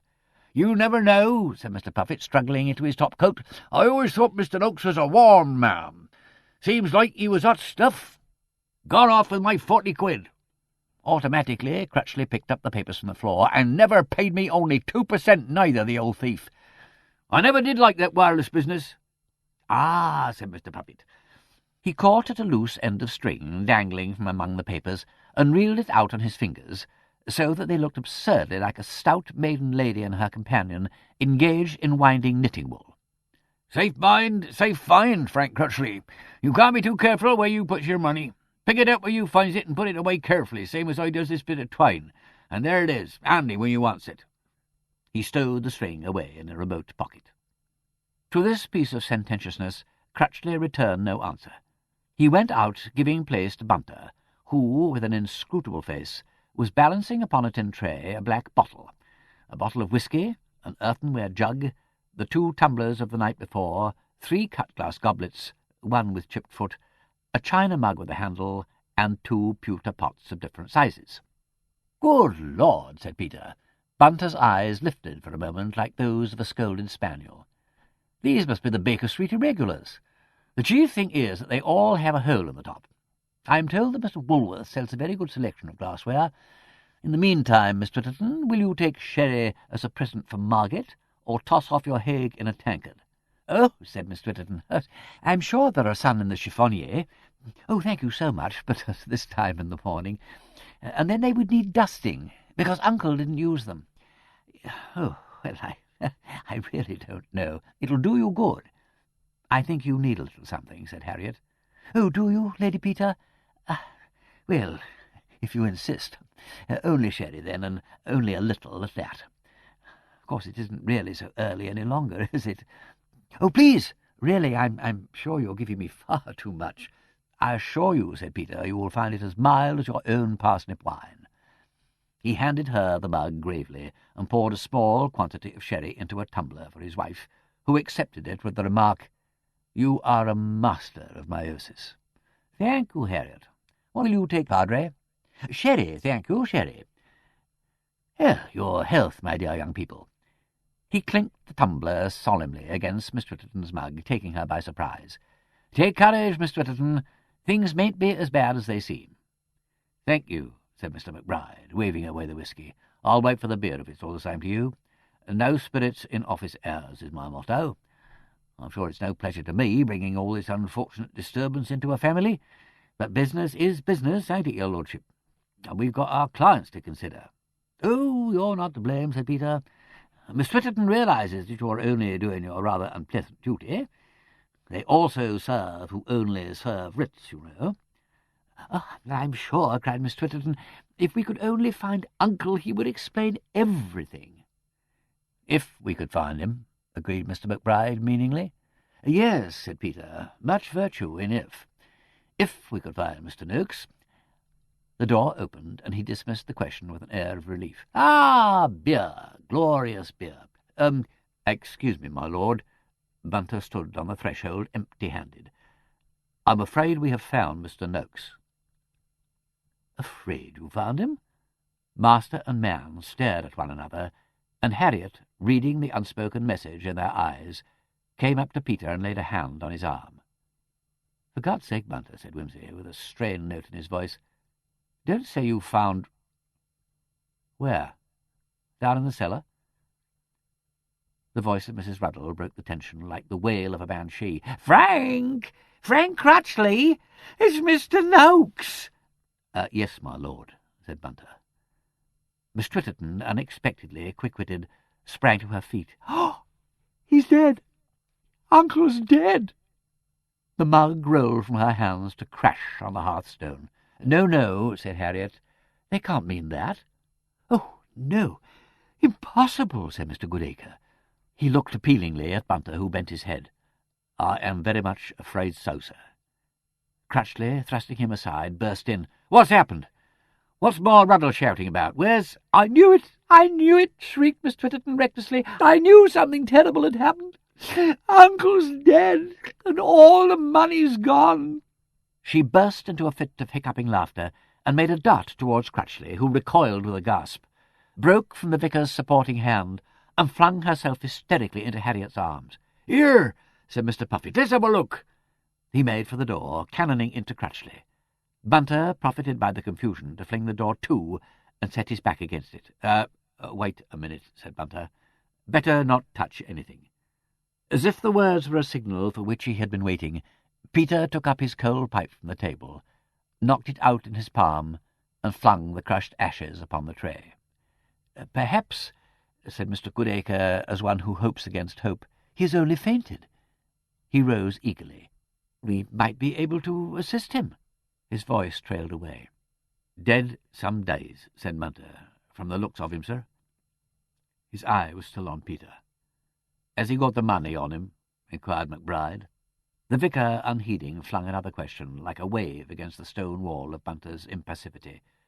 "But how did it happen, my man? Did he fall down the stairs in a fit?" "Cut his throat, more likely," said Mr. McBride. Bunter, still looking at Peter, said with emphasis, "It isn't suicide."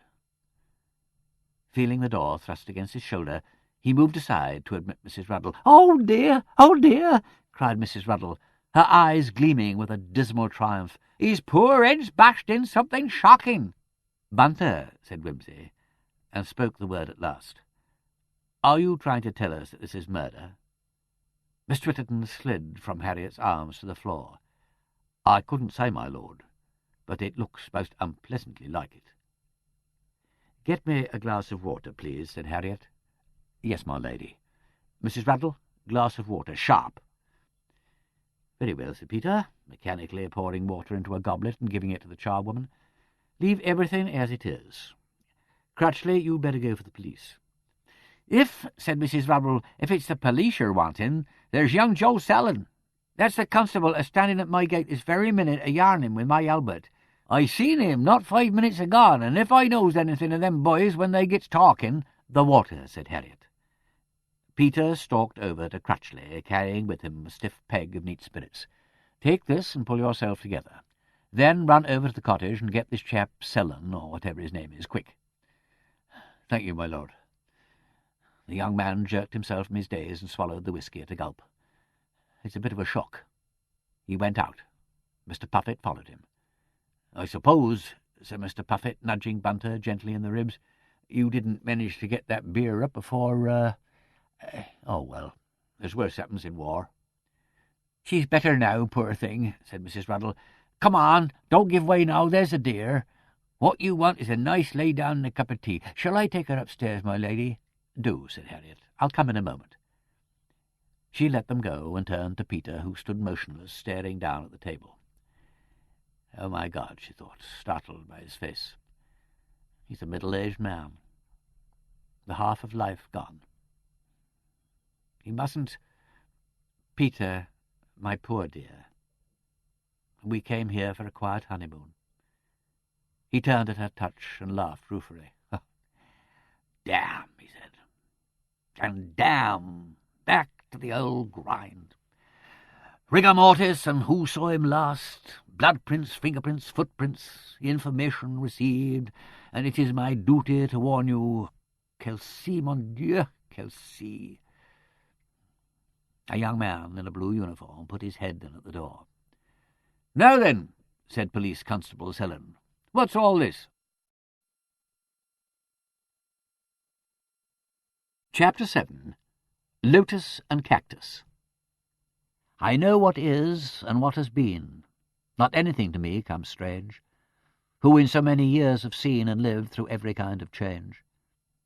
I know when men are good or bad, when well or ill, he slowly said, when sad or glad, when sane or mad, and when they sleep alive or dead.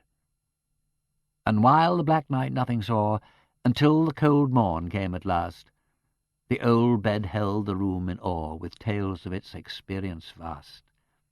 It thrilled the gloom. It told such tales of human sorrows and delights, of fever moans and infant wails, of births and deaths and bridal nights. James Thompson in the room. Harriet left Miss Twitterton tucked up on the nuptial couch with a hot water bottle and an aspirin, and passing softly into the next room, discovered her lord in the act of pulling his shirt over his head. She waited for his face to reappear, and then said, "Hello." "Oh, hello. All serene?" "Yes, better now." "What's happening downstairs?" "Sellen's telephoned from the post office, and the super's coming over from Broxford with the police surgeon, so I came up to put on a collar and tie." "Of course," thought Harriet, secretly entertained. "Someone has died in our house, so we put on a collar and tie. Nothing could be more obvious. How absurd men are, and how clever in devising protective armour for themselves. What kind of a tie will it be? Black would surely be excessive. Dull purple, or an unobtrusive spot? No, a regimental tie. Nothing could be more proper. Purely official and committing one to nothing. Completely silly and charming." She smothered the smile from her lips and watched the solemn transference of personal property from blazer pockets to appropriate situations about a coat and waistcoat. "All this," observed Peter, "is a damned nuisance." He sat on the edge of the naked bedstead to exchange his slippers for a pair of brown shoes. "Not worrying you too much, is it?" His voice was a little smothered, with stooping to fasten the laces. "No. One thing has nothing to do with us. That is, he wasn't killed for the money we paid him. He had it all in his pocket, in notes. Good heavens! There's not much doubt he meant to make a bolt for it when somebody intervened. I can't say I feel any strong personal regret, do you? Far from it. Only, it is worrying you." "Blast!" "Not really. Only when I think about him lying down there in the cellar all the time. I know it's perfectly idiotic of me, but I can't help wishing we hadn't slept at his bed. I was afraid you might feel like that." He got up and stood for a moment looking from the window over the sloping field and woodland that stretched away beyond the lane. "And yet, you know, that bed must be pretty nearly as old as the house. The original bits of it, anyhow. It could tell a good many tales of births and deaths and bridal nights. One can't escape from these things, except by living in a brand-new villa and buying one's furniture in the Tottenham Court Road. All the same, I wish to God it hadn't happened. I mean, if it's going to make you uncomfortable every time you think about it—" "Oh, Peter, no. I didn't mean that. It's not as though— Well, it would be different if we'd come here in another sort of way. Well, that's the point. Supposing I'd come here to disport myself with somebody who didn't matter twopence, I should be feeling a complete wart. Quite unreasonable, I dare say, but I can be just as unreasonable as anyone else if I put my mind to it. But as things are, no. Nothing that you or I have done is any insult to death. Unless you think so, Harriet. I should say, if anything could sweeten the atmosphere that wretched old man left behind him, it would be the feeling that the feeling I have for you, at any rate, and yours for me, if you feel like that. I do assure you, so far as I am concerned, there's nothing trivial about it. I know that. You're absolutely right. I won't think about it that way any more. Peter, there weren't rats in the cellar, were there?" "No, dearest, no rats, and all quite dry. Just a perfectly good cellar." "I'm glad. I was sort of imagining rats. Not that I suppose it matters very much after one's dead, but I don't seem to mind all the rest nearly as much if I don't have to think of rats. In fact, I don't mind at all. Not now. We shall have to stick round till after the inquest, I'm afraid, but we could easily get put up somewhere else. That's one thing I was going to ask you about. There's probably a decent inn in Pagford or Broxford." Harriet considered this. No, I don't care about that. I think I'd rather stay here." "Are you sure?" "Yes. It's our house. It never was his, not really. and I'm not going to let you think there's any difference between your feelings and mine. That'll be worse than rats even. My dear, I'm not proposing to make staying here a test of your affections. Not love, quoth he, but vanity sets love a task like that. It's easy enough for me. I was begotten and born in the bed where 12 generations of my forefathers were born and wedded and died, and some of them made pretty poor ends from the parson's point of view, so I don't suffer much from hauntings of that kind. But there's no reason at all why you shouldn't feel rather differently. Don't say another word about it. We're going to stay here and exorcise the ghosts. I'd rather. Well, if you change your mind, tell me, he said, still uneasy. I shan't change my mind. We'd better go down now, if you're ready, because Miss Twitterton ought to get some sleep, if she can. Now I come to think of it, she didn't ask for another bedroom, and it's her own uncle. Country people are very matter-of-fact about life and death. They live so close to reality. So do your sort of people. It's my sort that go all sanitary and civilized, and get married in hotels and do their births and deaths in nursing homes where they give offence to nobody. I say, Peter, do we have to feed all those doctors and superintendents and people? And does Bunter carry on all by himself, or ought I to give him some orders? Experience has taught me, said Peter, as they moved down the stair, that no situation finds Bunter unprepared. That he should have procured the Times this morning by the simple expedient of asking the milkman to request the postmistress to telephone to Broxford and have it handed to the bus conductor to be dropped at the post office and brought up by the little girl who delivers the telegrams is a trifling example of his resourceful energy. But he would probably take it as a compliment if you were to refer the difficulty to him and congratulate him when he tells you that everything is provided for. I will.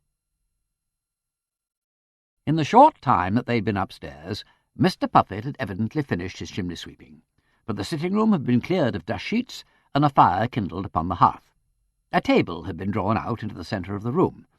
On it stood a tray filled with plates and cutlery. Passing through into the passage, Harriet was aware of a good deal of activity in progress. Before the shut door of the cellar stood the uniformed figure of P.C. Selim, like young Harry with his beaver on, prepared to resist any interference with the execution of his duty. In the kitchen, Mrs. Ruddle was cutting sandwiches. In the scullery, Crutchley and Mr. Puppet were clearing a quantity of pots and pans and old flower-pots from a long deal dresser, preparatory, as appeared from the presence beside them of a steaming pail, to scrubbing it clean to receive the body of its late owner. In the back door stood Bunter, conducting some kind of financial transaction with 2 men who seemed to have arrived from nowhere in a motor van. Beyond them could be seen Mr. McBride, strolling about the backyard. He had the air of inventorying its contents with a view to assessing their value. And at that moment there came a heavy knock on the front door. "That'll be the police," said Peter. He went to let them in, and at the same time Bunter finished paying the men, came in and shut the back door sharply. "Oh, Bunter," said Harriet, "I see you're giving us something to eat." Yes, my lady. I succeeded in intercepting the Home and Colonial and procuring some ham for sandwiches. There is also a portion of the foie gras and the Cheshire cheese which we brought from town. The draught beer in the cellar being at the moment not readily available, I took the liberty of instructing Mrs. Ruddle to fetch a few bottles of Bass from the village. If anything further should be required, there is a jar of caviar in the hamper, but we have no lemons, I am sorry to say. Oh, I don't think caviar would strike the right note, Bunter, do you? No, my lady. The heavy luggage has just arrived per Carter Patterson. I instructed that it should be deposited in the oil shed until we had leisure to attend to it." "The luggage? Oh, I'd forgotten all about it." "Very natural, my lady, if I may say so. The scullery," went on Bunter with a touch of hesitation, "appeared a more suitable place than the kitchen for, the medical gentleman to work in." "Certainly," said Harriet with emphasis. "Yes, my lady. I inquired of his lordship whether, in view of all the circumstances, he would desire me to order in any coal. He said he would refer the matter to your ladyship." "He has. You can order the coal." "Very good, my lady. I fancy there will be time between lunch and dinner to effect a clearance of the kitchen chimney, provided there is no interference from the police. Would your ladyship wish me to instruct the sweep accordingly? Yes, please. I don't know what we should do without your head for detail, Bunter. I am much obliged to your ladyship. The police party had been taken into the sitting-room. Through the half-open door one could hear Peter's high, fluent voice giving a lucid account of the whole incredible business, with patient pauses for interrogation or to allow a deliberate constabulary pencil to catch up with him. Harriet sighed angrily.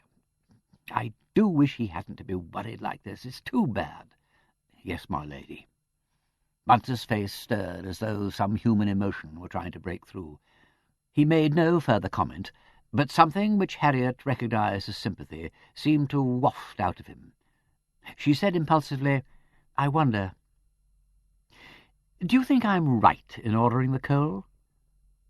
It was scarcely fair to push Bunter onto such delicate ground. He remained impassive. "It is not for me to say, my lady." She was determined not to be beaten. "You have known him much longer than I have, Bunter.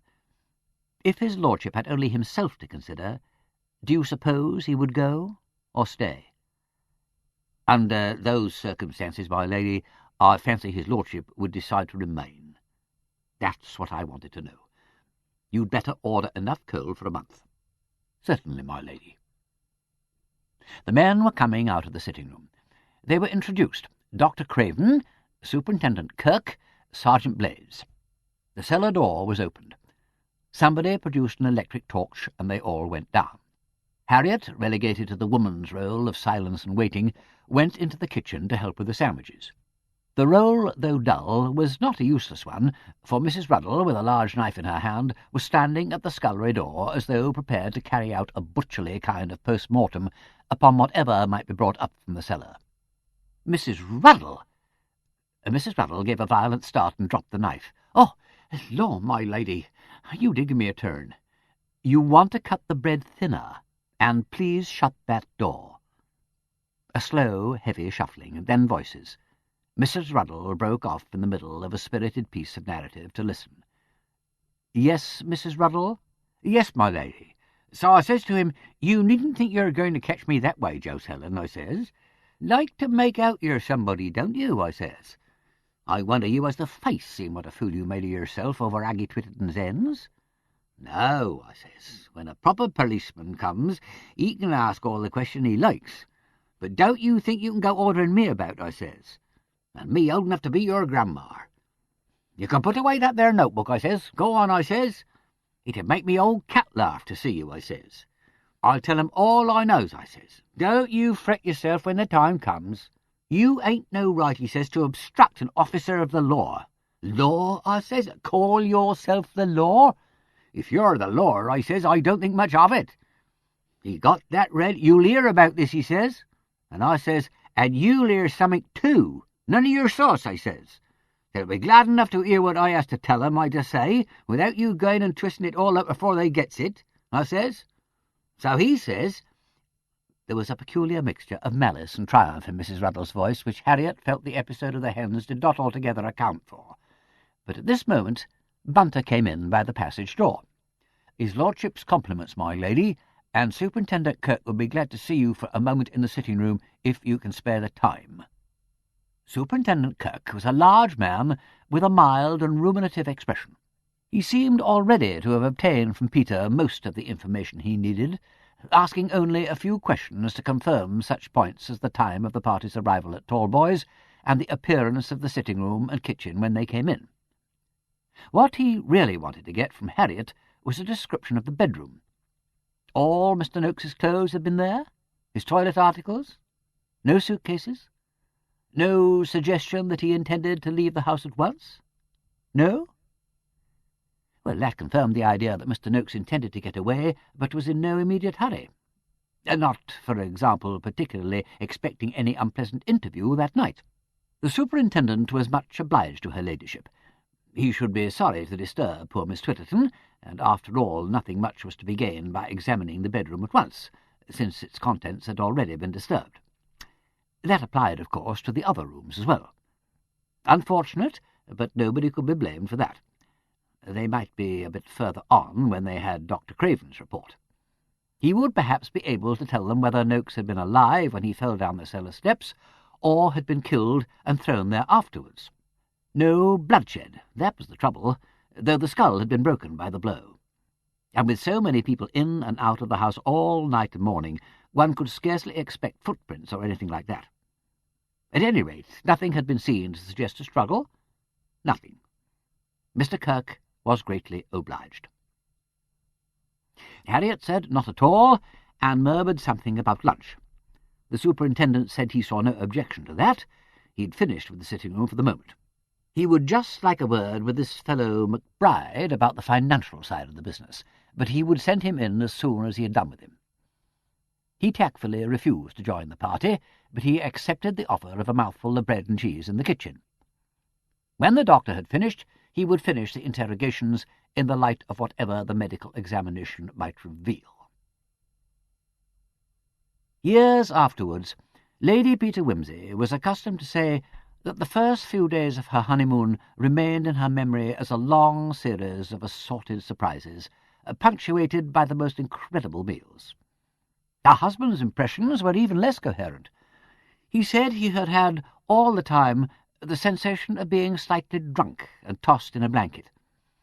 The freakish and arbitrary fates must have given the blanket an especially energetic tweak to have tossed him, towards the end of that strange, embarrassed luncheon, so high over the top of the world. He stood at the window whistling. Bunter, hovering about the room, handing sandwiches and straightening out the last traces of disorder left after the sweep's departure, recognized the tune. It was the one he had heard the night before in the woodshed. Nothing could have been less suited to the occasion. Nothing should more deeply have offended his inborn sense of propriety. Yet, like the poet Wordsworth, he heard it and rejoiced. "Another sandwich, Mr. McBride?" The newly wedded lady doing the honours at her table for the first time. Curious, but true. "No more, thanks. Much obliged to you." Mr. McBride swallowed the last drop of his beer and polished his mouth and fingers politely with his handkerchief. Bunter swept down upon the empty plate and glass. "I hope you've had something to eat, Bunter." One must consider the servants. Only two fixed points in the universe, death and the servants' dinner, and there they both were. "Yes, thank you, my lady." "I suppose they'll be wanting this room in a minute. Is the doctor still there?" "I believe he has concluded his examination, my lady." "Nice job, I don't think," said Mr. McBride. La caille torterella et la jolie pédrie, auprès de ma blonde, qu'il fait bon, fait bon, fait bon, auprès de ma blonde. Mr. McBride looked round, scandalized. He had his own notions of propriety. Bunter darted hastily across the room and attracted the singer's wandering attention. Yes, Bunter? Your lordship will excuse me, but in view of the melancholy occasion—" What? "Oh, sorry. Was I making a noise?" "My dear." His swift, secret, reminiscent smile was a challenge. She beat it down and achieved the right tone of wifely rebuke. "Poor Miss Twitterton's trying to get some sleep." "Oh, yes, sorry. Yes, a dash thoughtless of me. And in a house of bereavement and all that." His face darkened with a sudden odd impatience. "Though if you ask me, I doubt whether anybody—I say anybody— feels particularly bereft." "Except," said Mr. McBride, "that chap Crutchley with his £40. I fancy that grief's genuine." "From that point of view," said his lordship, "you should be the chief mourner." "It won't keep me awake at night," retorted Mr. McBride. "It ain't my money, you see," he added frankly. He rose, opened the door, and glanced out into the passage. "I only hope they're getting a move on out there. I've got to toddle back to town, you see, and Mr. Abrams. Pity you ain't on the telephone." He paused. "If I was you, I wouldn't let it worry me. Seems to me deceased was a dashed unpleasant old gink and well out of the way." He went out, leaving the atmosphere clearer, as though by the removal of funeral flowers. "I'm afraid that's true," said Harriet. "Just as well, isn't it?" Wimsey's tone was studiously light. "When I'm investigating a murder, I hate to have too much sympathy with the corpse. Personal feelings cramp the style. But, Peter, need you investigate this? It's rather rotten for you." Bunter, piling plates on a tray, made for the door. This, of course, was bound to happen. Let them fight it out for themselves. He had delivered his own warning. No, I needn't, but I expect I shall. Murders go to my head like drink. I simply can't keep off them. Not even now. They can't expect you, surely. You've got a right to your own life sometimes, and it's such a beastly little crime, sordid and horrible. That's just it, he broke out with unexpected passion.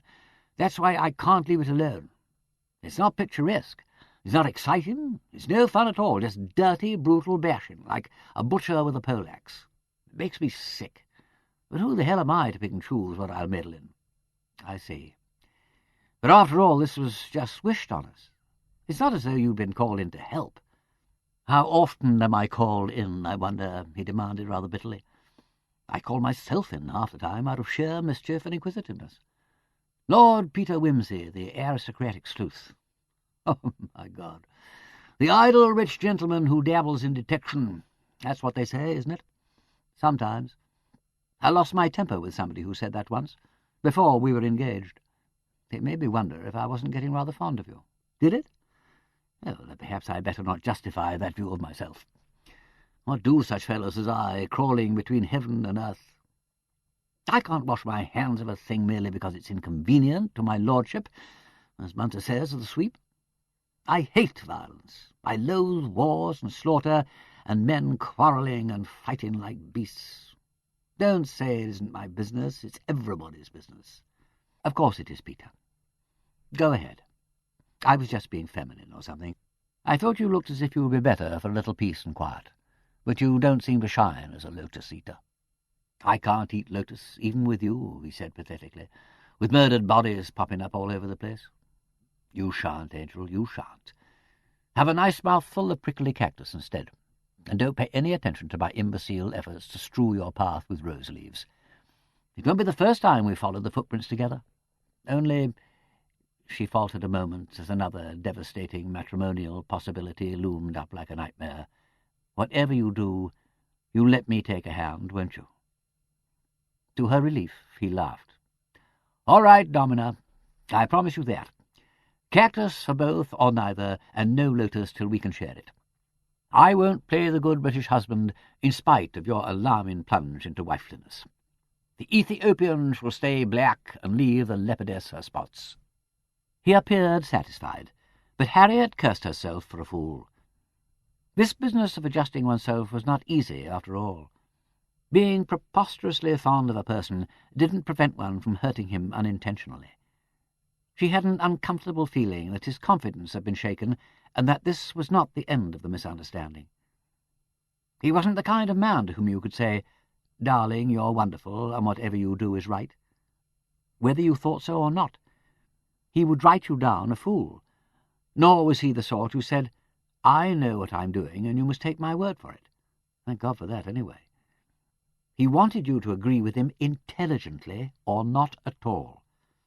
And her intelligence did agree with him. It was her own feelings that didn't seem to be quite pulling in double harness with her intelligence.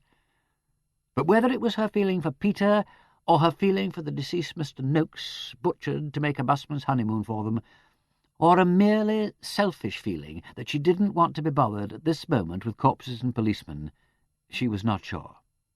"Cheer up, sweetheart," said Peter. "They may not want my kind assistance. Kirk may cut the Gordian knot by booting me out." "Well, he'd be an idiot," said Harriet, with prompt indignation. Mr. Puffet entered suddenly without knocking. "They're taking Mr. Noakes away. Shall I be getting on with the kitchen chimney?" He walked across to the fireplace. "Draws beautifully now, don't she? I always said there was nothing the matter with the flue. Ah, it's a good thing Mr. Noakes ain't alive to see all that heap of coal. That's a fire as does credit to any chimney."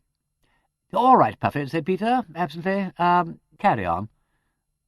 Steps on the path, and a dismal little procession passing the window. A sergeant of police and another uniformed man carrying a stretcher between them. "Very good, my lord." Mr. Puffet glanced from the window and removed his bowler hat. "And where's all his cheese paring brought him now?" he demanded. "Nowhere." He marched out. "Demore tuis," said Peter, "and then some." "Yes, he seems to be getting a nice derangement of epitaphs, poor old creature." Corpses and policemen. There they were, not to be got rid of, whatever one's feelings might be. Much better to accept the situation and do one's best. Superintendent Kirk came in, followed by Joe Sullen. "Well, well," said Peter, "all ready for the 3rd degree?" "'Tain't likely to come to that, my lord," replied Mr. Kirk jovially. "You and your lady had something better to do last week than committing murders, I'll be bound. That's right, Joe. Come along. Let's see what you can do with a bit of shorthand. I'm sending my sergeant over to Broxford to pick up what he can there, so Joe can give me a hand with the statements. I'd like to use this room, if it's not inconvenient." "Not at all." Seeing the superintendent's eye fixed modestly upon a spindly specimen of Edwardian craftsmanship, Peter promptly pushed forward a stout, high-backed chair with gouty arms and legs, and an eruption of heavy scrollwork about its head. "You'll find this about up to your weight, I would fancy." "Nice and imposing," said Harriet. The village constable added his comment. "That's old Noakes's chair, that was." "So," said Peter, "Galahad will sit down in Merlin's seat." Mr. Kirk, on the point of lowering his solid 15 stone into the chair, jerked up abruptly. "Alfred," said he. "Lord Tennyson." "Got it in one," said Peter, mildly surprised. A glow of enthusiasm shone softly in the policeman's ox-like eyes. "You're a bit of a student, aren't you, Superintendent?" "Ah, I like to do a bit of reading in my off-duty," admitted Mr. Kirk bashfully. "It mellows the mind." He sat down. "I often think as the routine of police duty may tend to narrow a man and make him a bit hard, if you take my meaning. When I find that happening, I say to myself, what you need, Sam Kirk, is contact with a great mind or so after supper. Reading maketh a full man." "Conference a ready man," said Harriet. "And writing an exact man," said the superintendent. "Mind that, Joe Sullen, and see you let me have them notes so as they can be read to make sense." "Francis Bacon," said Peter, a trifle belatedly. "Mr. Kirk, you're a man after my own heart." "Ah, thank you, my lord. Bacon. You'd call him a great mind, wouldn't you? And what's more, he came to be Lord Chancellor of England, so he's a bit in the legal way, too. Oh, well, I suppose we'll have to get down to business." As another great mind so happily put it, "However entrancing it is to wander through a garden of bright images, are we not enticing your mind from another subject of almost equal importance?" What's that?" said the superintendent. Oh, yeah, that's a new one on me. Garden of bright images, eh? That's pretty, that is." "Kai Lung," said Harriet. "Golden hours of," said Peter. "Ernest Brammer." Make a note of that for me, will you, Joe? Bright images. That's just what you get in poetry, isn't it? Pictures, as you might say. And in a garden, too. What you'd call flowers of fancy, I say. Well, now," he pulled himself together and turned to Peter. "As I was saying, we mustn't waste time with the fancy work. About this money we found on the body. Now, what did you say you paid him for the house?" $650 altogether, 50 at the beginning of the negotiations, and the 600 at quarter-day." "That's right. Oh, that accounts for the 600 he had in his pocket. He just about cashed it the day he was put away. The quarter-day was a Sunday. The cheque was actually dated and sent on the 28th. It would have reached him Monday." "Ah, that's right. Well, we checked the payment at the bank, but it's not really necessary. Wonder what they thought of him, taking it away in cash instead of paying it in. It's a pity it ain't the bank's business to give us the office when people do things that look like boating. But it wouldn't do, naturally. He must have had it in his pocket when he told poor Crutchley that he had no money to pay his £40. He could have given it to him then. Course he could, my lady, if he had wanted to. He was a proper old dodger, was Mr. Noakes, a regular artful dodger. Charles Dickens. That's right. Ha! There's an author that knew a bit about crooks, isn't he? Pretty rough place London must have been in those days, if you go by what he says, Fagin and all. But we wouldn't hang a man for being a pickpocket, not now. Well, and having sent the cheque, you just came on here the next week and left it to him." "Yes, here's his letter, you see, saying he'd have everything ready. It's addressed to my agent. We really ought to have sent someone ahead to see to things, but the fact is, as I told you before, what with newspaper reporters and one thing and another, "They give us a lot of trouble, them fellows," said Mr. Kirk sympathetically. "When," said Harriet, "they gate crash your flat and try to bribe your servants, fortunately Bunter is sea-green incorruptible." "Carlyle," said Mr. Kirk with approval. "French Revolution. Ha ha! Seems a good man, that Bunter. Had screwed on the right way." "But we needn't have troubled," said Harriet. "We'll have them all on our back now." "Ah," said Mr. Kirk, "that's what comes of being a public character. You can't escape the fierce light that beats upon—" "Here," said Peter, "that's not fair. You can't have Tennyson twice. Anyway, there it is, and what's done. No, I may want Shakespeare later on. The ironical part of it is that we expressly told Mr. Noakes we were coming for peace and quiet and didn't want the whole thing broadcast about the neighbourhood." "Well, he saw to that all right," said the superintendent. "By George, you were making it easy for him, weren't you? Easy as pie. Off he could go with no inquiry. Don't suppose he meant to go quite so far as he did, all the same. Meaning there's no chance of it being suicide?" "Ah, not likely, is it? With all that money on him? Besides, the doctor says there's no chance of it. We'll come to that later. Now, about them doors now. You're sure they were both locked when you arrived?" "Absolutely. The front we opened ourselves with the latchkey, and the back, well, let me see. Bunter opened that, I think," said Harriet. "Better have Bunter in," said Peter. "He'll know. He never forgets anything." He called Bunter, adding, "What we want here is a bell." "And you saw no disturbance except what you've mentioned? Eggshells and such, no marks, no weapon, nothing out of its place?" "I'm sure I didn't notice anything," said Harriet, "but there wasn't much light, and of course we weren't looking for anything. We didn't know there was anything to look for." "Wait a bit," said Peter. "Wasn't there something struck me this morning? No, I don't know. It was all upset for the sweep, you see. I don't know what I thought. Well, if there was anything, it's gone now. Oh, Bunter, Superintendent Kirk wants to know, was the back door locked when we arrived last night?" "Locked and bolted, my lord, top and bottom." "Did you notice anything funny about the place at all?" "Apart," said Mr. Bunter warmly, "from the absence of those conveniences that we were led to expect, such as lamps and coal and food and the key of the house, and the beds made up and the chimneys swept, and allowing further for the soiled crockery in the kitchen and the presence of Mr. Noakes's personal impedimenta in the bedroom, no, my lord. The house presented no anomalies nor incongruities of any kind that I was able to observe. Except—" "Yes," said Mr. Kirk hopefully. "I attached no significance to it at the time," said Bunter slowly, as though he were admitting to a slight defection from duty, "but there were 2 candlesticks in this room upon the sideboard. Both candles were burnt down to the sockets. Burnt out." "So they were," said Peter. "I remember seeing you cleaning out the wax with a penknife. Night's candles are burnt out." The superintendent, absorbed in the implication of Bunter's statement, neglected the challenge until Peter poked him in the ribs and repeated it, adding, "I knew I should want Shakespeare again." "Eh?" said the superintendent. "Ah! Ha!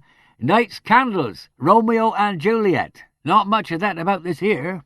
Burnt out? Yes, they must have been alight when he was killed. After dark, that means.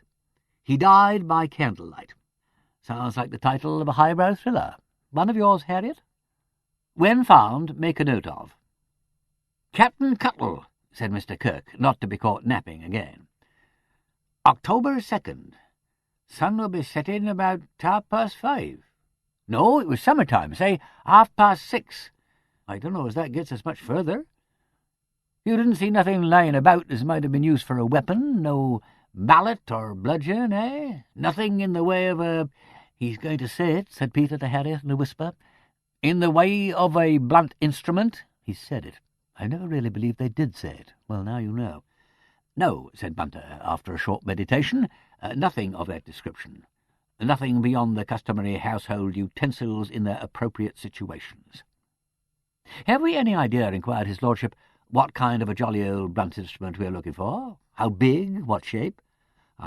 Pretty heavy, my lord, that's all I can say. With a smooth, blunt head, meaning the skull was cracked like an eggshell, but the skin hardly broken.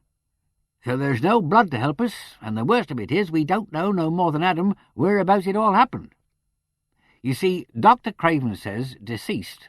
Here, Joe, where's that letter Doctor wrote out for me to send to the coroner? Read it out to his lordship. Maybe he'll be able to make it out, and seeing he's had a bit of experience and more education than you and me. Beats me what doctors want to use them long words for. Mind you, it's educational, I don't say it isn't. I'll have a go at it with the dictionary before I goes to bed, and I'll know I'm learning something. But to tell you the truth, we don't have many murders and violent deaths hereabouts, so I don't get much practice in the technical part, as you might say. All right, Bunter, said Peter, seeing that the superintendent had finished with him. You can go. Harriet thought Bunter seemed a little disappointed. He would doubtless have appreciated the doctor's educational vocabulary. P.C. Sellon cleared his throat and began. Dear sir, it is my duty to notify— No, not there, interrupted Kirk, where it begins about deceased. P.C. Sellon found the place and cleared his throat again.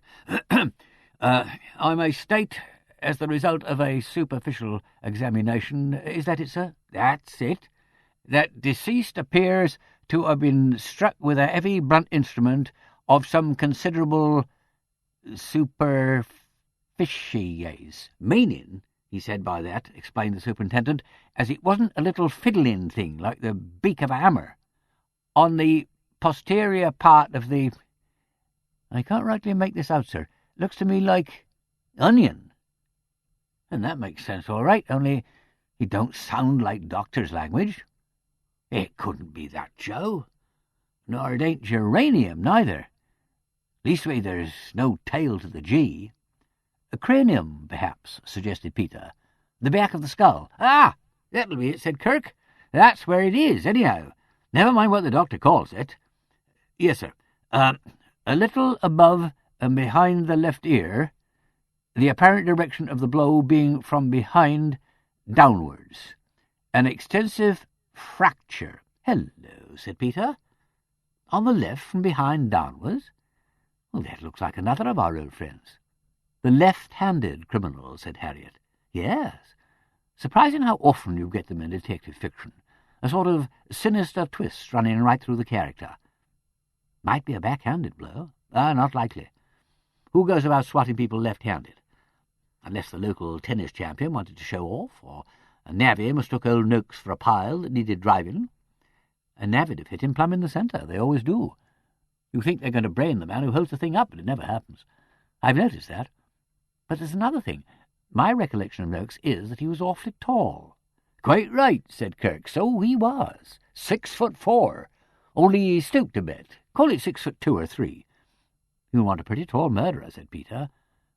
Wouldn't a long-handled weapon do, like a croquet mallet or a golf club? Yes, or a cricket bat. Or a beetle, of course. Or a spade, the flat side. Or a gun stock, possibly even a poker. It'd have to be a long, heavy one with a thick knob. I think there's one in the kitchen. Or even a broom, I suppose. Don't think it'd be heavy enough, though it is possible. How about an axe or a pick? No, not blunt enough. They've got square edges. What other long things are there? I've heard of a flail, but I've never seen one. A lead cosh, if it was long enough. Not a sandbag, they bend. A lump of lead in an old stocking would be handy. Yes, but look here, Peter. Anything would do, even a rolling pin, always supposing— Yes, I thought of that. He might have been sitting down. So it might be a stone or a paperweight like that one on the windowsill there. Mr. Kirk started. Struth, he observed. Aye, you're quick, you two. Not much you miss, is there? And the lady's as smart as the gentleman. It's her job, said Peter. She writes detective stories. Does she now? Said the superintendent. I can't say I read a lot of them, though Mrs. Kirk, she likes a good Edgar Wallace now and again.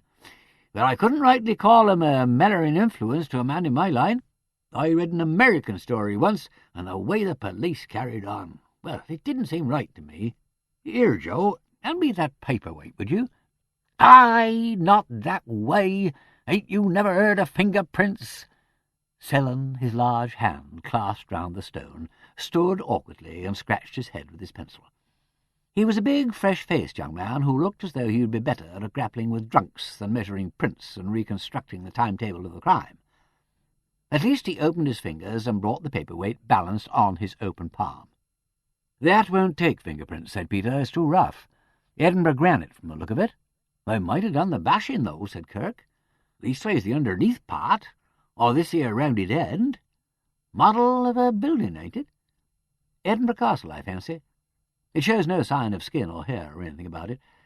Look, just a minute." He picked it up by a convenient chimney, examined its surface with a lens, and said definitely, "No." "Oh, well, that gets us nowhere. We'll have a look at the kitchen poker presently.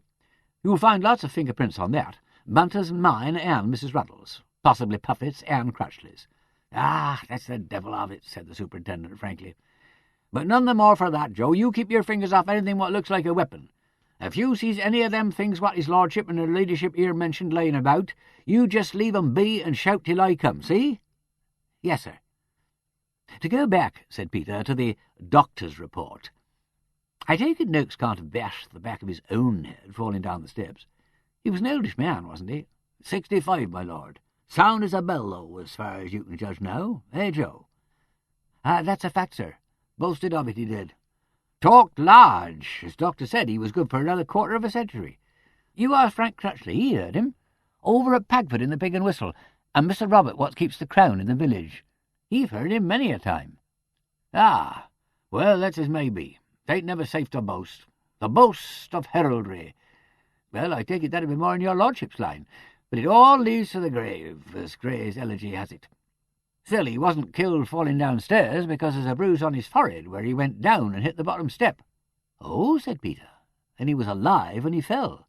"Yes," said Mr. Kirk, a little put out by being anticipated. "That's what I was leading up to. But there again, that don't prove nothing, because seemingly he didn't die straight off, according to what Dr. Craven makes out. Shall I read that bit out, sir?" "No, don't bother with it, Joe. It's only a lot of rigmarole. I can explain to his lordship without all your onions and geraniums. What it comes to is this. Somebody hit him and bust his skull, and he likely tumbled down and lost consciousness, concussed, as you might say. After a bit he'd come to, like as not, but he'd never know what hit him. Wouldn't remember a thing about it." "Thought he would," said Harriet eagerly. She knew that bit. In fact, she'd had to expound it in her latest detective novel but one. There'd be complete forgetfulness of everything immediately preceding the blow, and he might even pick himself up and feel all right for some time. "Except," put in Mr. Kirk, who liked a literal precision, "for a sore head. But generally speaking, that's correct, according to the doctor. He might walk about and do quite a bit for himself." "Such as locking the door behind the murderer?" "Exactly. Now, there's the trouble. Then," pursued Harriet, "he'd get giddy and drowsy, wouldn't he? Wander off to get a drink or call for help, and—" Memory suddenly showed her the open cellar door, yawning between the back door and the scullery, and pitch down the cellar steps and die there. That door was standing open when we arrived. I remember Mrs. Ruddle telling her Bert to shut it. "Ah, pity they didn't happen to look inside," grunted the superintendent. "Not as it'd have done the deceased any good. He'd been dead long enough. But if you'd have known, you could have kept the house in statu quo, as they say." "We could," said Peter, with emphasis, "but I don't mind telling you frankly that we were in no mood to." "No," said Mr. Kirk, meditatively. "I don't suppose you were. No, all things considered, it would have been inconvenient, I see that. But it's a pity, all the same, because you see we've got very little to go on, and that's a fact. The poor old chap might have been killed anywhere, upstairs, downstairs, in my lady's chamber." "No, no, Mother Goose," said Peter hastily. Not there, my child. Felicia Haymans. Let us pass on. How long did he live after he was hit?" Doctor says," put in the constable, "from half an hour to 1 hour, judging by the something or other." "Hemorrhage?" suggested Kirk, taking possession of the letter. "That's it. Hemorrhagic effusion into the cortex. Oh, that's a good one." "Bleeding in the brain," said Peter. "Good Lord, he had plenty of time. He may have been crushed outside the house altogether." "But when do you suppose it all happened?" demanded Harriet. She appreciated Peter's effort to exonerate the house from all share of the crime, and was annoyed with herself for having betrayed all sensibility on the subject. It was distracting for him. Her tone, in consequence, was determinedly offhand and practical. "That," said the superintendent, "is what we've got to find out. Some time last Wednesday night, put in what the doctor says with the rest of the evidence. After dark, if them candles are anything to go by. And that means... We'd better have this chap Crutchley in. Seems like he might have been the last person to see the deceased alive." "Enter the obvious suspect," said Peter lightly. "The obvious suspect is always innocent," said Harriet in the same tone. "In books, my lady," said Mr. Kirk, with a little indulgent bow towards her, as who should say, "The ladies, God bless 'em, ha ha ha." "Come, come," said Peter. "We must not introduce our professional prejudices into the case. How about it, Superintendent? Shall we make ourselves scarce?" "That's as you like, my lord. I'll be glad enough if you'd stay. You might give me a bit of help, seeing as you know the ropes, so to speak. Not but what it'll be a kind of busman's holiday for you," he finished up rather dubiously. "That's what I was thinking," said Harriet. "A busman's honeymoon." "Butchered to make a Lord Byron," cried Mr. Kirk a little too promptly. "Butchered to make a busman's—" "No, that don't seem right, somehow." "Try Roman," said Peter. "All right, we'll do our best. No objection to smoking in court, I take it? Where the devil did I put the matches?" Here you are, my lord," said Sullen. He produced a box and struck a light. Peter eyed him curiously and remarked, "Hello, you're left-handed." For some things, my lord, not for writing." "Only for striking matches and handling Edinburgh rock?" "Left-handed?" said Kirk. "Why, so you are, Joe. I hope you ain't this tall left-handed murderer what we're looking out for." No, sir," said the constable briefly. "Ah, pretty thing that'd be," said his superior with a hearty guffaw. "We shouldn't never hear the last of that. Now you hop out and get Crutchley. Nice lad he is," he went on, turning to Peter as Sullen left the room. "Hard working, but no Sherlock Holmes, if you follow me. Slow in the uptake. I sometimes think his heart ain't rightly in his work these days. Married too young, that's what it is, and started a family, which is a handicap to a young officer." "Ah," said Peter, "all this matrimony is a sad mistake." He laid his hand on his wife's shoulder, while Mr. Kirk tactfully studied his notebook.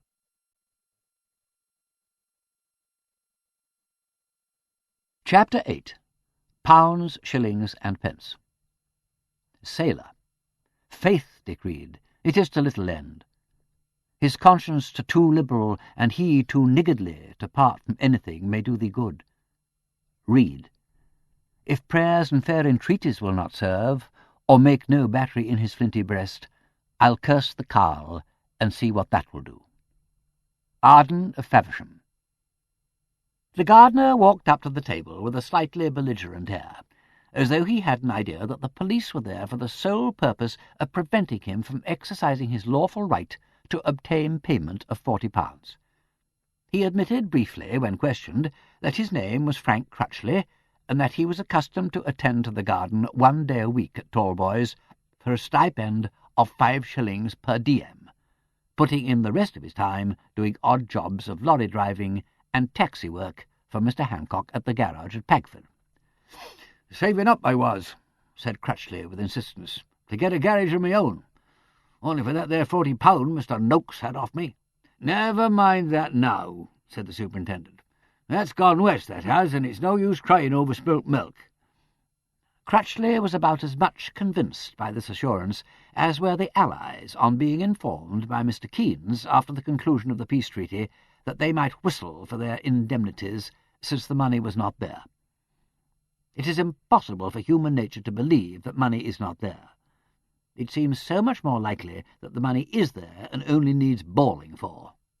"We promised," affirmed Frank Crutchley in a dogged effort to overcome Mr. Kirk's extraordinary obtuseness, "that he'd let me have it when I came today."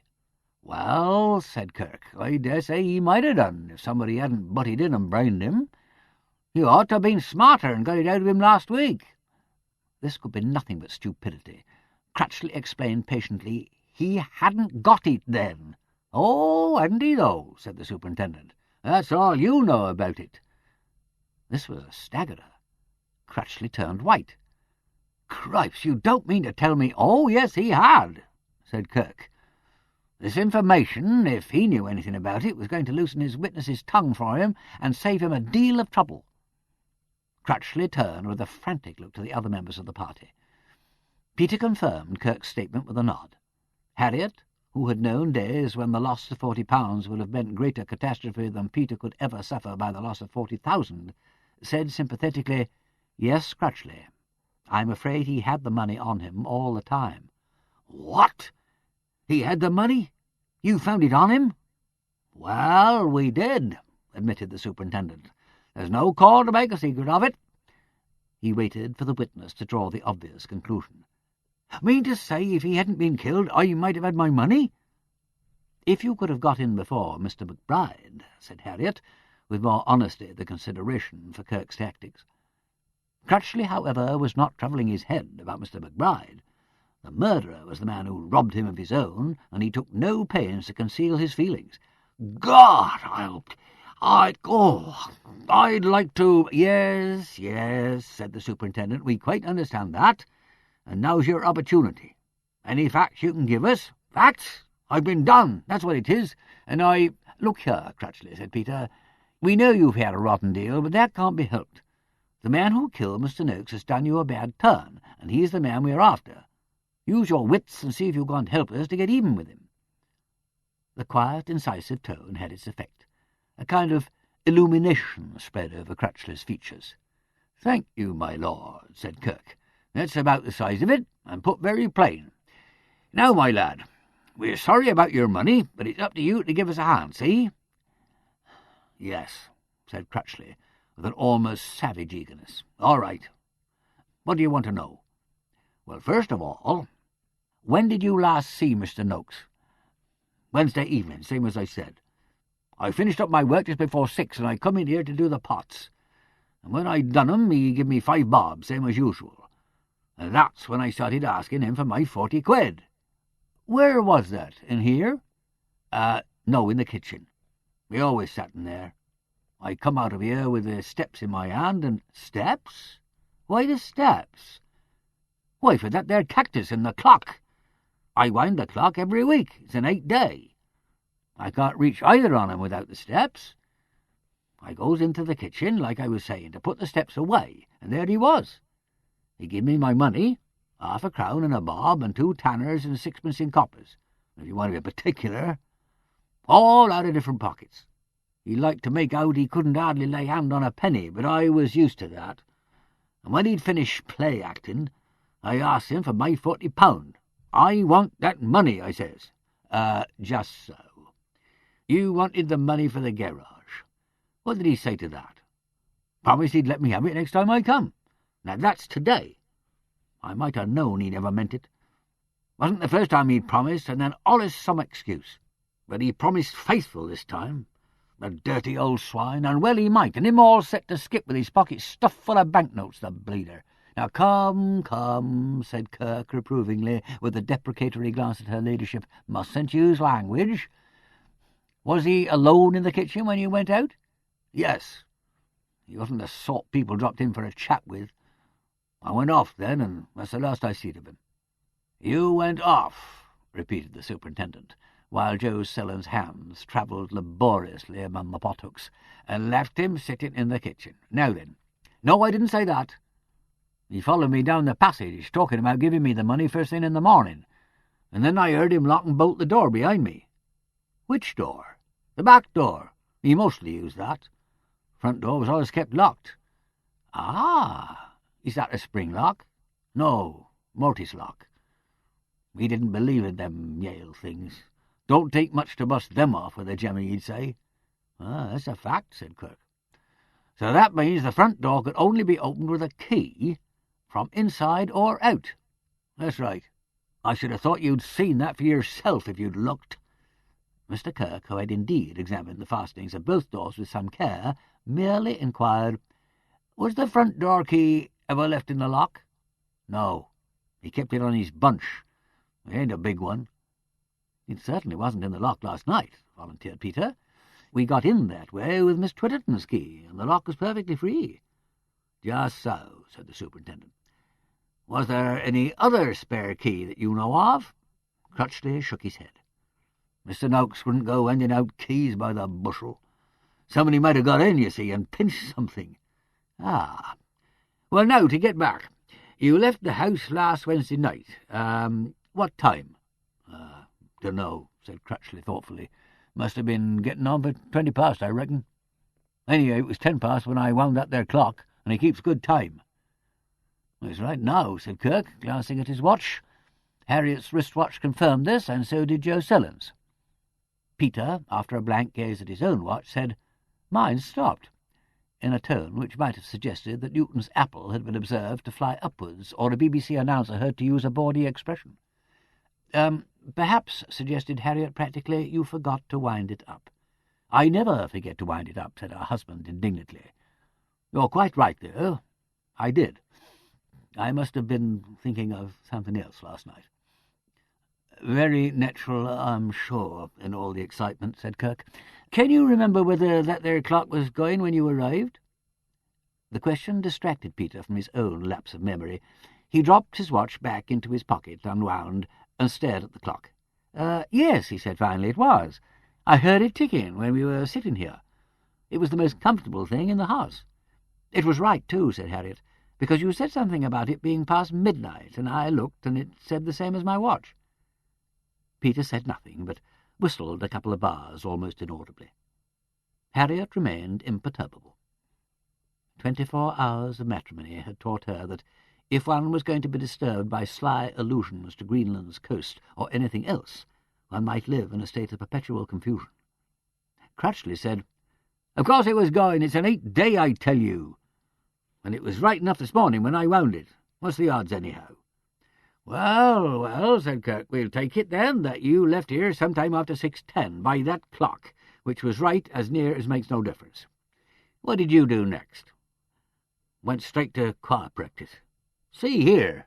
Choir practice, eh? Ah, ought to be easy enough to check up on that. What time's practice?" 6:30. "I was in good time. You can ask anybody." "Quite so," agreed Kirk. "All this is routine, you know, getting the time straight and so on. You left the house not earlier than 6:10 and not later than, say 6:25, to let you get to the church at 6:30, right? Now, as a matter of routine, what did you do after that?" "Vicar asked me to drive his car over to Pagford for him. He don't like driving himself after lighting up. He ain't so young as he was. I had my supper over there at the Pig and Whistle and had a look at the darts match. Tom Puffett can tell you he was there. Vicar gave him a lift over." "Puffett, a darts player, eh?" inquired Peter pleasantly. "Ex-champion, and still throws a tidy dart. Ah, it's the power he puts behind it, no doubt. Black he stood as night, fierce as 10 furies, terrible as hell, and shook a dreadful dart." "Ha-ha!" cried Kirk, taken unaware and immensely tickled. "That's good. Hear that, Joe? That's good, that is. Black. He was black enough last time I saw him, halfway up the kitchen chimney, and shook a dreadful dart. I must tell him that. Worst of it is, I don't suppose he ever heard of Milton. Fierce as... Well, poor old Tom Puffett." The superintendent waited to roll the jest over again on his tongue before returning to his inquiry. Well, we'll see Tom Puffett presently. Did you bring Mr. Goodacre back?" "Yes," said Crutchley impatiently. He was not interested in John Milton. 10:30 I got him home, or just after. Then I went back to Pagford on my bike. I got in just on 11 and went to bed." "Where did you sleep? Hancock's garage?" "That's right. Along with their other chap, Williams. He'll tell you." Kirk was in the middle of extracting further particulars about Williams when the sooty face of Mr. Puffett poked itself in through the door. "Excuse me," said Mr. Puffett, "but I can't do nothing with this here pot. Will you have the Reverend's gun, my lord, or shall I fetch the ladders afore it gets dark?" Kirk opened his mouth to reprove the intruder, but was suddenly overcome. "Black it stood as night," he muttered joyfully. This new way of applying quotations, not to edification, seemed to have caught his fancy. "Oh dear," said Harriet. She glanced at Peter. "I wonder if we'd better leave it till tomorrow." "I don't mind telling you, my lady," observed the sweep. "Mr. Bunter's fair put out, thinking he'll have to cook dinner on that there Persian oil stove." "I'd better come and talk to Bunter," said Harriet. She felt she could not bear to see Bunter suffer any more. Besides, the men would probably get on better without her. As she went out, she heard Kirk call Puffett into the room. Just a moment," said Kirk. "Crutchley here says he was at choir practice last Wednesday night from 6:30 on. Do you know anything about that?" "That's right, Mr. Kirk. We was both there. 6:30 to 7:30. Harvest anthem. For his mercies still endure, ever faithful, ever sure. Finding his notes less powerful than usual, Mr. Puffet cleared his throat. Oh, God. Been swallowing over the soot, that's what I've been doing. Ever faithful, ever sure. Yeah, that's quite correct. And you see me round at the pig, too, said Crutchley. Of course I did. I'm not blind. You dropped me there and took Vicar on to the parish hall and come back not 5 minutes after for your supper. Bread and cheese you had, and 4.5 pints, 'cause I counted them. Drowned yourself one of these days, I reckon. Was Crutchley there all the time? Asked Kirk. Till closing, 10 o'clock. Then we had to go round and pick up Mr. Goodacre again. Whist drive was over at 10, but we had to wait getting on 10 minutes while he had a chat with old Miss Moody. Oh, how that woman do clack, to be sure. Then he come back with us. That's right, ain't it, Frank? That's right. And, pursued Mr. Puffet with a large wink, if it's me you got your eye on, you can ask Ginny what time I got home. George, too. Really vexed Ginny was at me sitting down to tell George about the match. But there, she's expecting her fourth, and it makes her fretchety like. I tell her it ain't no good blaming her dad, but I reckon she got to take it out of George somehow. Very good, said Superintendent. That's all I want to know. Right, said Mr. Puffet. I'll be seeing about them matters then. He retired promptly, and Kirk again turned to Crutchley. Well, that seems straight enough. You left, call it 6:20, and didn't come back that night. You left deceased alone in the house, with the back door locked and bolted, and the front locked so far as you know. How about the windows? Shut and locked them all afore I went. Burglar-proof catches, you can see they have. Mr. Noakes didn't set much store by fresh air.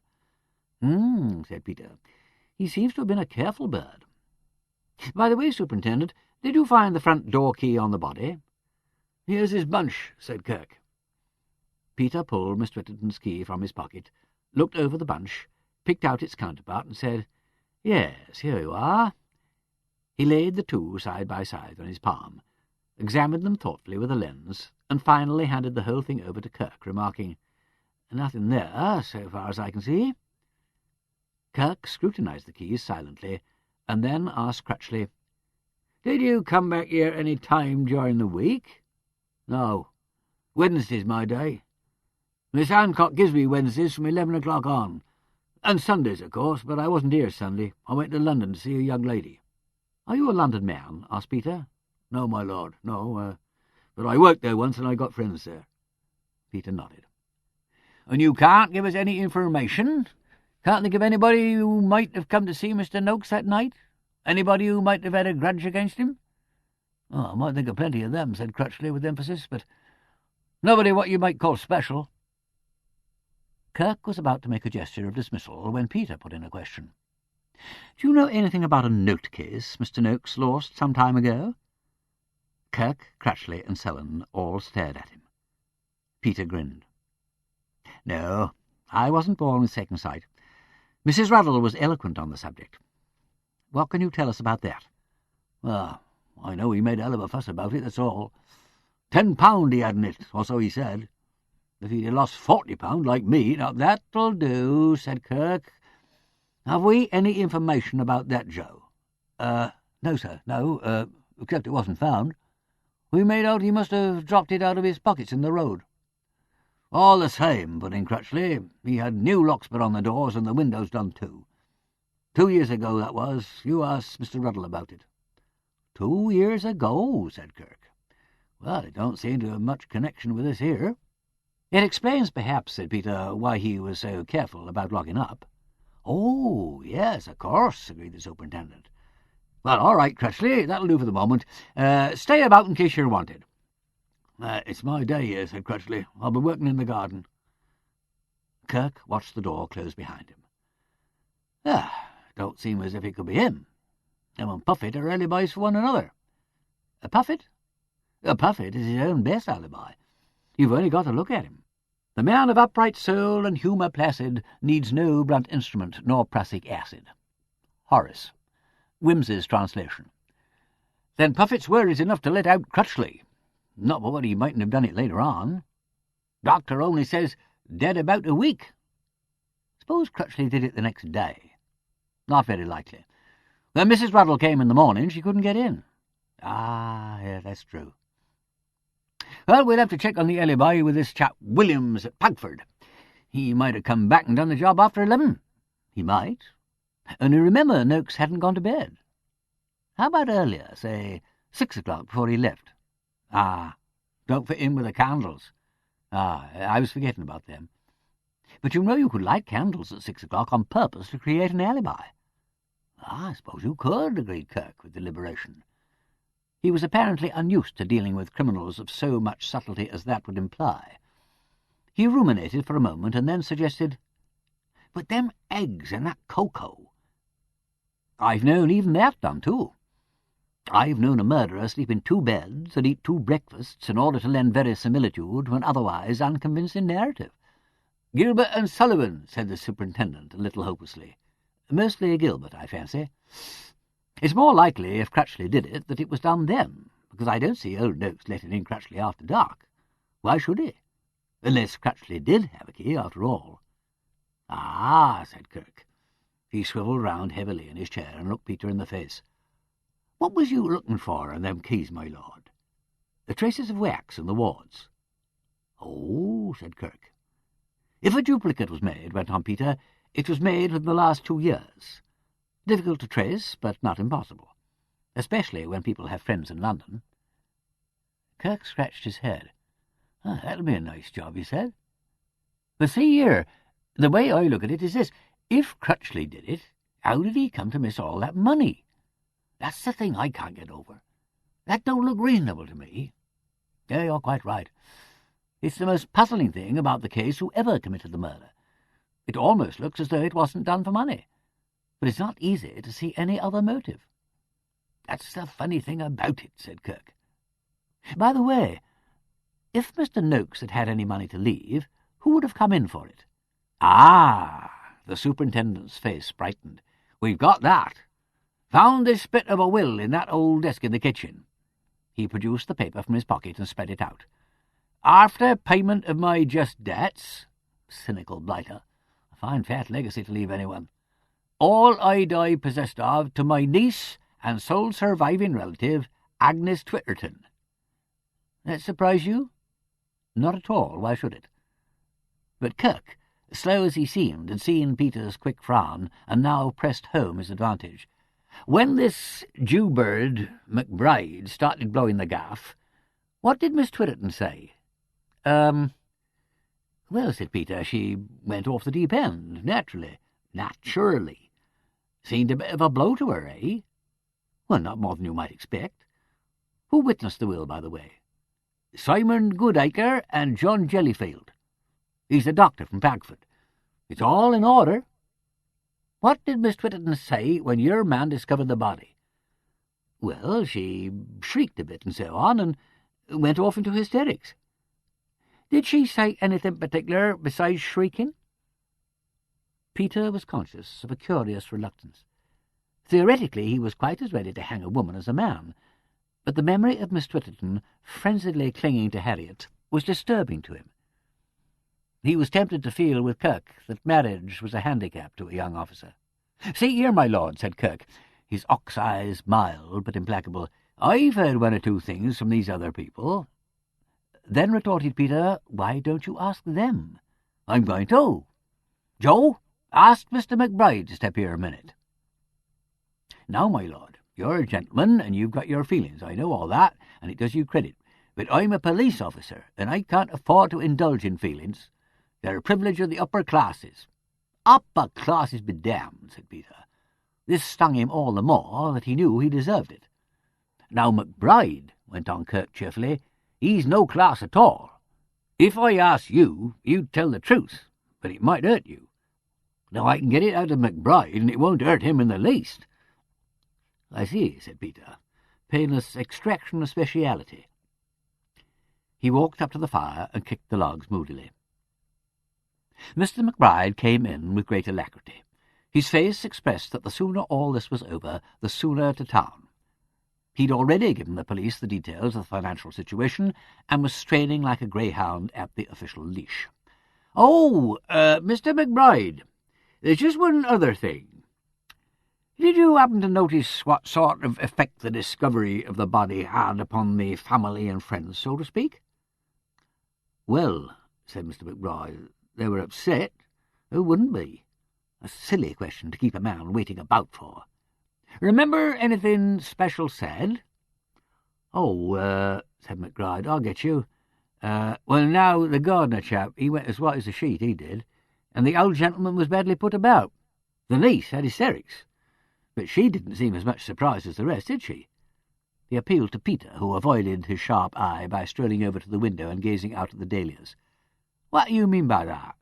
"Well, when the servant came in and said they'd found Mr. Noakes, she yelled out at once, 'Oh, Uncle's dead.'"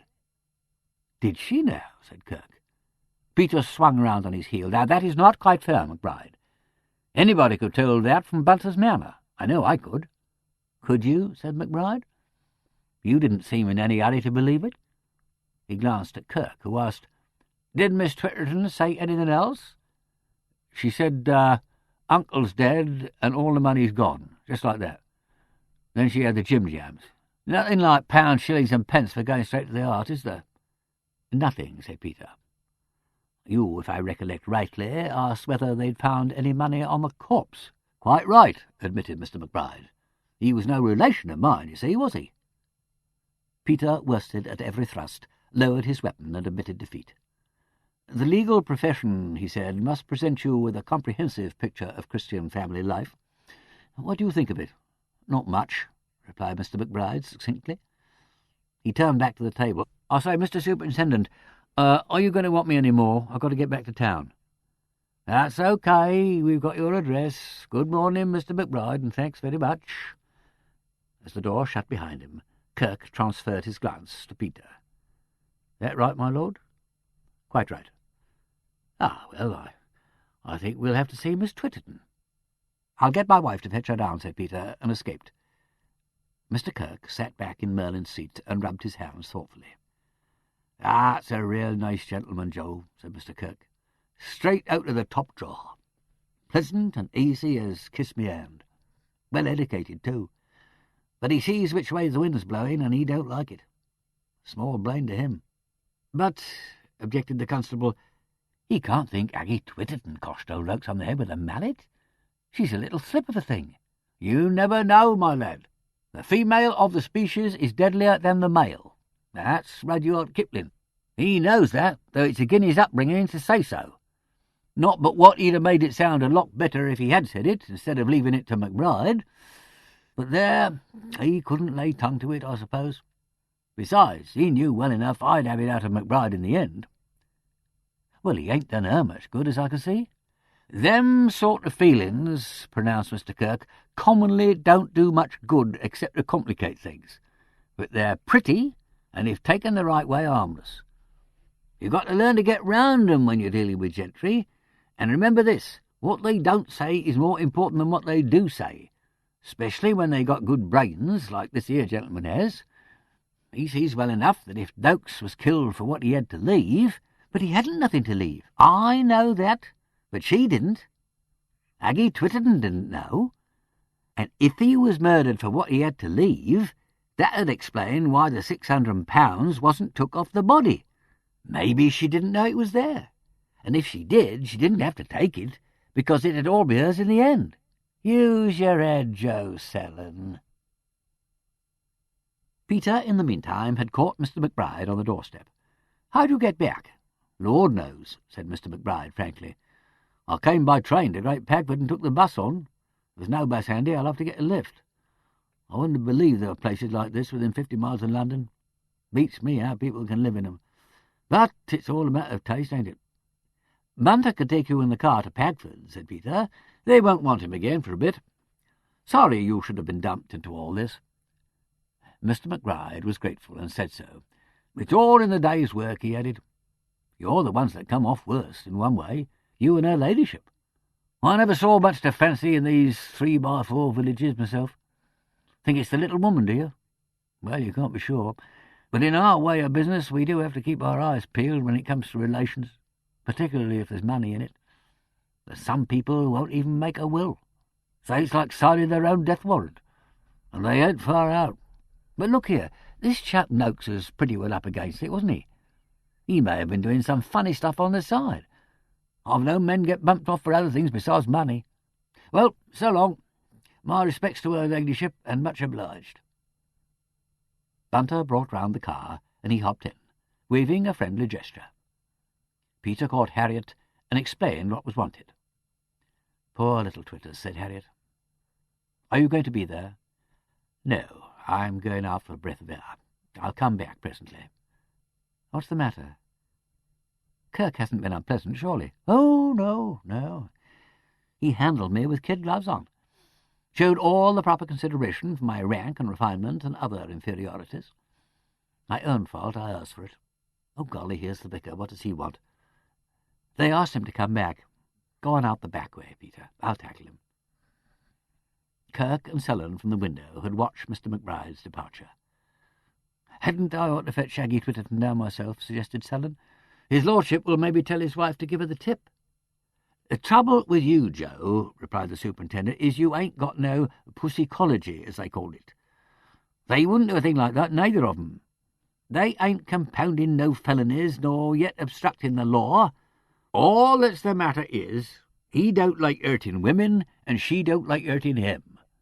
But they won't either on 'em put a finger to stop it, because that sort of thing ain't done. And when things ain't done, they won't do 'em, and that's the long and the short of it." Having thus laid down the code of behaviour for the nobility and gentry, Mr. Kirk blew his nose and resumed his seat. Whereupon the door opened to admit Harriet and Mr. Goodacre.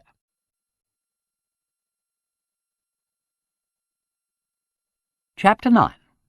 Times and Seasons. "Dost thou know what reputation is? I'll tell thee. To small purpose, since the instruction comes now too late. You have shook hands with reputation, and made him invisible." John Webster, The Duchess of Malty. The Reverend Simon Goodacre blinked nervously when confronted by the two officers, drawn up, as it were, in battle array, and Harriet's brief announcement on her way upstairs that he had "something to say to you, Superintendent," did little to set him at ease. "Dear me, well, yes. I came back to see if you wanted me for anything. As you suggested, you know, as you suggested, and to tell Miss Twitterton, but I see she's not here. Well, only that I had seen Lugg about the, oh, dear me, the coffin. There must be a coffin, of course. I'm not acquainted with the official procedure in such circumstances, but no doubt a coffin will have to be provided." "Certainly," said Kirk. "Oh, yes, thank you. I had supposed so.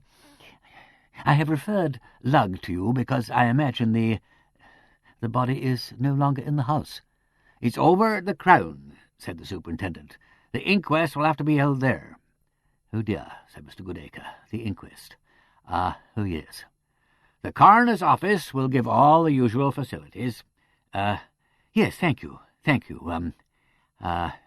Crutchley spoke to me as I came up the path." "What did he say?" "Well, I think he thinks he might be suspected." "What makes him think that?" "Oh, dear me," said Mr. Goodacre, I fear I'm putting my foot in it. He didn't say he did think it. I only thought he might think it from what he said. But I assure you, Superintendent, that I can confirm his alibi in every particular.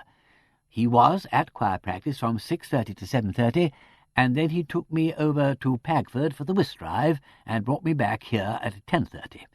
So you see, that's all right, sir. If an alibi's wanted for them times, you and him's out of it." "I am out of it?" exclaimed Mr. Goodacre. "Oh, bless my soul, Superintendent. Only my joke, sir." Mr. Goodacre seemed to find the joke in but poor taste. He replied, however, mildly, yes. "Well, I hope I may assure Crutchley that it's all right. He's a young man of whom I have a very high opinion. So keen and industrious. You mustn't attach too much importance to his chagrin about the £40. It's a considerable sum for a man in his position. Don't you worry about that, sir, said Kirk. Very glad to have your confirmation of those times. Yes. Well, I thought I'd better mention it. Now, is there anything else I can do to help? Thank you very much, sir. I don't think there is. You spent Wednesday night at home, I take it, after 10:30? Oh, why, of course, said the vicar, not at all relishing his tendency to harp upon his movements. My wife and my servant can substantiate my statement. But you scarcely suppose. No, we ain't got to supposing things yet, sir. That comes later. This is all routine. You didn't call here at any time during the last week by any chance? Oh, no. Mr. Noakes was away. Oh, you knew he was away, did you, sir? No. At least, well, I suppose so. That is to say, yes, I called here on the Thursday morning, but got no answer, so I supposed he was away, as he sometimes was. In fact, I fancy Mrs. Ruddle told me so. Yes, that was it. The only time you called? Dear me, yes. It was only a little matter of a subscription. In fact, that was what I came about today. I was passing by, and I saw a notice on the gate asking for bread and milk to be delivered, so I supposed he had returned. Ah, yes. When you came on Thursday, you didn't notice anything funny about the house? Oh, goodness me, no. Nothing unusual at all. What would there be to notice? Well, began Kirk, but after all, what could he expect this short-sighted old gentleman to notice? Signs of a struggle? Fingerprints on a door? Footmarks on the path? Scarcely. Mr. Goodacre would possibly have noticed a full-sized corpse if he'd happened to trip over it, but probably nothing smaller. He accordingly thanked and dismissed the vicar, who, once more observing that he could fully account for Crutchley's movements and his own after 6:30, blundered vaguely out again, murmuring a series of agitated good afternoons as he went. Well, said Kirk. He frowned. What makes the old gentleman so sure those are the essential times? We don't know they are. No, sir, said Selden. Seems very excited about it. It can't hardly be him. Well, come to think of it, he's tall enough. He's taller nor what you are. Pretty well as tall as Mr. Noakes was, I reckon. I'm sure, said the constable, it couldn't be Vicar, sir. Isn't that just what I'm saying? I suppose Crutchley must have got the idea of the times being important from us questioning so closely about them. It's a hard life, added Mr. Kirk plaintively. If you ask questions, you tell the witness what you're after. If you don't ask 'em, you can't find out anything. And just when you think you're getting onto something, you come slap up against the judge's rules. Yes, sir, said Selden respectfully. He rose as Harriet led Miss Twitterton in and brought forward another chair. "Oh, please," exclaimed Miss Twitterton faintly, "please don't leave me, Lady Peter." No, said Harriet. Mr. Kirk hastened to reassure the witness. Sit down, Miss Twitterton. There's nothing to be alarmed about. Now, first of all, I understand you know nothing about your uncle's arrangements with Lord Peter Wimsey. Selling the house, I mean, and so on. No, just so.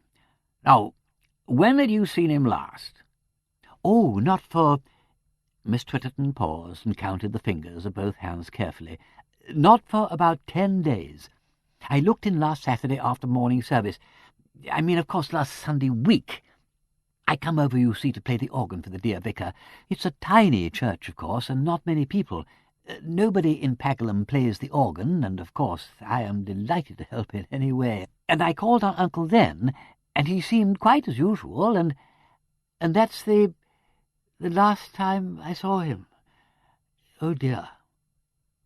Were you aware that he was absent from home ever since last Wednesday? But he wasn't absent, exclaimed Miss Twitterton. He was here all the time. Quite so, said the superintendent. Did you know he was here and not absent? Well, of course not. He's often away.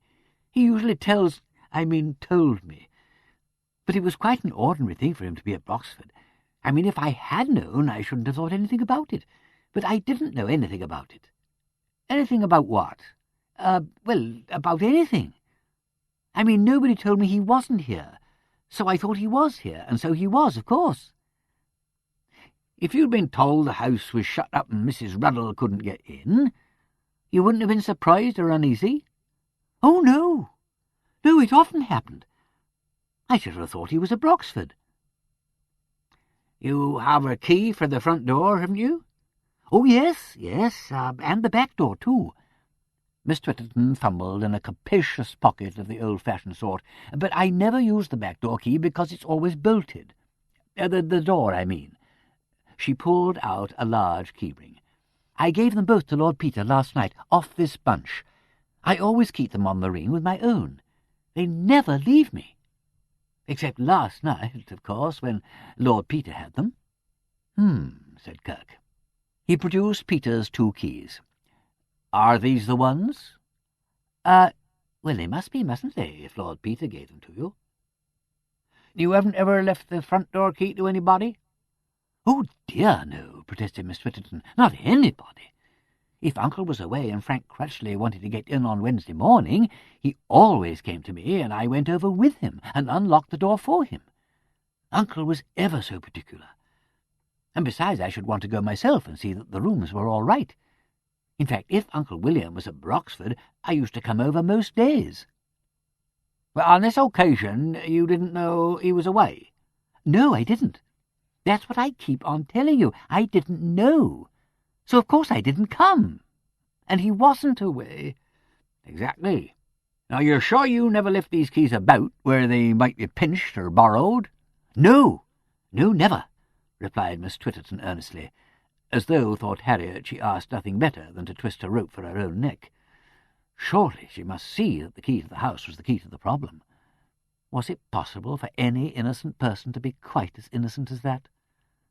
The superintendent ploughed on with his questions unmoved. Where do you keep them at night? Always in my bedroom. The keys and dear mother's silver teapot and Aunt Sophie's cruet that was a wedding present to Grandpa and Grandma. I take them up with me every night and put them on the little table by my bed, with the dinner bell handy in case of fire. And I'm sure nobody would come in when I was asleep, because I always put a deck chair across the head of the staircase. You brought the dinner bell down when you came to let us in, said Harriet, vaguely corroborative. Her attention was distracted by the sight of Peter's face peering in through the diamond panes of the lattice. She waved him a friendly gesture. Presumably he'd walked off his attack of self-consciousness and was getting interested again. A deck chair? Kirk was asking. To trip up a burglar, explained Miss Twitterton very seriously. It's a splendid thing. You see, while he was getting all tangled up and making a noise, I should hear him and ring the dinner bell out of the window for the police. Dear me, said Harriet.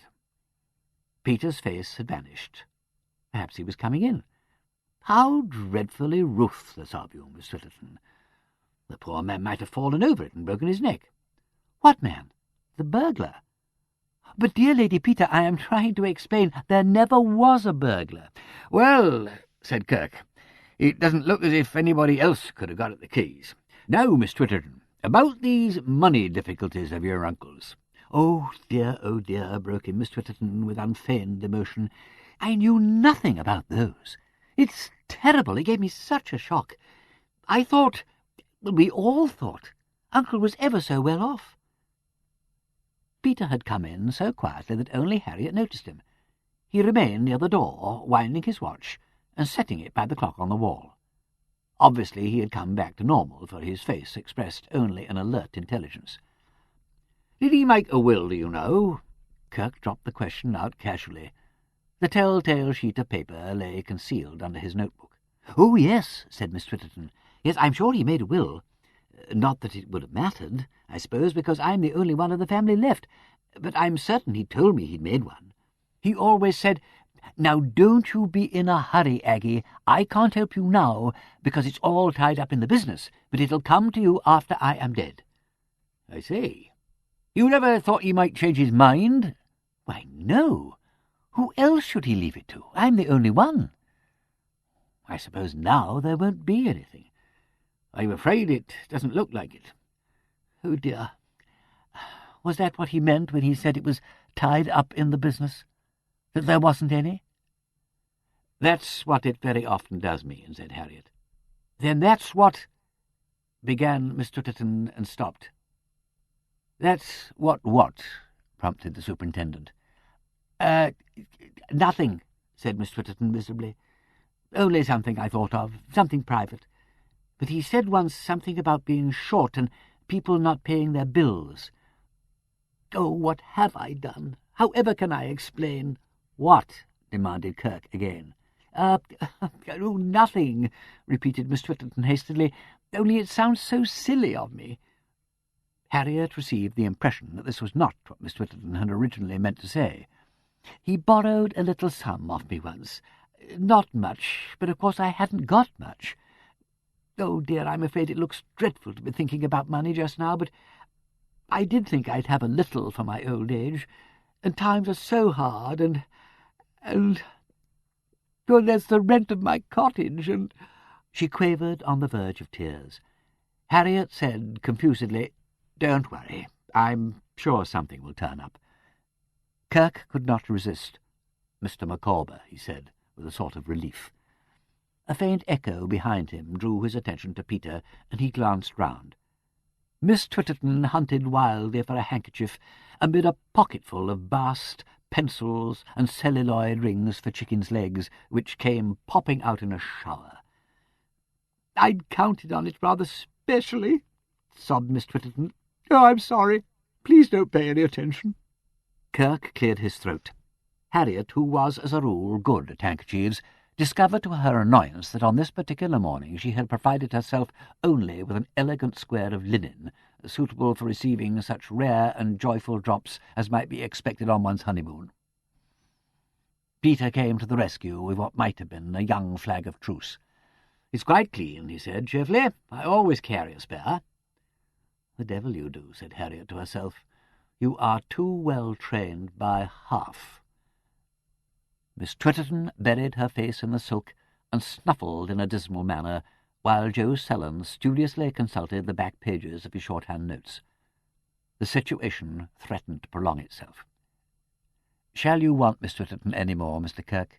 Harriet ventured at length, "because I really think—" Well," said the superintendent, "if Miss Twitterton wouldn't mind telling us, just as a matter of form, you understand, where she was last Wednesday evening." Miss Twitterton came quite briskly out of her handkerchief. "But Wednesday is always choir practice," she announced, with an air of astonishment that anyone should ask so simple a question. "Ah, yes," agreed Kirk. "And I suppose you'd quite naturally pop in on your uncle when that was over." "Oh, no," said Miss Twitterton. "No, indeed I didn't. No, I went home to supper. Wednesday's my busy night, you know." "That's so," said Kirk. "Yes, of course, because of market on Thursday. Why, I had half a dozen fowls to kill and pluck before I went to bed. It may be ever so late. Mr. Goodacre, he's always so kind, he's often said he knew it was inconvenient having the practice on Wednesday, but it happens to suit some of the men better, and so you see—" "6 to kill and pluck," said Kirk thoughtfully, as though estimating the time that this would take. Harriet looked at the meek Miss Twitterton in consternation. "You don't mean to say you kill them yourself?" "Oh, yes," said Miss Twitterton brightly. "Oh, it's so much easier than you would think, when you're used to it."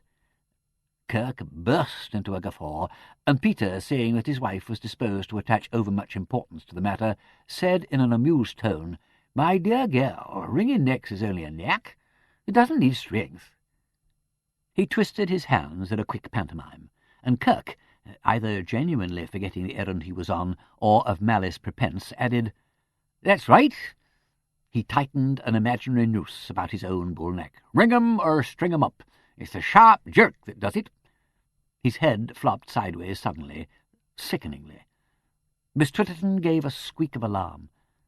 For the first time, perhaps, she realized where all this had to end. Harriet was angry, and her face showed it. Men! When they got together, they were all alike, even Peter. For a moment he and Kirk stood together on the far side of a chasm, and she hated them both. "Steady on, Super," said Wimsey. "We're alarming the ladies." "Oh, dear! Oh, that'll never do." Kirk was jovial, but the brown ox eyes were as watchful as the grey. Well, thank you, Miss Twitterton. I think that's all for the moment. That's all right, then. Harriet got up. It's all over. Come along and see how Mr. Puffet is getting on with the kitchen chimney. She pulled Miss Twitterton to her feet and steered her out of the room. As Peter opened the door for them, she darted a reproachful glance at him, but, as with Lancelot and Guinevere, their eyes met, and hers fell. "Oh, and my lady," said the superintendent, unmoved, "would you be so kind as to tell Mrs. Ruddle she's wanted? We must get those times straightened out a bit," he went on, addressing himself to Selden, who grunted and took out a knife to sharpen his pencil. "Well," said Peter, in a tone almost of challenge. She was quite frank about that. "Yes, my lord. She knew about it all right. A little knowledge is a dangerous thing." Not knowledge, learning," Peter corrected him peevishly. "A little learning, Alexander Pope." "Is that so?" replied Mr. Kirk, not at all perturbed. "I must make a note of that.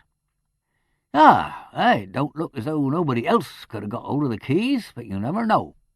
I think she was telling the truth. "I reckon there's several kinds of truth, my lord. There's truth as far as you knows it, and there's truth as far as you're asked for it. But they don't represent the whole truth, not necessarily. For instance, I never asked that little lady if she locked up the house after someone else, did I? All I said was, when did you last see your your uncle, see?" "Yes, I see. Personally, I always preferred not to have a key to the house in which they've discovered the body." "There's that about it," admitted Kirk. "But there's circumstances in which you might rather it was you than somebody else, if you take my meaning. And there's times when— What do you suppose she meant when she said, 'What had she done,' eh? Maybe it come to her she might have left them keys about, accidental, on purpose, or maybe—" "That was about the money." "So it was. And maybe she thought of something else she'd done as wasn't much use to her nor anybody, as it turned out. Something she was hiding there, if you ask me. If she'd been a man, I'd have got it out of her fast enough. But women, they get howling and sniffling, and you can't do nothing with them." "True," said Peter, and felt in his turn a momentary resentment against the whole sex, including his wife. After all, hadn't she, more or less, ticked him off in the matter of neck-wringing? And the lady who now entered, rubbing her hands on her apron and crying in self-important tones, "Did you want me, mister?" There was nothing in her to thrill to music the silent string of chivalry. Kirk, however, knew where he was with the Mrs. Ruddles of this life, and attacked the position confidently. "Yes. We wanted to fix up a bit more exactly about the time of this murder. Now, Crutchley says he saw Mr. Noakes alive and well on Wednesday evening about 6:20. You'd gone home by then, I suppose?" "Yes, I had. I only came to Mr. Noakes mornings. I wasn't in the house after dinner time." "And you came up next morning and found the place shut up?" "That's right. I knocks hard on both doors. Him being a bit deaf, I always knocks hard, and then I gives a shout like under his bedroom window. And then I knocks again. Nothing come of it, and I says, 'Drat the man,' I says, 'he's gone off to Broxford,' thinking he'd took the 10 o'clock bus the night before. There, I says, he might have told me, and me not paid for last week neither." "What else did you do?" "Nothing. There wasn't nothing to do. Only tell the baker and the milkman not to call, and the newspaper, and leave word at the post office to bring his letters down to me. Only there wasn't no letters, only 2, and they was bills, so I didn't send 'em on." "Ah," said Peter, "that's the right way with bills. There, as the poet ungrammatically observes, there let them lay like the goose with the golden eggs." Mr. Kirk found this quotation confusing and refused to pursue it. "Didn't you think of sending over to Miss Twitterton? She usually came down when Mr. Noakes was away. You must have been surprised not to see her." "It ain't my place to go sending for people if they don't choose to come," said Mrs. Ruddle. If Mr. Noakes had wanted Aggie Twitterton, he could have told her. Leastways, that's how I thought about it. Him being dead, I see now, of course, he couldn't, but I wasn't to know that, was I? And I was inconvenienced enough not having had me money. You don't expect me to go sending 2 miles for people as if I hadn't enough to do without that. Nor wasting good stamps on 'em neither. And what's more," said Mrs. Ruddle with some energy, "I says to myself, if he ain't said nothing to me about going, maybe he ain't told Aggie Twitterton neither. and I don't want to interfere in other folks' business, and don't you think it." "Ah," said Mr. Coke. "Mean to say you thought he might have had some reason for wanting to leave the place quiet-like?" "Well, he might and he mightn't. That's the way I looked at it, see? Of course there was my weekly money, but there wasn't no hurry for that. Aggie Twitterton would have paid me if I asked her." "Of course," said Kirk. "I suppose you didn't think of asking her on Sunday when she came over to play the organ in church?" "Me?" said Mrs. Ruddle, quite affronted. "I'm chapel. They're out and gone by the time we finish. Not but what I have been to church now and again, but there ain't nothing to show for it. Up and down, as if one's knees wasn't wore out with scrubbing on a weekday. And a poor little bit of a sermon with no heart in it. Mr. Goodacre's a very kind gentleman and friendly to all. I ain't saying a word against him, but I am chapel and always was, and that's the other end of the village. Which by the time I was back here, they've all gone home, and Aggie Twitterton on her bicycle. So you see, I couldn't catch her, not if I wanted ever so." "Of course you couldn't," said Kirk. "All right. Well, you didn't try to let Miss Twitterton know. I suppose you mentioned in the village that Mr. Noakes was away?" "I dare say I did," admitted Mrs. Ruddle. "Wasn't nothing out of the way." "You told us," put in Peter, "that he'd gone by the bus at 10 o'clock. "So I thought he had," said Miss Ruddle. "And that would seem natural, so there would be no inquiries. Did anybody call for Mr. Noakes during the week?" "Only Mr. Goodacre. I see him on the Thursday morning poking about the place, and he sees me and hollers out, 'Is Mr. Noakes away?' 'That's right,' I said. 'Gone over to Roxford,' I says. And he says, 'I'll call another day,' he says. I don't remember as nobody come after him." "Then last night," resumed Kirk, "when you let this lady and gentleman in, did you find everything as usual?" "That's right. Excepting these dirty supper things on the table where he left them. He allus had his supper at 7:30 regular. Then he set in the kitchen with his paper till he came in here for the news at 9:30. Very regular he was, a very regular sort of man." Kirk beamed. This was the kind of information he was looking for. "So, he had his supper, but his bed hadn't been slept in?" "No, it hadn't. But of course I put clean sheets for the lady and gentleman. I hope I knows what's proper. Them," explained Mrs. Ruddle, anxious to make things clear, "was the week before sheets, what was all dried and ready Wednesday, but I couldn't take 'em in along of the house being shut up. So I had them all put aside neat in my kitchen, and I didn't have to do more than put them to the fire in a minute, and there they was, all aired and fit for the King and Queen of England." "Ah, well, that helps a lot," said Kirk. "Mr. Noakes ate his supper at 7:30, so presumably he was alive then." He glanced at Peter, but Peter was offering no further embarrassing questions about murderers who ate their victims' suppers, and the superintendent was encouraged to proceed. "He didn't go to bed, so that gives us— When did he usually go to bed, Mrs. Ruddle, do you know?" 11 o'clock, Mr. Kirk. Regular as clockwork. He'd switch off the wireless, and I see his candle go upstairs to bed. I can see his bedroom from my back window, plain enough." "Ah. Now, Mrs. Ruddle, just cast your mind back to Wednesday night. Do you recollect seeing his candle go upstairs to bed?" "Ah, well there," exclaimed Mrs. Ruddle. "Now you comes to mention it, Mr. Kirk, I did not. Which I remember saying to my Bert only the next day. 'There,' I says, 'if I'd only kept awake, I might have known he'd gone off, along of seeing his bedroom window dark. But there,' I says, 'I was that wore out I dropped off the moment my head was on the pillar.'" "Oh, well," said Kirk, disappointed, "it don't really matter. Seeing his bed wasn't slept in, it's likely he was downstairs when—" Thank God, thought Peter, not in my lady's chamber. Mrs. Ruddle interrupted with a sharp screech. "Oh, law, Mr. Kirk, there now. Have you thought of something?" Mrs. Ruddle had, and her expression, as her eyes wandered from Kirk to Selden and then to Peter, indicated that it was not only important but alarming.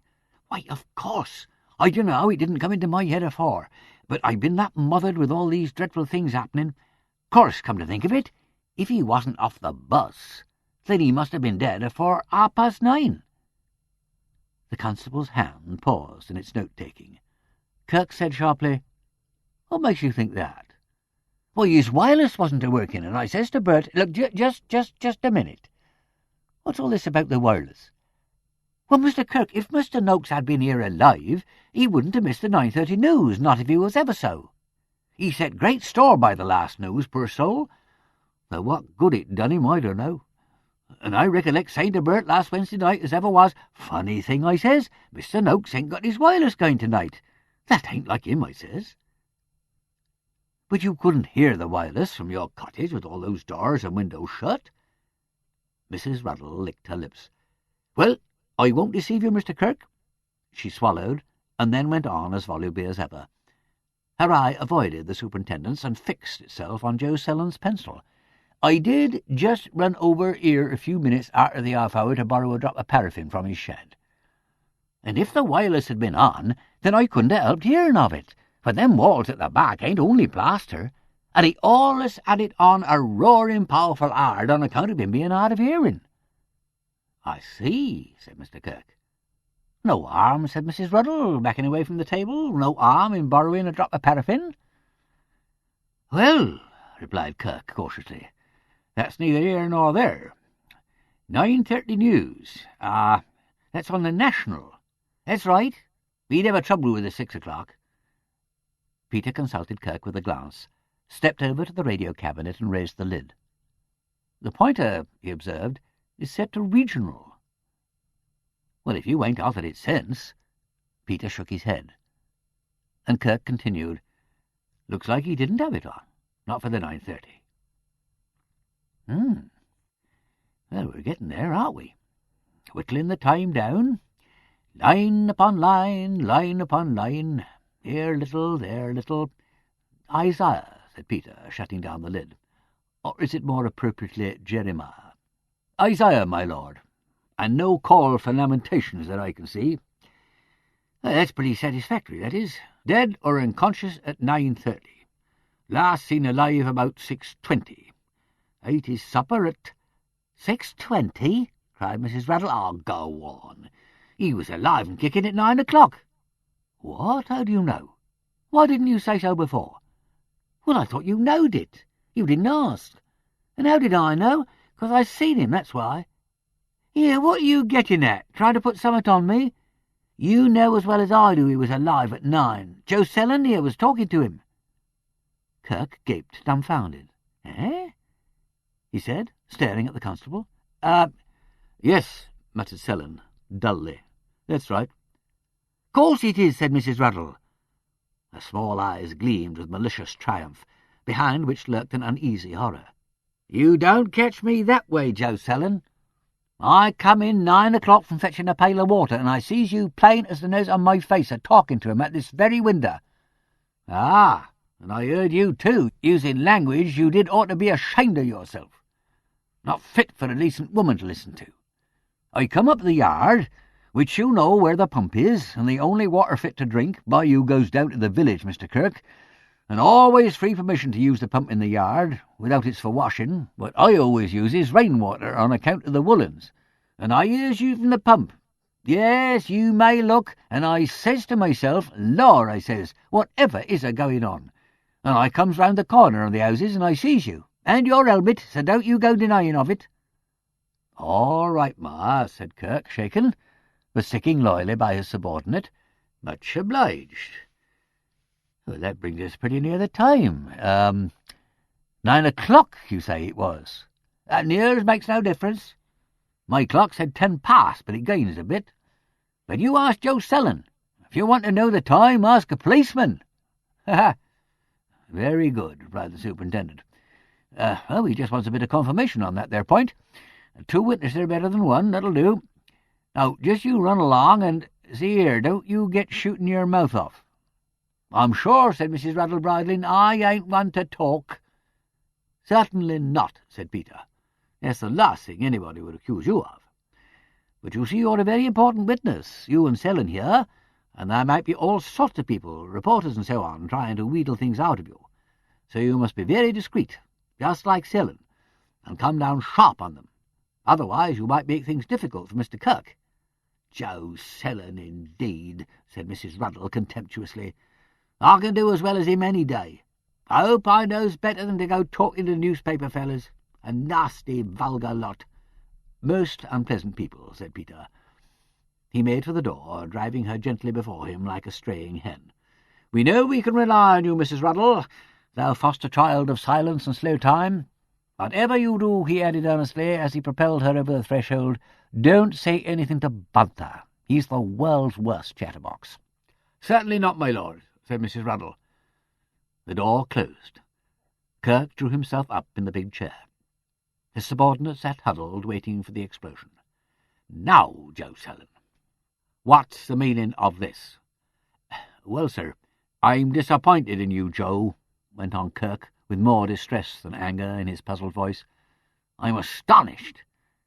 Mean to say you was there at 9 o'clock talking to Mr. Noakes, and you said nothing about it? Ain't you got no sense of duty?"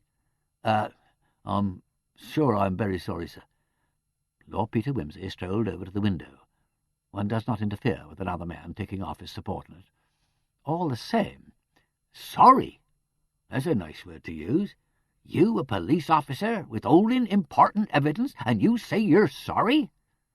"Dereliction of duty, yes, that was the first way to strike one." "I didn't mean—" began Selden, then furiously, "I didn't know that the old cat had seen me." "What the hell does it matter who saw you?" cried Kirk, with rising exasperation. "You ought to have told me first thing." "My God, Joe Selden, I don't know what to make of you. Upon my word, I don't. You're for it, my lad." The wretched Selden sat twisting his hands together, finding no answer but a miserable mumble. "I'm sorry." "Now look here," said Kirk, with a dangerous note in his voice. "What were you doing there that you didn't want anybody to know about? Now speak up." Wait a minute. He's seen it, thought Peter, and turned round. "You're left-handed, ain't you?" "Oh, my God, sir, my God.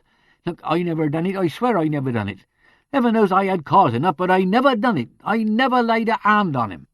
"Cause? What cause?" "Come on now, out with it. What were you doing with Mr. Noakes?"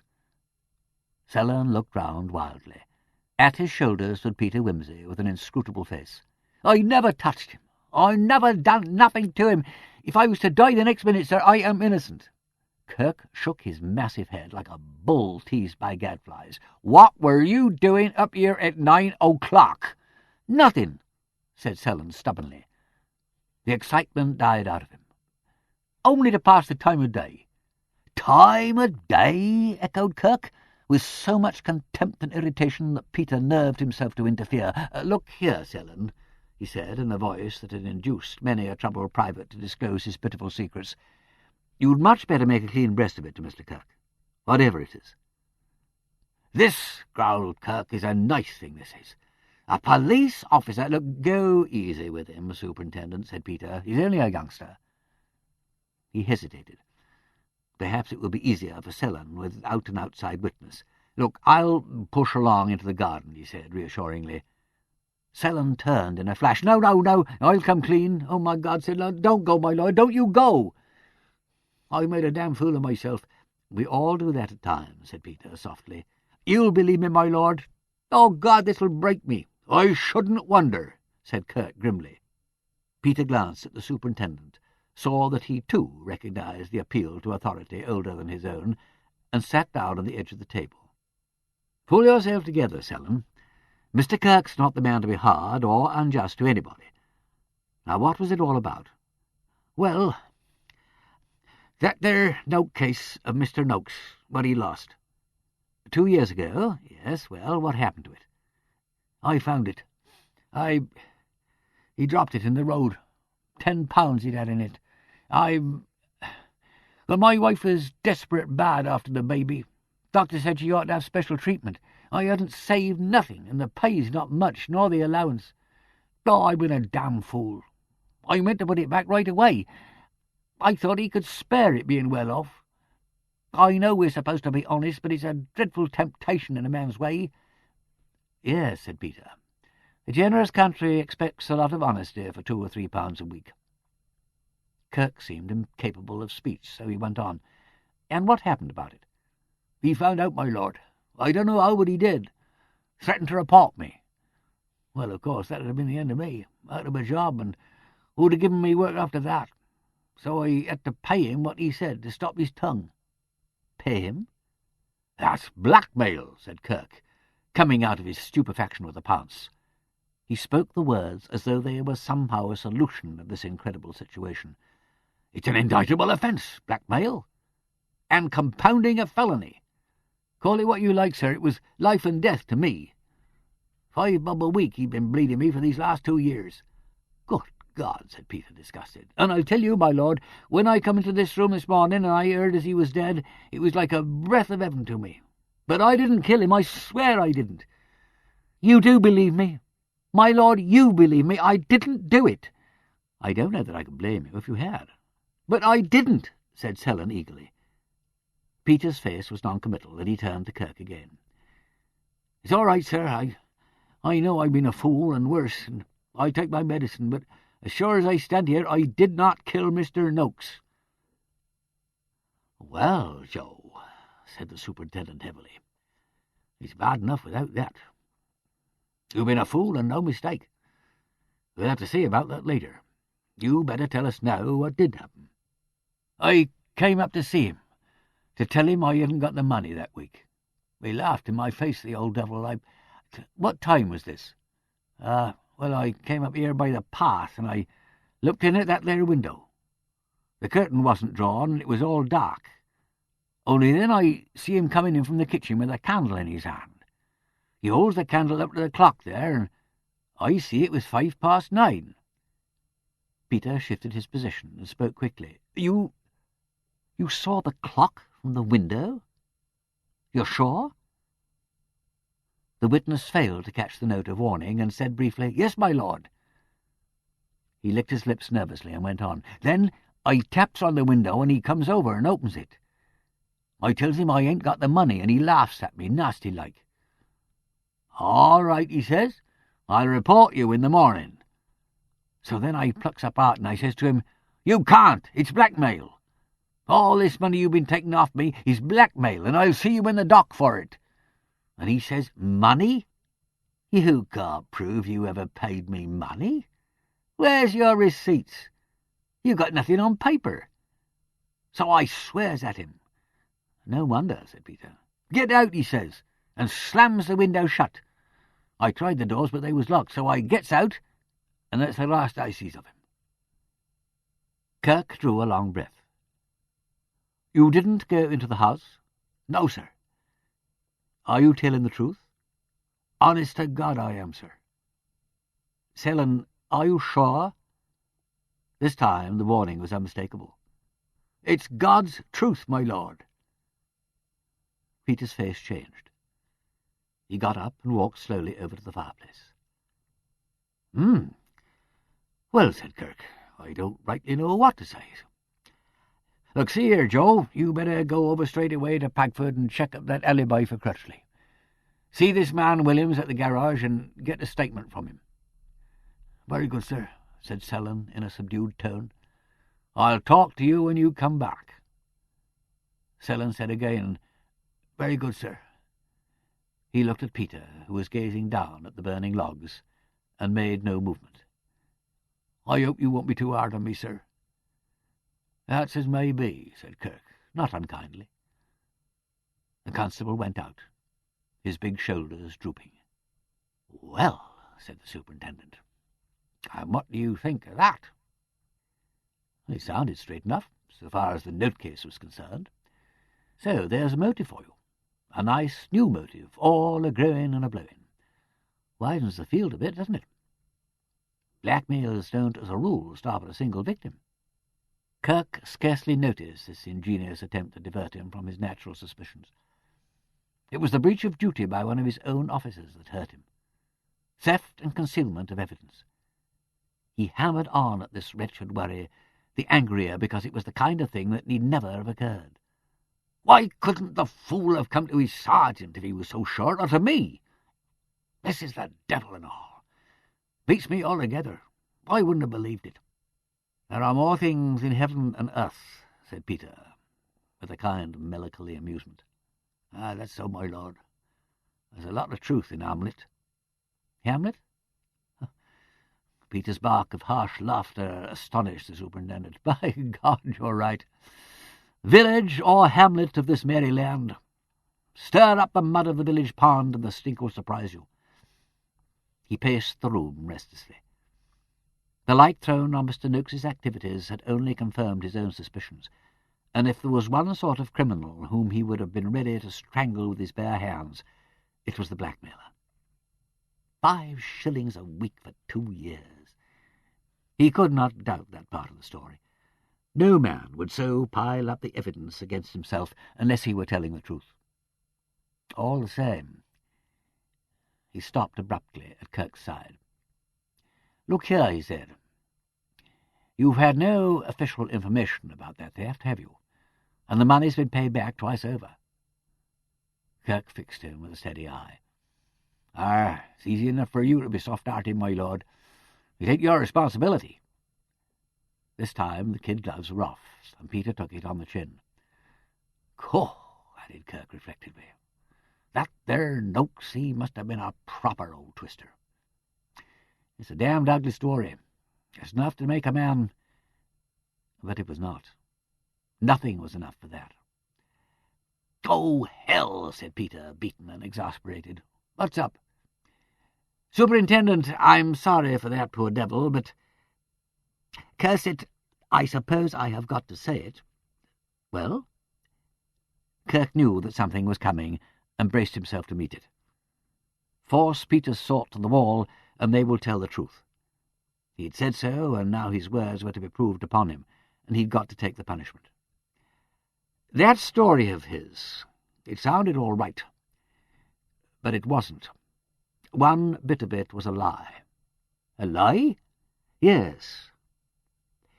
He said he never came into the house. He said he saw the clock from that window." "Well?" "Well, I tried to do the same thing just now when I was out in the garden. I wanted to set my watch. Well, it can't be done, that's all. That damned awful cactus is in the way." "What?" Kirk sprang to his feet. "I say that infernal bloody cactus is in the way. It covers the face of the clock. You can't see the time from that window." "You can't?" Kirk darted towards the window, knowing only too well what he'd find there. "You can try it," said Peter, "from any point you like.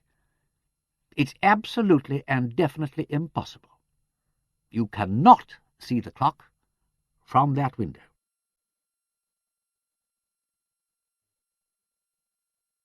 Chapter 10. 4 Ale Bar. "What should I have done?" I cried with some heat. "Gone to the nearest public house. That is the centre of country gossip." Arthur Conan Doyle, The Solitary Cyclist. The police were out of the house by tea-time. Indeed, the unhappy Kirk, having ascertained that by no dodging, stooping, or standing on tiptoe could anyone obtain a sight of the clock face from the window, found himself with but little zest to prolong his inquiries. He made the half-hearted suggestion that Noakes might have temporarily removed the cactus from its spot after 6:20, and replaced it before 9:30, but he could offer himself no plausible explanation of any such aimless proceeding. There was, of course, only Crutchley's word for it that the plant had been there at 6:20. If there was even that, Crutchley had mentioned watering it. He might have taken it down and left it for Noakes to put back. One could ask, but even as he made a note of his intention, Kirk felt little hope of any result. He examined the bedrooms in a dispirited way, impounded a number of books and papers from a cupboard, and again examined Mrs. Ruddle about Sellen's interview with Noakes. The result of all this was not very satisfactory. A notebook was discovered, containing, among other entries, a list of weekly payments, 5 shillings at a time, under the initials J.S. This corroborated a story that scarcely needed corroboration. It also suggested that Sellen's frankness might be less a virtue than a necessity, since had he suspected the existence of such a document, he would have realized that it was better to confess before being confronted with it. Peter's comment was, why, if Sellen were the murderer, had he not searched the house for compromising papers? With this consideration, Kirk tried hard to comfort himself. There was nothing else that could be interpreted as evidence of blackmail payments from anybody, though plenty of testimony going to show that Noakes' affairs were in an even worse state of confusion than had hitherto appeared. An interesting item was a bundle of newspaper cuttings and jottings in Noakes's hand, concerning cheap cottages on the west coast of Scotland, a country in which it is notoriously difficult to proceed for the recovery of civil debts contracted elsewhere. That Noakes had been the proper twister Kirk had supposed him was clear enough. Unhappily, it was not his misdoings that needed proof. Mrs. Ruddle was unhelpful. She had heard Noakes slam the window shut and seen Selland retreat in the direction of the front door. Supposing that the show was over, she had hastened home with her pail of water. She thought she had heard a knocking at the doors a few minutes later, and had thought, "He's got some hopes." Asked whether she had heard what the quarrel was about, she admitted with regret that she had not, but, with a malicious grin, supposed as Joe Selland knew all about it. Selland, she added, often came to see Mr. Noakes. Her own opinion, if Kirk wanted it, was that he was trying to borrow money, and that Noakes had refused to lend any more. Mrs. Selland was thriftless, everybody knew that. Kirk would have liked to ask her whether, having last seen Mr. Noakes engaged in a violent quarrel, she had had no qualms about his subsequent disappearance, but the question stuck in his throat. He would be saying, in so many words, that an officer of the law could be suspected of a murder. Without better evidence, he could not bring himself to do it. His next dreary job was to question the Sellands, and he was not looking forward to that. In a mood of the blackest depression, he went off to interview the coroner.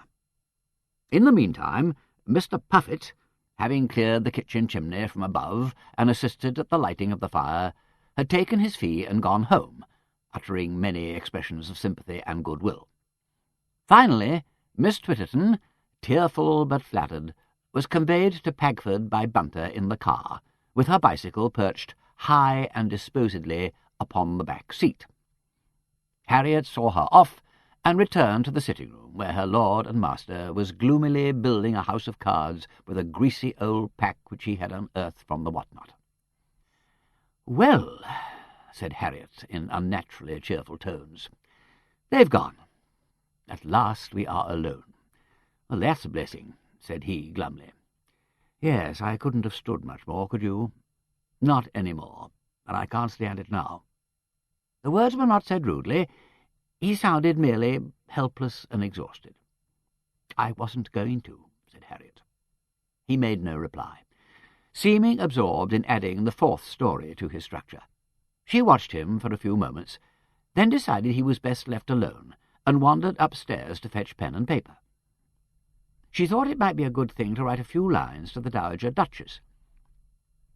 Passing through Peter's dressing-room, she found that somebody had been at work there. The curtains had been hung, the rugs put down, and the bed made up. She paused to wonder what might be the significance of this, if any. In her own room, the traces of Miss Twitterton's brief occupation had been removed. The eiderdown shaken, the pillows made smooth, the hot water bottle taken away, the disorder of a washstand and dressing-table set to rights. The doors and drawers, left open by Kirk, had been shut, and a bowl of chrysanthemums stood on the window-sill. Bunter, like a steamroller, had passed over everything, flattening out all traces of upheaval. She got the things she needed and carried them down. The card-house had reached the 6th story. At the sound of her step, Peter started. His hand shook, and the whole flimsy fabric dissolved into ruins. He muttered something and began doggedly to rebuild it. Harriet glanced at the clock. It was nearly 5, and she felt she could do with some tea. She had coerced Mrs. Ruddle into putting the kettle on and doing some work. It could not take very long now. She sat down on the settle and began her letter. The news was not exactly what the Duchess would expect to receive, but it was urgently necessary to write something that she might get before headlines broke out in the London papers. Besides, there were things Harriet wanted to tell her, things she would have told her in any case. She finished the first page and looked up.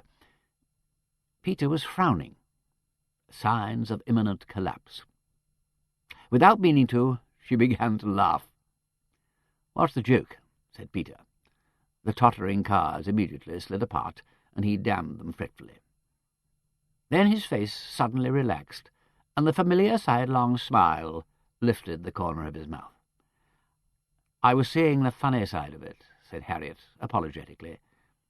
"This looks not like a nuptial." "True, O God," said he ruefully. He got up and came over to her. "I rather think," he observed in a detached and dubious manner, "I am behaving like a lout." "Do you?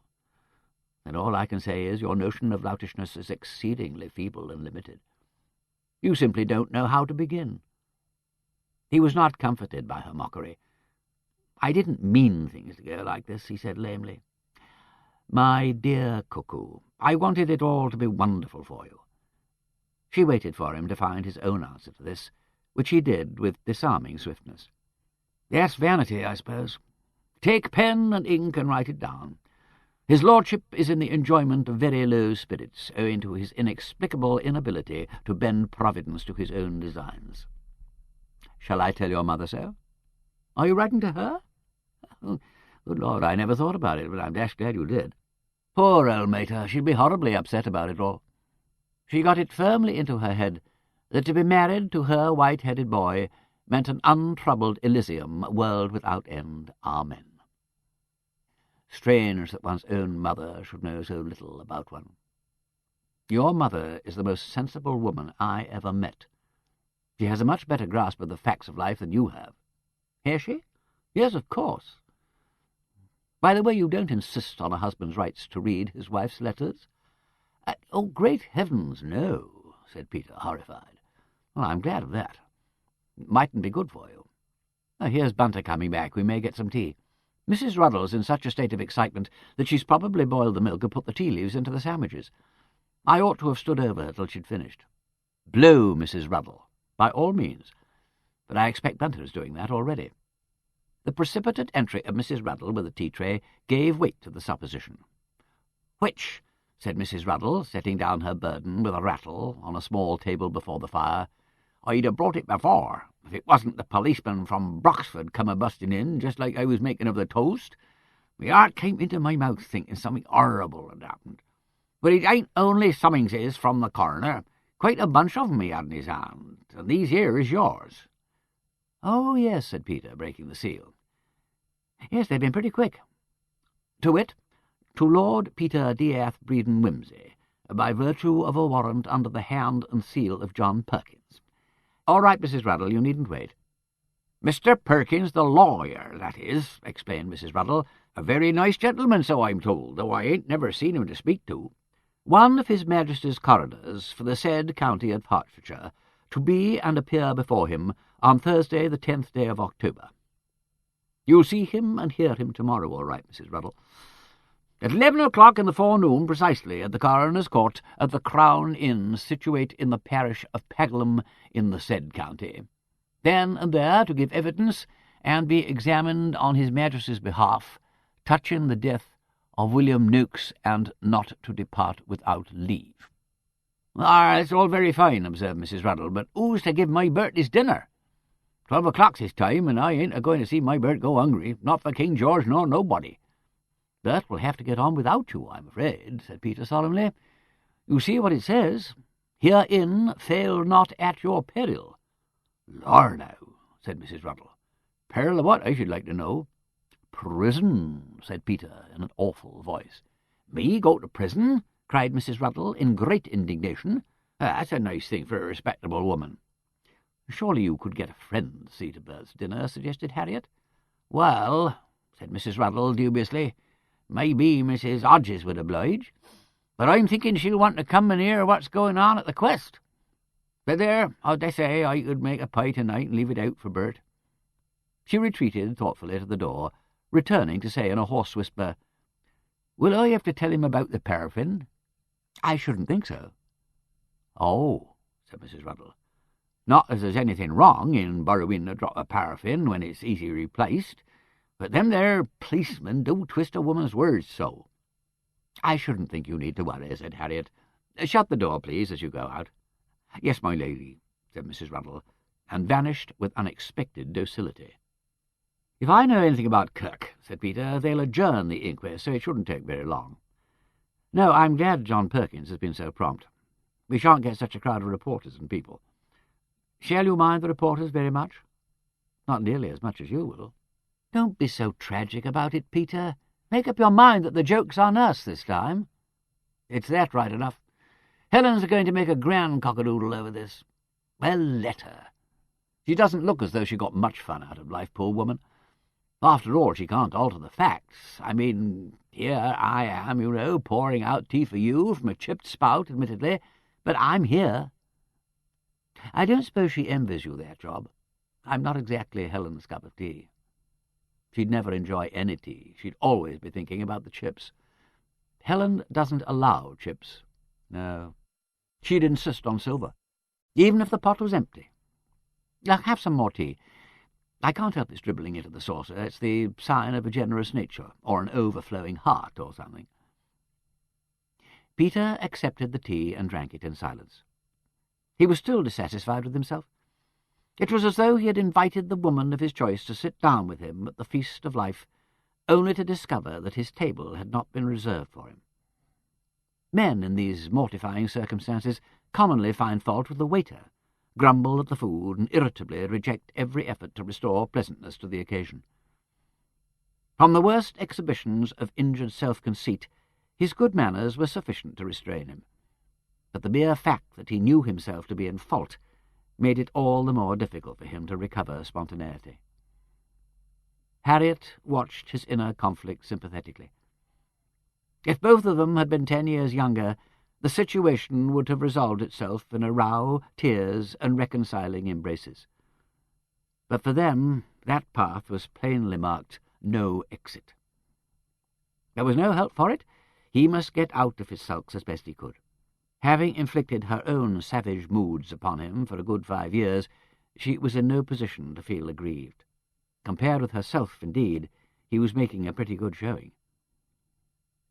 He pushed the tea-things aside and lit a cigarette for both of them. Then, rubbing fretfully upon the old sore, he said, "You show commendable patience with my bad temper. Is that what you call it? Well, I've seen tempers in comparison with which you'd call that a burst of heavenly harmony. Whatever it is, you are trying to flatter me out of it. Not at all. Very well, he was asking for it. Better use shock tactics and carry the place by assault. I'm only trying to tell you, in the nicest possible manner, that provided I were with you, I shouldn't greatly mind being deaf, dumb, halt, blind, and imbecile, afflicted with shingles and whooping cough, in an open boat without clothes or food with a thunderstorm coming on. But you are being painfully stupid about it." "Oh, my dear," he said desperately, and with a very red face, "what the devil am I to say to that? Except that I shouldn't mind anything either. Only I can't help feeling that it's I that have somehow been idiot enough to launch the infernal boat, call up the storm, strip you naked, jettison the cargo, strike you lame and senseless, and infect you with whooping cough, and—" "What was the other thing?" "Shingles," said Harriet dryly, "and it isn't infectious." Crushed again. His eyes danced, and all of a sudden her heart seemed to turn right over. "Oh, ye gods, render me worthy of this noble wife. All the same, I have a strong suspicion that I am being managed. I should resent it very much if I were not full of buttered toast and sentiment, two things which, as you may have noticed, tend to go together. And that reminds me, hadn't we better get the car out and run over to Broxford for dinner? There's sure to be some sort of pub there, and a little fresh air might help to blow the bats out of my belfry." "That's rather a good idea. And can't we take Bunter? I don't believe he's had anything to eat for years." "Still harping on my Bunter? I myself have suffered many things for love, very like this. You may have Bunter, but I draw the line at a partie carrée. Mrs. Ruddle shall not come tonight. I observe the Round Table rule, to love one only, and to cleave to her. One at a time, I mean, of course. I will not pretend that I have never been linked up before, but I absolutely refuse to be coupled in parallel. Mrs. Ruddle can go home to bake our pies. I'll just finish my letter, and then we can post it in Broxford." But Bunter respectfully requested to be omitted from the party, unless, of course, his lordship required his services. He would prefer, if permitted, to utilize the leisure so kindly placed at his disposal in a visit to the Crown. He should be interested to make the acquaintance of some of the local inhabitants, and as for his supper, Mr. Puffet had been so good as to hint that there was pot luck waiting for him at his house whenever he might care to step in and partake of it. "Which means," said Peter, interpreting the decision to Harriet, "that Bunter wants to get a sideline through the local gossip of the late Noakes and all his household. In addition, he would like to establish diplomatic relations with the publican, the coal merchant, the man who grows the best vegetables, the farmer who happens to have cut down a tree and can oblige with logs, the butcher who hangs his meat longest, the village carpenter, and the man who does a job about the drains. You will have to put up with me. Nothing is ever gained by diverting Bunter from his own mysterious ends." The bar of the Crown was remarkably full when Bunter made his way in. No doubt the unobtrusive presence of the late Mr. Noakes behind a locked door lent a special body to the mild and bitter. At the entrance of the stranger, the voices, which had been busy, fell silent, and glances, at first directed to the door, were swiftly averted and screened behind lifted tankards. This was fully in accordance with etiquette. Bunter saluted the company with a polite "Good evening," and asked for a pint of old ale and a packet of players. Mr. Gudgeon, the landlord, fulfilled the order with a dignified leisure, observing, as he changed a 10-shilling note, that the day had been fine. Bunter assented to this proposition, saying further that the country air was agreeable after town. Mr. Gudgeon remarked that a many London gentlemen had been known to say the same thing, and inquired whether this was his customer's first visit to that part of the country. Bunter said that, though he had frequently passed through the district, he had never stayed there before, and that Pagleham seemed to be a pretty spot. He also volunteered the information that he was Kentish by birth. Mr. Gudgeon said, indeed, they grew hops there, he believed. Bunter admitted that this was so. A very stout man with one eye intervened at this point to say that his wife's cousin lived in Kent, and that it was all hops where he was. Bunter said there were hops where his mother lived. He himself knew little about hops, having been brought up in London from the age of 5. A thin man, with a lugubrious countenance, said he supposed that there gallon of beer he'd had off Mr. Gudgeon last June came from Kent. This appeared to be a reference to some standing jest, for the bar laughed appreciatively, and much chaff was bandied about, till the thin man closed the discussion by saying, "All right, Jim, call it hops if it makes you feel any better." During this exchange, the customer from London had quietly retired to a window seat, taking his pint with him. The conversation turned upon football. At length, however, a plump woman, who was in fact no other than Mrs. Ruddle's friend, Mrs. Hodges, remarked, with that feminine impulsiveness which rushes in where the laws of creation fear to tread, "You lost a customer, seemingly, Mr. Gudgeon." "Ah," said Mr. Gudgeon. He darted a look towards the window seat, but it encountered only the back of the stranger's head. "Where one goes, another comes, Mrs. Hodges. 'Tain't much I'll be losing on the beer." "You're right," said Mrs. Hodges. "Nor nobody else neither. But is it true he was put away on purpose?" "That's as may be," replied Mr. Gudgeon cautiously. "We'll be hearing to-morrow." "And that won't do no harm to trade, I reckon," observed the one-eyed man. "Oh, I don't know about that," retorted the landlord. "We'll have to close the house till it's over. 'Tis only decent. And Mr. Kirk's particular." A scrawny woman of uncertain age piped up suddenly. "What's he look like, George? Can you let us have a peep at him?" "Oh, hark at Katy!" exclaimed the lugubrious man, as the landlord shook his head. "Can't let a man alone, dead or alive." "Go on, Mr. Puddock," said Katy, and the bar laughed again. "You're on the jury, ain't you? You gets a front seat free." "We don't have to view the body these days," Mr. Puddock corrected her. "Not without we ask to. Here's George Lugg, you better ask him." The undertaker came out of the inner room, and all eyes were turned to him. When's the funeral to be, George? Friday, said Mr. Lugg. He ordered a tankard of bitter, and added to a young man who now came out, locking the door behind him and handing the key to Mr. Gudgeon, "You better get started, Harry. I'll be along in 2 ticks. We'll want to close him down after the inquest. He'll go till then." "Aye," said Harry. "'Tis fine sharp weather." He called for a half-pint, took it down briskly, and went out, saying, "See you presently then, Dad." The undertaker became the centre of a small circle, ghoulishly intent upon descriptive details. Presently the voice of the irrepressible Mrs. Hodges was raised. "And by what Martha Ruddle says, them as didn't have his custom will lose lease by him." "Ah," said a small man with a fringe of sandy hair and a shrewd eye. "I've had me doubts. Too many irons in that fire, I reckon. Not as I've got a lot to grumble at. I don't let no books run beyond the month, and I got me money, allus excepting that there correr of bacon as he made trouble about. But it's like that there Attry and these other big companies as goes bust. You puts money out of one thing into another, till you don't rightly know what you got." "That's right," said the one-eyed man. "Allus investing in things he was. Too clever by half. And a hard bargain he did drive," said Mrs. Hodges. "Dear, oh dear. Remember when he lent my poor sister that bit of money? Oh, cruel it was. What she had to pay, and making her sign away all her furniture." "Well, he never made much on the furniture," said the sandy man. "A soaking wet day that was when they come up for sale. Tom Dudden had 'em over at Pagford, and there wasn't a soul there but the dealers." An ancient man with long grey whiskers raised his voice for the first time. "Ill-gotten goods never thrive. 'Tis in the Scriptures. Because he hath oppressed and forsaken the poor, because he hath violently taken away a house which he builded not." Ah, and the furniture too. "Therefore shall no man look for his goods. In the fullness of his sufficiency shall he be in straits." Ain't that so, Mr. Gudgeon? "He shall flee from the iron weapon.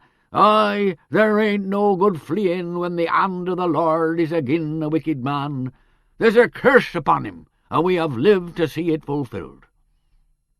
"Wasn't there a gentleman came down from London this morning with a writ agin him?" "In the same pit that he digged for others is his foot taken. Let the extortioner consume all that he hath. 'Tis writ so. Ah, let his children be vagabonds and beg their bread." There, Dad," said the innkeeper, seeing that the old gentleman was becoming excited. "He ain't got no children, praise be." "Ah, that's true," said the one-eyed man. "But he have got a niece. It'll be a sad come down for Aggie Twitterton. Wonderful set-up she allus was, thinking there was money coming into her." "Well," said Mrs. Hodges, "them as gives themselves airs above other folks don't deserve nothing but disappointments. Her dad wasn't only Ted Baker's cowman when all's said and done, and a dirty, noisy, foul-mouthed fellow in his drink what's more, and there ain't no call to be proud on." "That's right," said the old man. "A very violent man. Beat his poor wife something cruel he did." "If you treat a man like dirt," opined the one-eyed man, "he'll act dirty. Dick Twitterton was a decent sort enough till he took it into his head to marry the schoolmistress with her airs and la-di-dar ways. 'Wipe your boots on the mat,' she says to him, 'before you comes into the parlour.' What's the good of a wife like that to a man when he comes in mucky from the beasts and wanting his supper?" "Good-looking feller, too, wasn't he?" said Katy. "No, Katy," said the lachrymose man reprovingly. "Yes, he was a well-set-up man, was Dick Twitterton. That's what the schoolmistress fell for, you see. You be careful of that soft heart of yours, or it'll get you into trouble." More chaff followed upon this. Then the undertaker said, "None the more for that. I'm sorry for Aggie Twitterton." "Bah," said the lachrymose man, "she's all right. She's got her ends in the church organ, and she don't do so bad. Getting a bit long in the tooth now, but a man might go farther and fare worse." "Well there, Mr. Puddock," said Mrs. Hodges, "don't say you're thinking of making an offer." "Ah, he's one to talk, ain't he?" said Katy, delighted to get her own back. The old man chimed in solemnly. "Now do 'ee look where you're going, Ted Puddock. There's bad blood on both sides with Aggie Twitterton. Her mother was Willum Noakes's sister, now don't 'ee forget that. And Dick Twitterton, he was a violent, God-forsaken man, a swearer and a Sabbath-breaker. The door opened to admit Frank Crutchley. He had a girl with him. Bunter, forgotten in his corner, summed her up as a lively young person with an up-and-coming eye. The couple appeared to be on affectionate, not to say intimate terms, and Bunter gained the impression that Crutchley was seeking consolation for his losses in the linked arms of Bacchus and Aphrodite. He stood the young lady a large port. Bunter shuddered delicately, and submitted with good humour to a certain amount of chaff when he offered drinks all round. "Come into a fortune, have you, Frank? Mr. Noakes have left him his share of liabilities, that's what it is. Ha! Thought you said your speculations had gone wrong. That's the way with these here capitalists. Every time they loses $1 million, they orders a case of champagne. Here, Polly, don't you know better to go about with a chap what speculates? She thinks she'll earn him better when he's bringing the money home to her. Ha! And so I would," said Polly with some vigour. Thinking of getting sliced, you two?" "No charge for thinking," said Crutchley. "How about the young lady in London, Frank?" "Which one's that?" retorted Crutchley. "Oh, hark at him.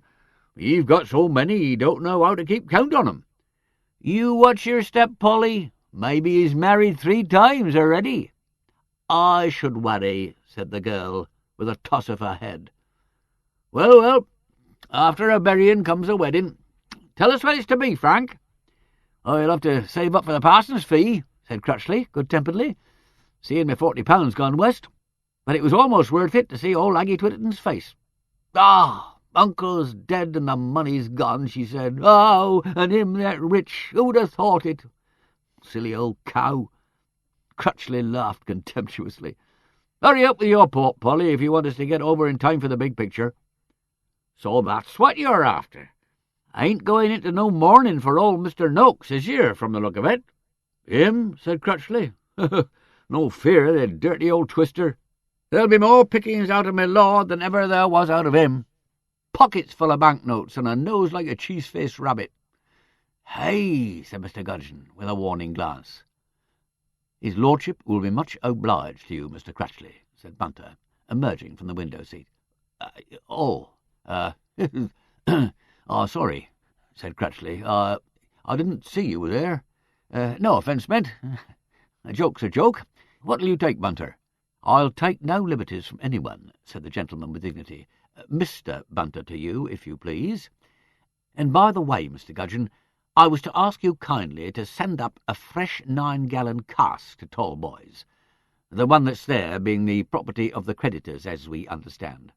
"Oh, right you are," said the landlord with alacrity. "When would you like it?" "First thing tomorrow," replied Bunter, "and another dozen of Bass while it settles." Mr. Puffet, good evening. I was just thinking of looking you up."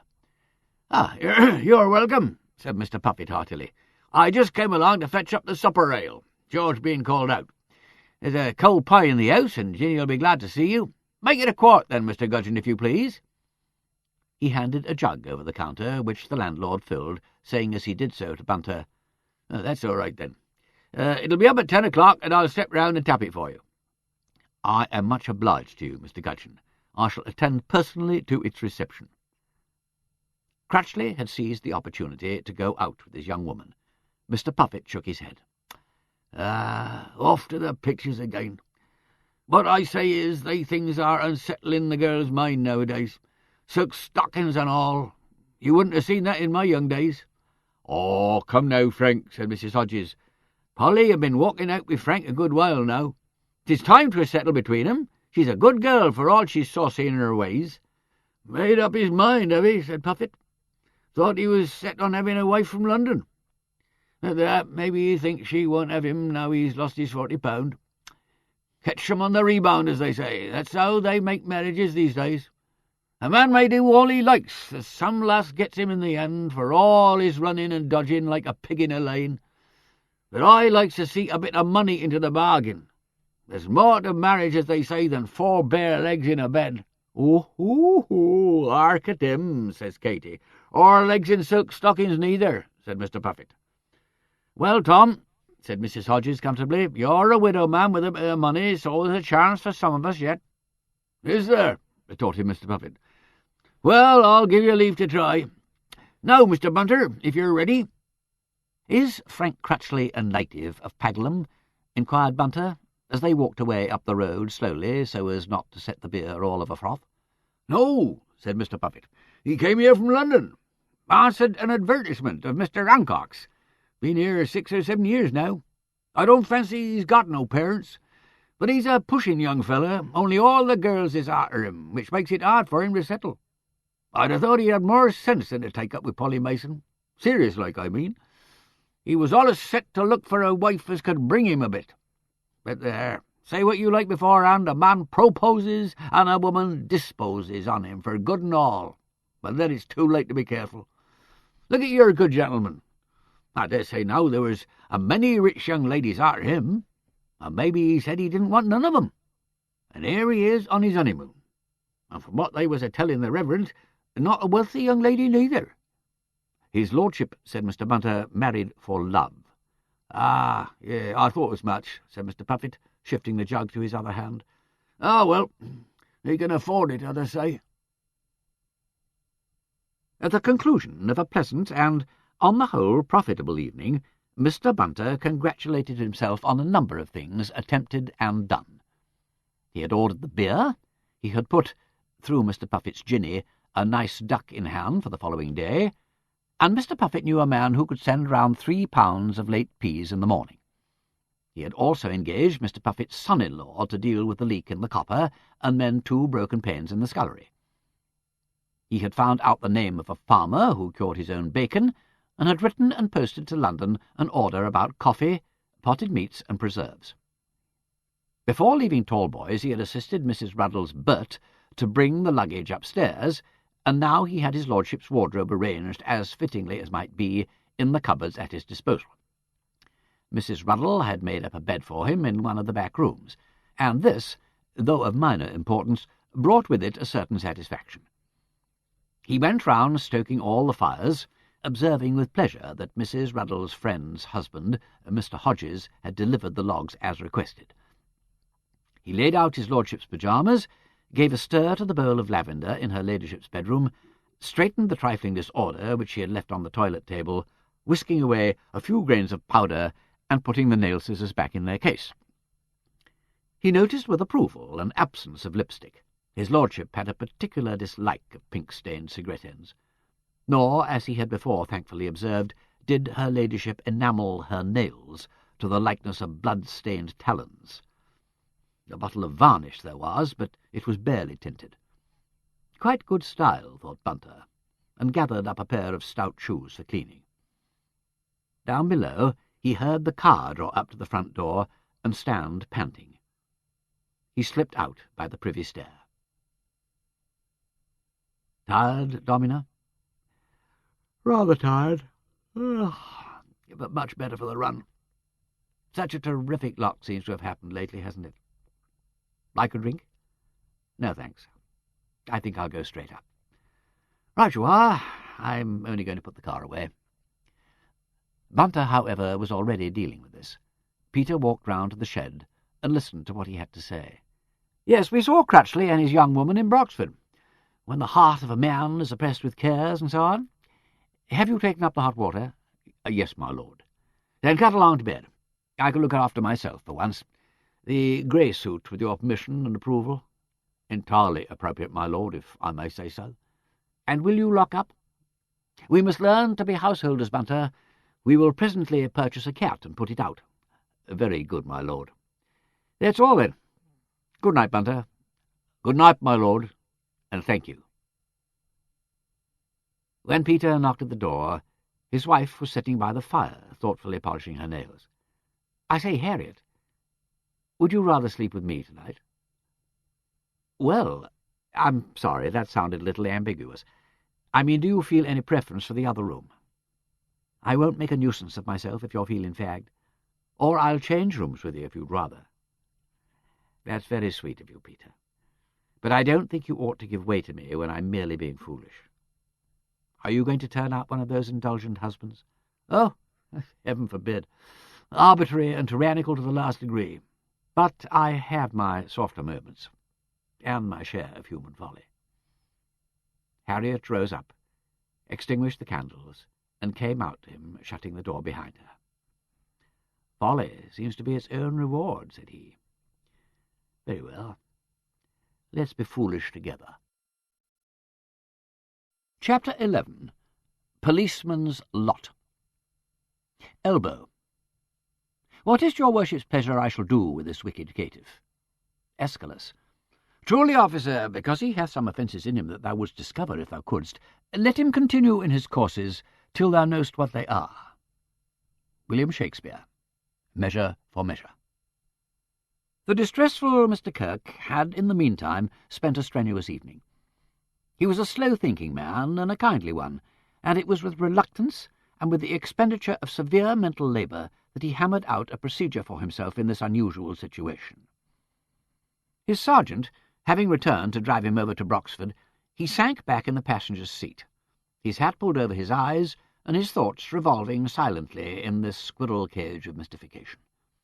One thing he saw clearly. The coroner must be persuaded to take as little evidence as possible at the inquest, and to adjourn sine die, pending further investigation. Fortunately, the law now provided for such a course, and if only Mr. Perkins would not be sticky, everything might pass off very well. The wretched Joe Selland would have, of course, to speak to seeing Mr. Noakes alive at 9 o'clock, but with luck he would not have to go into details about the conversation. Mrs. Ruddle was the stumbling block. She liked to use her tongue, and then there was that unfortunate business of Aggie Twitterton's hens, which had left her with a grudge against the police. Also, of course, there was the awkward fact that 1 or 2 people in the village had wagged their heads when Mr. Noakes lost his pocket-book, and had hinted that Martha Ruddle might know something about it. She would not readily forgive Joe Selland for that misunderstanding. Could one, without actually uttering threats or using improper methods, suggest that over-informativeness in the witness box might involve an inquiry into the matter of paraffin? Or was it safer merely to hint to the coroner that too much talk from Martha would tend to hamper the police in the execution of their duty? "Half a mo, Blades," said the superintendent aloud at this point in his meditations. "What's that chap doing there, obstructing the traffic like that? Here, you! Don't you know better than to park that lorry of yours on a blind corner? If you want to change your wheel, you must go further along and get her onto the verge." "All right, my lad, that's quite enough of that. Let's have a look at your licence." As for Joe Selland, this business of parking on bends now, you wouldn't have it. A dash sight more dangerous than fast driving by a man who knew how to drive. The police liked to be fair. It was the magistrates who were obsessed by miles per hour. All corners should be approached dead slow. All right, because there might be some fool sitting in the middle of the road, but equally nobody should sit in the middle of the road, because there might be some fool coming round the corner. The thing was 50-50, and the blame should be distributed 50-50. That was only just. In a routine matter like that, it was easy to see one's way. But Joe Selland, now... Well, whatever happened, Joe must be taken off the Noakes case PDQ. It wasn't proper to have him investigating as things were. I come to think of it, Mrs. Kirk had been reading a book only the other day in which one of the police in charge of the case turned out actually to have done the murder. We distinctly remembered laughing and saying, "It's wonderful what these writer fellows think of. That Lady Peter Wimsey, who wrote these books, she'd be ready enough to believe a tale like that. So, no doubt, would other people." "Was that Bill Skipton getting over the stile, Blaze? Seems a bit anxious to avoid notice. Better keep your eye on him.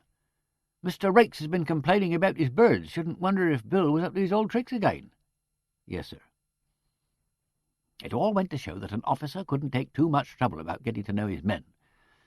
A kindly inquiry, a word in season, and Selland wouldn't have got himself into this jam. How much did Sergeant Foster know about Selland? Yes, one must look into that. Rather a pity, in a way, that Foster was a bachelor and a teetotaler, and belonged to a rather strict sect of Plymouth Brethren or something. A most trustworthy officer, but not very easy for a young fellow to confide in. Perhaps one ought to give more attention to these traits of character. Handling men was born in some people. This Lord Peter, for instance. Selland had never met him before, yet he was readier to explain to him than to his own superior officer. One couldn't resent that, of course. It was only natural. What was a gentleman for, except to take your difficulties to? Why, look at the old squire and his lady when Kirk was a lad. Everybody in and out of the big house all day with their troubles. That sort was dying out, more the pity. Nobody could go to this new man that had the place now. For one thing, half the time he wasn't there, and for another, he always lived in a town and didn't understand the way things worked in the country. But how Joe could be such a blamed fool as to tell his lordship a lie, which was the one thing that sort of gentleman would never overlook. You could see his face change when he heard it. You needed a pretty good reason for telling a lie to a gentleman that was taking an interest in you. And, well, the reason you might have didn't bear thinking of. The car drew up before Mr. Perkins's house, and Kirk heaved himself out with a deep sigh. Maybe Joe was telling the truth after all. He must look into that. Meanwhile, do the thing that's nearest. Was that Charles Kingsley or Longfellow? And dear, it just showed you what happened when lame dogs were left to get over stiles on their own 3 legs. The coroner proved amenable to the suggestion that, in view of investigations now proceeding, based on information received, the inquest should be kept as formal as possible. Kirk was glad Mr. Perkins was a lawyer. Medical coroners sometimes took the oddest views of their own importance and legal powers. Not that the police were anxious for any curtailing of the coroner's privileges. There were times when an inquest came in very handy to elicit information which couldn't be got in any other way. The silly public liked to make a fuss about the feelings of witnesses, but that was the public all over, always shouting they wanted to be protected and always getting in your way when you tried to do it for them. Wanting it both ways. No, there was no harm in coroners. Only they ought to put themselves under police guidance. That was the way Kirk looked at it. Anyhow, Mr. Perkins didn't seem eager to cause trouble. He had had a bad cold, too, and would be all the better pleased to keep things short. Well, that was that. Now, about Joe Selden. Better look in at the station first and see if there was anything special needed attending to. The first thing handed to him when he got there was Joe Selden's own report. He had interviewed the man Williams, who asserted positively that Crutchley had come into the garage just before 11 and gone immediately to bed. The 2 men shared a room, and Williams's bed was between Crutchley's and the door. Williams said he didn't think he could have failed to wake up if Crutchley had gone out during the night, because the door squeaked badly on its hinges. He was a light sleeper. As a matter of fact, he had woken up about 1 o'clock with a fellow blowing his horn and knocking at the garage door. Turned out to be a commercial vehicle with a leaking feed, called for repairs and petrol. Crutchley had been asleep then, but Williams saw him when he lit his candle and went down to deal with the vehicle. The window was a dormer. Nobody could get out and down that way, and there were no marks of anybody's having done so. That seemed all right, but in any case it didn't amount to anything, since Snokes must have been dead before 9:30, as it seemed. Unless Mrs. Ruddle was lying, and she'd no cause to lie so far as Kirk could see. She'd gone out of her way to mention her presence in the paraffin shed, and she wouldn't do that for nothing. Unless she was telling lies on purpose to get Selden into trouble. Kirk shook his head. That would be a big assumption to make. Still, lies or no lies, it was a good thing to check all alibis as closely as possible, and this one appeared to be sound. Always supposing Joe Selden wasn't lying again. Oh, confound it! When it came to not being able to trust your own men, oh, no doubt about it, Joe must come off this case. And what was more, for form's sake, he would have to get Williams's evidence checked again and confirmed. A nuisance and a waste of time. He asked where Selden was, and learned that, having waited a little in the hope of seeing the superintendent, he had gone off back to Pagleham about an hour ago. They must have missed him on the road then somehow. Why hadn't he come to Tallboys? Oh, drat Selden! Anything else? Not much.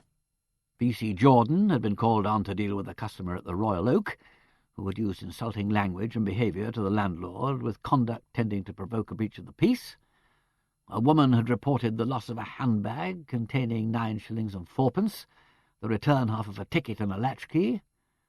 The sanitary inspector had been in about a case of swine fever at Datchet's farm. A child had fallen into the river off the old bridge and been dexterously retrieved by Inspector Gowdy, who happened to be passing at the time. P.C. Norman had been knocked off his bicycle by a Great Dane under insufficient control and had sprained his thumb. The Noakes affair had been reported by telephone to the Chief Constable, who was in bed with influenza, but wanted an immediate and detailed report in writing. Instructions had come through from headquarters that the Essex County Constabulary wanted a sharp lookout kept for a tramping youth aged about 17. Description: suspected of breaking and entering a house at Saffron Walden. Particulars: stealing a piece of cheese, an Ingersoll watch and a pair of garden shears valued at 3 shillings and 6pence, and thought to be making this way through Herts. There was a summons wanted for a chimney fire in South Avenue. A householder had complained about a barking dog. 2 lads had been brought in for playing at Crown and Anchor on the steps of the Wesleyan Chapel, and Sergeant Jakes had very competently tracked down and brought to book the miscreant who had improperly rung the fire alarm on Monday evening.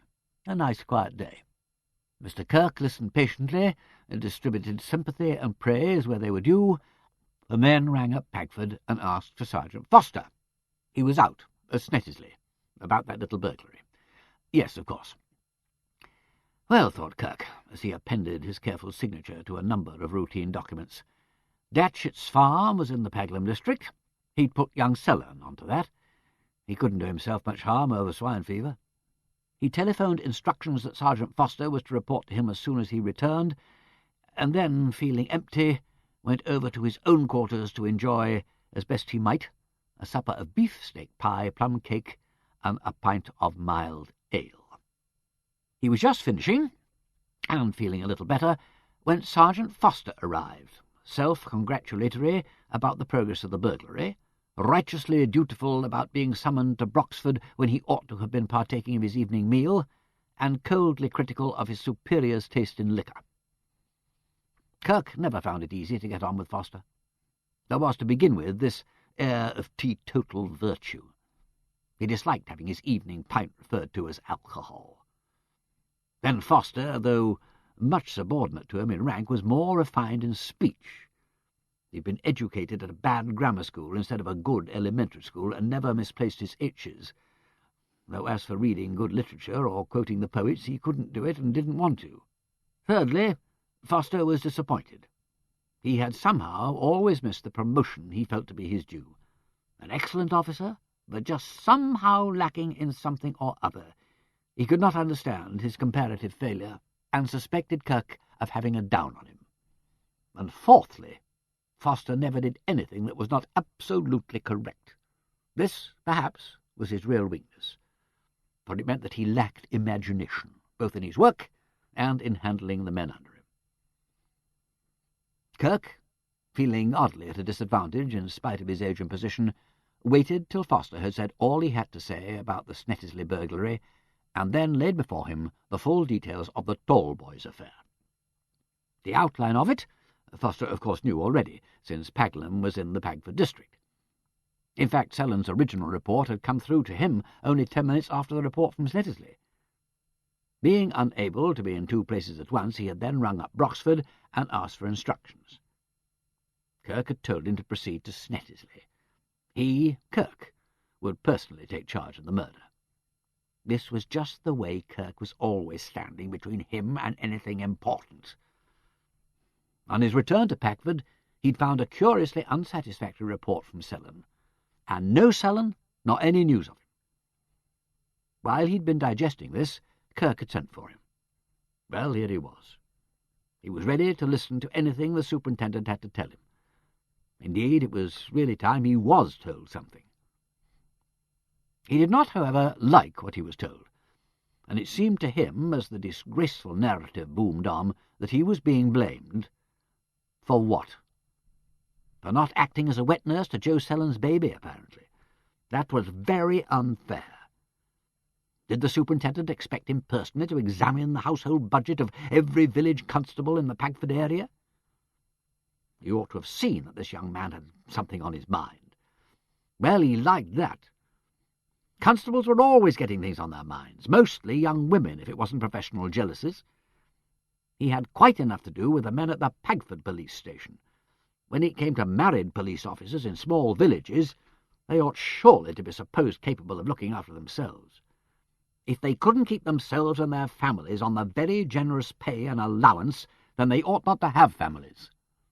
He'd seen Mrs. Sellon, a shiftless girl, he thought, pretty before she was married and dressed in cheap finery. He distinctly remembered warning Sellon against wedding her. If, when Sellon got into financial difficulties, he had come to him, as he quite agreed he should have done, he would have reminded Sellon that nothing else was to be expected when one flouted the advice of one's superior officer. He would also have pointed out that, by knocking off beer and tobacco, a considerable saving of money might be effected, in addition to the saving of one's soul, always supposing Sellon took any interest in that immortal part of himself. When he, Foster, had been a constable, he'd put away a considerable sum out of his pay every week. "Kind hearts," Kirk was saying, "are more than coronets. Him as said that lived to wear a coronet himself. Mind you, I ain't saying as you've been any way neglectful of your duty, but it do seem a pity as a young fellow should have his career broke, all for want of a bit of help and guidance. Not to speak of this other suspicion, which is to be hoped won't come to anything." This was more than Foster could stomach in silence. He explained that he had offered help and guidance at the time of Sellon's marriage. It had not been well received. "I told him he was doing a foolish thing, and that girl would be the ruin of him." "Did you?" said Kirk mildly. "Well, then, perhaps it's no wonder he didn't turn to you when he was in effects. I don't know as I would myself in his place. You see, Foster, when a young fellow's made up his mind, it ain't no good calling the young woman names. You only alienates him and puts yourself in a position where you can't do no good. If I was caught in Mrs. K, you don't think I'd have heard a word again her? Not from the chief constable himself. Not likely. Ha! Just you put yourself in his place." Sergeant Foster said briefly that he couldn't put himself in the place of making a fool of himself over a bit of skirt. Still less could he understand taking other people's money, defection from duty, and failure to make proper reports to one's superior officer. "I couldn't make head or tail of the report Sellon sent in. He dropped it in. Didn't seem able to give a proper account of himself to Davidson, who was on duty at the station, and now he's off somewhere and can't be found." "What's that?" "He's not been back home," said Sergeant Foster, "and he's neither rung up nor left a message. I shouldn't be surprised if he'd made tracks." "He was over here looking for me at 5 o'clock, said Kirk unhappily. "He brought a report from Pagford." "He wrote that out in the station, I'm told," said Foster, "and he left a bunch of shorthand stuff. They're typing it now. Davidson says it doesn't seem to be complete. I suppose it breaks off at the point where—" "What do you expect?" retorted Kirk. "You don't suppose he'd go on taking down his own confession, do you? Be reasonable. What's worrying me is that, if he was here at 5, we ought to have passed him between here and Pagleham, if he was going home. I hope he ain't rushed off to do something rash. That'd be a nice thing, wouldn't it? Maybe he took the bus. But if he did, where's his bike?" "Well, if he took the bus, he didn't get home by it," said the sergeant grimly. His wife must be worrying. I think we'd better have a look-see into this. We don't want nothing of an unfortunate nature to happen. Now, where could he have got to? You take your bike. No, that won't do. Takes too long. And you've had a pretty hard day. Look, I'll send Art on his motorbike to see if anybody's seen Sellon round Pillington way. It's all wood round there, and the river. You don't really think—" "I don't know what to think. I'm going over to see his wife. Shall I give you a lift over? Your bike can be sent back tomorrow. You'll get the bus at Pagleham." Sergeant Foster could find nothing to resent in this offer, though his voice sounded injured in accepting it. As far as he could see, there was going to be an unholy row about Joe Sellon, and Kirk, characteristically, was taking steps to see that whatever happened, he, Foster, should get the blame. Kirk was relieved when they overtook the local omnibus just outside Pagleham. He could drop his austere companion at once, without suggesting that they should go to Sellon's place together. He found Mrs. Sellon in what Mrs. Ruddle would have called a state of mind. She looked ready to drop with fright when she opened the door to him, and had evidently been crying. She was fair, pretty in a helpless sort of way, and delicate-looking. Kirk noticed, with irritation as well as sympathy, that there was another baby coming. She asked him in, apologizing for the state of the room, which was indeed somewhat disorderly. The 2-year-old, whose arrival in the world was the indirect cause of all Sellen's misfortunes, was ramping noisily about, dragging a wooden horse whose wheels squeaked. The table was laid for a tea, now long overdue. "Joe not come in yet?" said Kirk pleasantly enough. No," said Mrs. Sellen. "I don't know what's gone of him." "Oh, be quiet, Arthur, do. He's not been in all day, and his supper's spoiling." "Oh, Mr. Kirk, Joe ain't in trouble, is he? Martha Ruddle's been saying such things."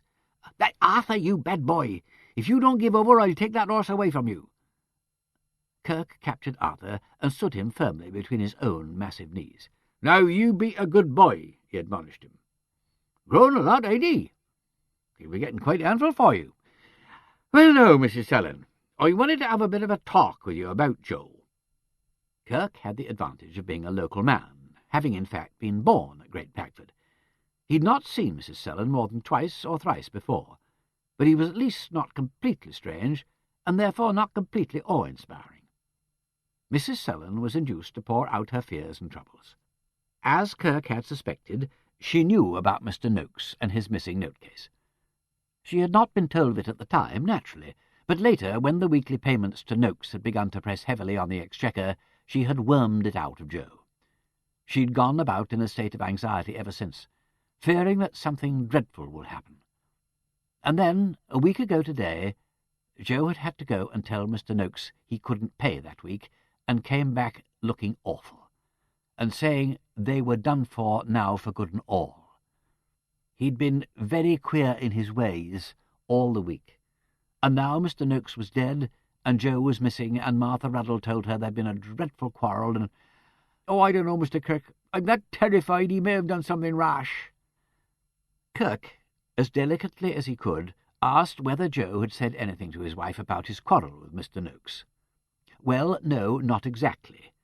All he'd said was that Mr. Noakes wouldn't listen to nothing, and it was all up. He wouldn't answer no questions, seemed regular fed up like. Then he'd suddenly said he thought the best thing would be to chuck everything and go out to his brother in Canada, and would she go with him? She said, "Why, goodness gracious, Joe, surely Mr. Noakes wasn't going to tell on him after all this long time.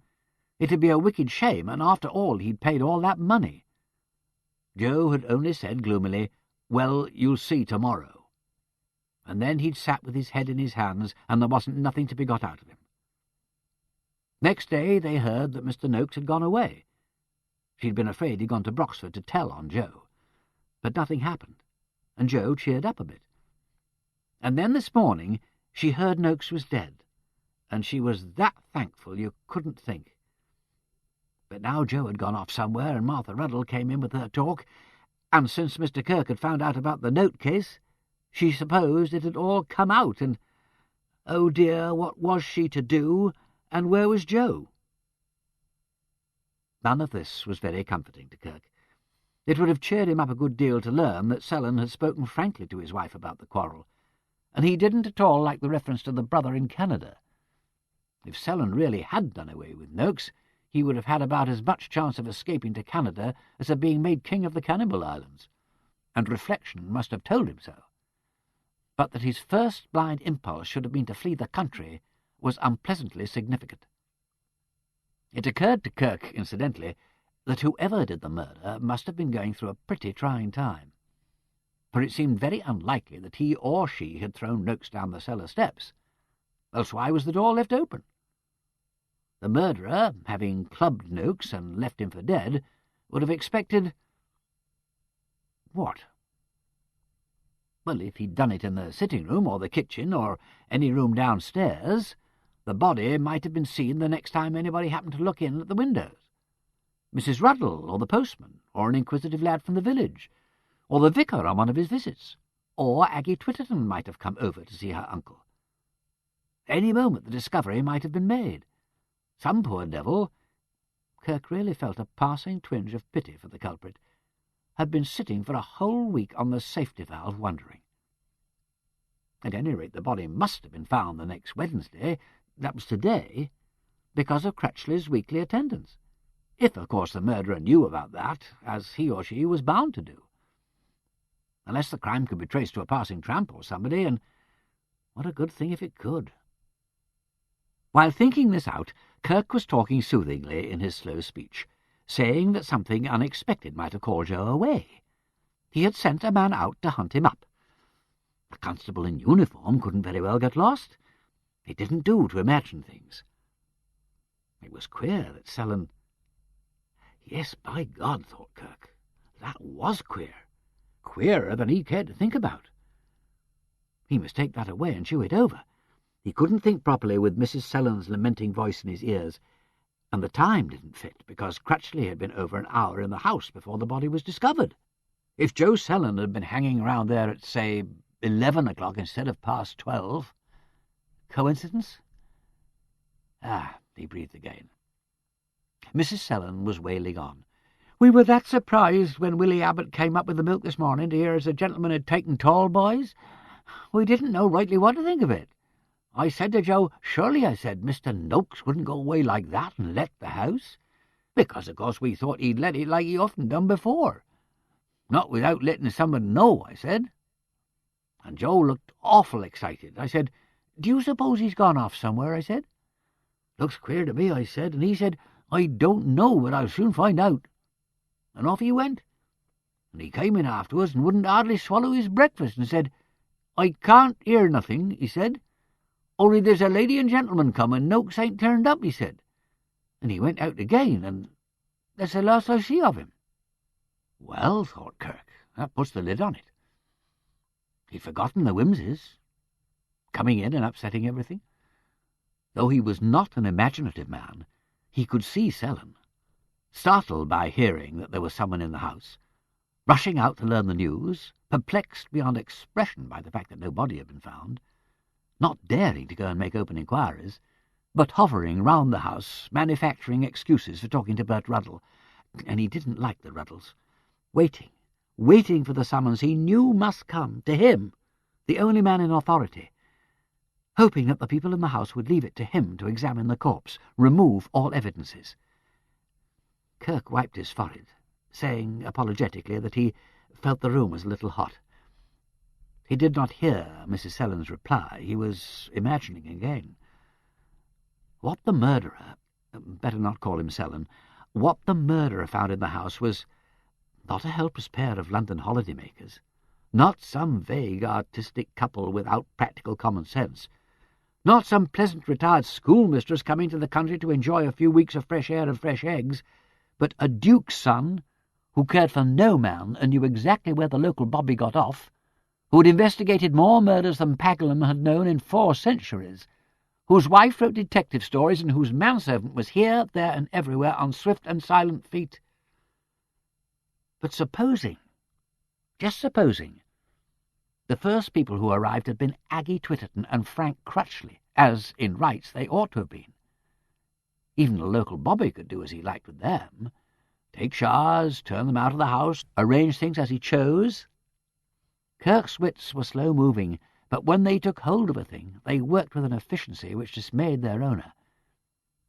He was trying to make some sort of commonplace rejoinder to Mrs. Selden when there was a sound of a motorcycle drawing up at the gate.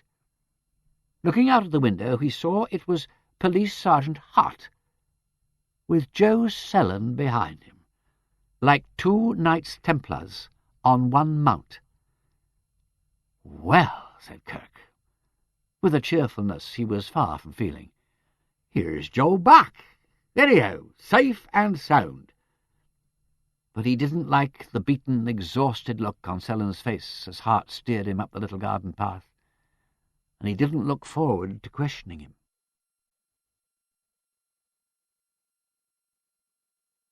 Chapter 12. Potluck. Why, how now, friends? What saucy baits are you that know not duty or civility? Are we a person fit to be your host, or is our house become your common inn, to beat our doors at pleasure? What such haste is yours that it cannot wait fit times? Are you the masters of this commonwealth, and know no more discretion? John Ford, 'tis pity she's a whore. Superintendent Kirk was spared the greater part of his ordeal. Selden was in no fit state for undergoing a long interrogation. Sergeant Hart had picked up his trail in Pillington, where he had ridden through on his bicycle about 6:30. Then a girl was found who had seen a policeman following the field path on foot in the direction of Black Raven Wood, a favourite resort of ramblers and children during the summer months. She had particularly noticed him because it was an unusual place in which to see a uniformed policeman.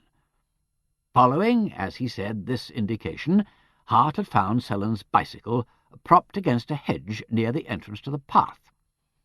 He had hastened in pursuit, rather uneasy when he remembered that the little wood ran down to the bank of the Pag. It was darkish by that time, and quite dark among the trees. With the aid of his torch, he had searched about for some time, calling as loudly as he could. After about 3/4 of an hour, he admitted that it had seemed a lot longer, he came upon Selden sitting on a fallen tree. He wasn't doing anything, just sitting. Seemed dazed-like. Hart asked him what on earth he thought he was about, but could get no sense out of him. He told him pretty sharply that he must come along at once. The super was asking for him. Selden offered no objection, but came without protest. Asked again what brought him there, he said he was trying to think things out. Hart, who knew no details of the Paglum affair, could make neither head nor tail of him. He didn't think he was fit to be trusted to ride back alone, and therefore took him up on the carrier and brought him straight home. Kirk said he couldn't have done better. This explanation took place in the sitting-room. Mrs. Selden had got Joe into the kitchen and was trying to coax him into eating a bit of something. Kirk sent Hart back to Broxford, explaining that Selden was unwell and in a spot of trouble, and warning him not to say too much about it to the other men.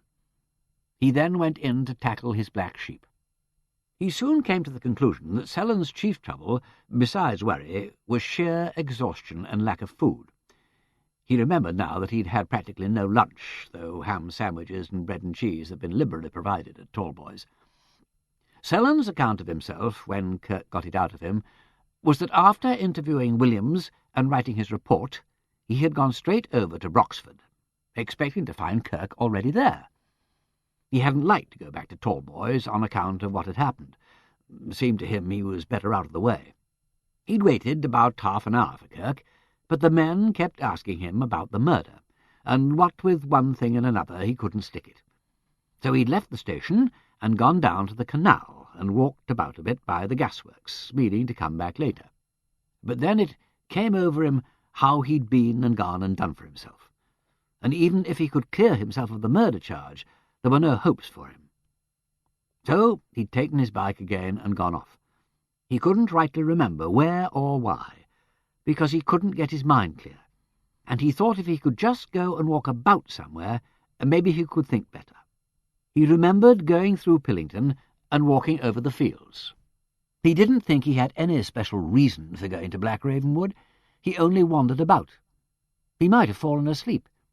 He had had a sort of notion about chucking himself in the river, but he was afraid it would upset his wife.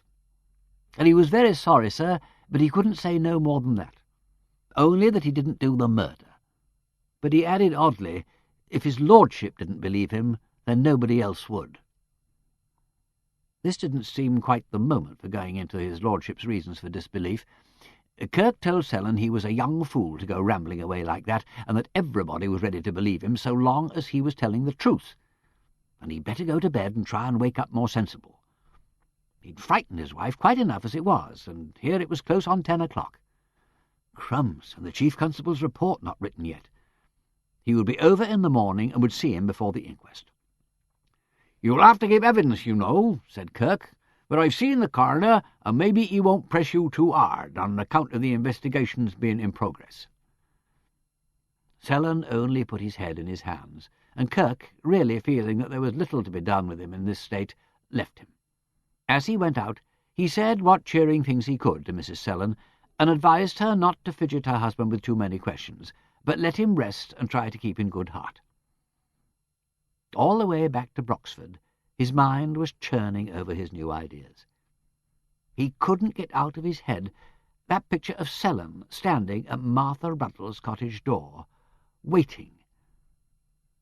There was only one thing that gave him comfort, a comfort altogether irrational, that one curious sentence: "If his lordship won't believe me, then nobody else will." There was no reason why Wimsey should believe Selden if he came to that. There was no sense in it at all. But it had sounded, well, genuine.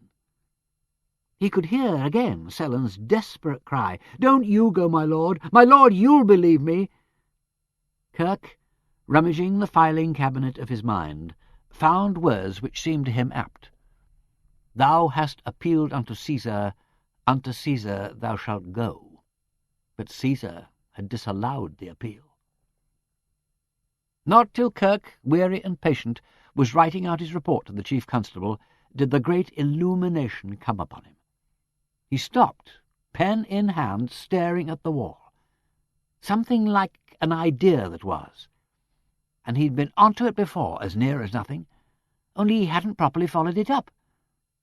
But of course it explained everything.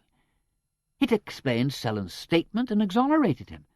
It explained how he had seen the clock from the window. It explained how Noakes came to be killed behind locked doors. It explained why the body hadn't been robbed. And it explained the murder. Explained it right away. Because Kirk told himself with triumph there had never been any murder. "Wait a bit," thought the superintendent, figuring the thing out in his careful way. "Mustn't go too fast. There's a big snag at the start. Now, how can we get over that, I wonder?" The snag was that to make the theory work, one had to assume that the cactus had been removed from its place. Kirk had already dismissed this idea as silly, but he hadn't seen then what a lot it would explain. He'd gone so far as to have a word with Crutchley among the chrysanthemums just as he left Tallboys. He'd managed the inquiry pretty well, he thought. He had been careful not to ask straight out, "Did you put the cactus back before you left?" That would have drawn attention to a point which was at present a secret between himself and his lordship. He didn't want any talk about that to get round to Selden before he himself confronted him with it in his own way. So he had merely pretended to have misremembered what Crutchley had said about his final interview with Noakes. It took place in the kitchen? Yes. Had either of them gone back into the sitting-room after that? No. But he thought Crutchley had said he was watering them plants at the time. No, he'd finished watering the plants and was putting back the steps. Oh, then Kirk had got that wrong. Sorry. He just really wanted to get at how long the altercation with Noakes had lasted. Had Noakes been there while Crutchley was seeing to the plants? No, he was in the kitchen. But didn't Crutchley take the plants out to the kitchen to water them? No. He watered them just where they were, and wound the clock and came out with the steps. And it wasn't till he'd done that that Noakes gave him his day's money and the argument started. It hadn't lasted more than maybe 10 minutes or so, not the argument. Well, possibly 15. 6 o'clock was rightly Crutchley's time to stop work. He charged 5 bob for an 8-hour day, barring time off for lunch. Kirk apologised for his mistake. The stepladder had confused him. He had thought Crutchley meant he needed the stepladder to get the hanging plants out of their pots. No, the stepladder was to get up to water them, same as he'd done this morning. They was above his head, and to wind the clock, like he said. That was all. It was quite ordinary, him using the stepladder. He always did. He put it back in the kitchen afterwards. "You ain't trying to make out," added Crutchley a little belligerently, "as I stood on them steps with a hammer to cosh the old bird over the head." That was an ingenious idea nobody had yet thought of. Kirk replied that he wasn't thinking anything particular, only trying to get the times clear in his head. He was glad to have given the impression that his suspicions were directed to the stepladder. Unfortunately, then, he couldn't begin by substantiating that the cactus had been out of its pot at 6:20. But now suppose Noakes had taken it out himself for some purpose or other. What purpose? Well, it was difficult to say. But suppose Noakes had seen something wrong with it. A spot of mildew, maybe, or whatever these ugly things suffered from. He might have taken it down to wipe it, or... But he could have done that easy enough standing on the steps, or, as he was so tall, on a chair. No, not good enough. What other things could happen to plants? Well, they might become pot-bound. Kirk didn't know whether that happened to cactuses, or was it cacti. But suppose you wanted to look to see if its roots were growing out through the bottom of the pot. You'd have to take it out for that, or tap the pot to see if... No, it had been given water. But wait! Noakes hadn't seen Crutchley do that. He might have suspected Crutchley was neglecting it. Perhaps he'd felt at the top and it didn't seem wet enough, and then, or more likely, he thought it was being overwatered. These spiky cactus affairs didn't like too much damp. Or did they? It was annoying not to know their habits. Kirk's own gardening was of the straightforward flower-bed and kitchen stuff variety.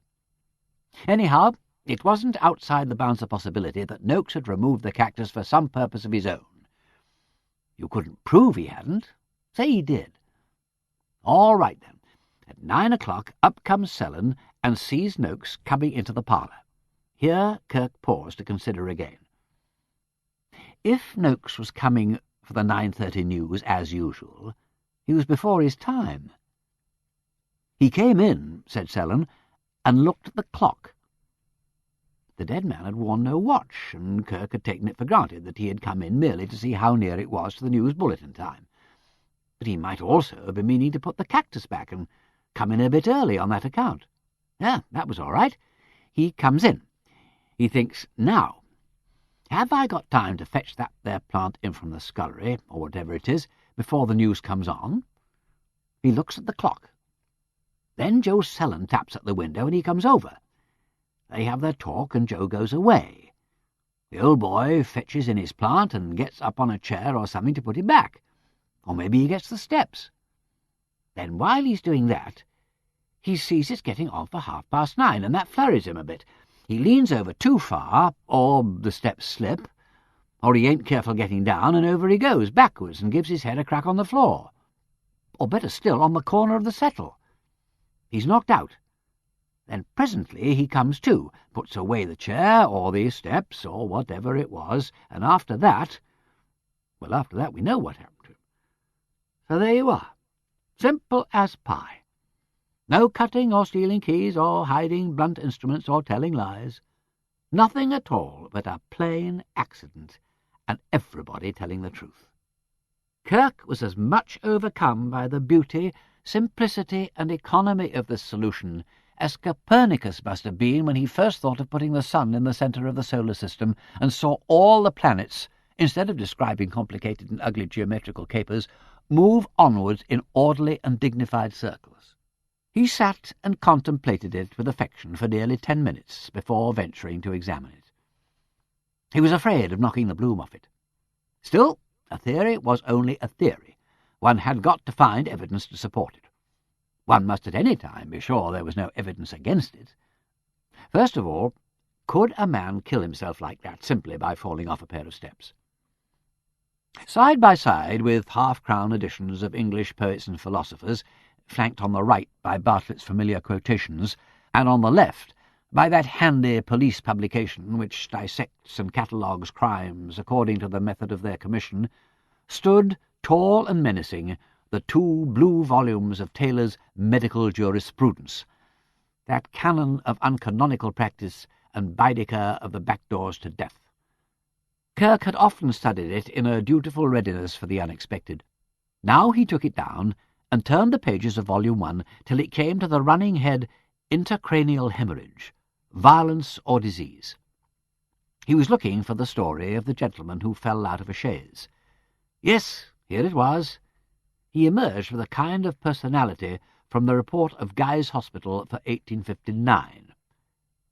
A gentleman was thrown out of a chaise and fell upon his head with such violence as to stun him. After a short time he recovered his senses, and felt so much better that he entered the chaise again, and was driven to his father's house by a companion. He attempted to pass off the accident as of a trivial nature, but he soon began to feel heavy and drowsy, so that he was obliged to go to bed. his symptoms became more alarming, and he died in about an hour from effusion of blood in the brain. Excellent and unfortunate gentleman. His name unknown, his features a blank, his life a mystery. Embalmed for ever in a fame outlasting the gilded monuments of princes. He lived in his father's house, so was presumably unmarried and young. A bit of a swell, perhaps, wearing the fashionable new Inverness cape and the luxuriant silky side whiskers, which was just coming into favour. How did he come to be thrown out of the chaise? Did the horse bolt with him? Had he looked on the wine when it was red? The vehicle, we observe, was undamaged, and his companion, at any rate, sober enough to drive him home. A courageous gentleman, since he was resolute to enter the chaise again. A considerate gentleman, since he made light of the accident in order to spare his parents' anxiety. His premature death must have occasioned much lamentation among the crinolines. No one could have guessed that, nearly 80 years later, a police superintendent in a rural district would be reading his brief epitaph, "A gentleman was thrown out of a chaise." Not that Superintendent Kirk troubled his head with these biographical conjectures. What exasperated him was that the book did not mention the height of the chaise from the ground, or the rate at which the vehicle was proceeding. How would the fall compare in violence with that of an elderly gentleman from a step-ladder onto an oak floor? The next case quoted was even less to the point.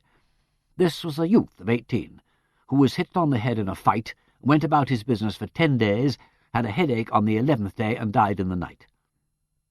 Then came a drunken carter, aged 50, who fell from the shafts of his cart and was killed. Now, this seemed more hopeful, except that the wretched creature had fallen 3 or 4 times, the last time being thrown under the wheels of the cart by the bolting horse. So it did seem to show that a short fall would do quite a lot of damage. Kirk pondered a little, and then went to the telephone. Dr. Craven listened with patience to Kirk's theory, and agreed that it was an attractive one. "Only," he said, "if you want me to tell the coroner that the man fell on his back, I can't do it. There's no bruising whatever on the back or on the left-hand side of the body.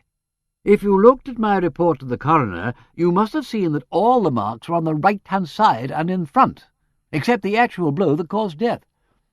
I'll tell you again what they are. The right forearm and elbow show heavy bruises, with considerable extravasation from the surface vessels, showing that they were inflicted some time before death. I should say that when he was hit behind the left ear, he was flung over forward on his right side with the force of the blow. The only other marks are bruises and slight abrasions on the shins, hands, and forehead. The hands and forehead are marked with dust, and this suggests, I think, that he got the injuries in falling forward down the cellar steps.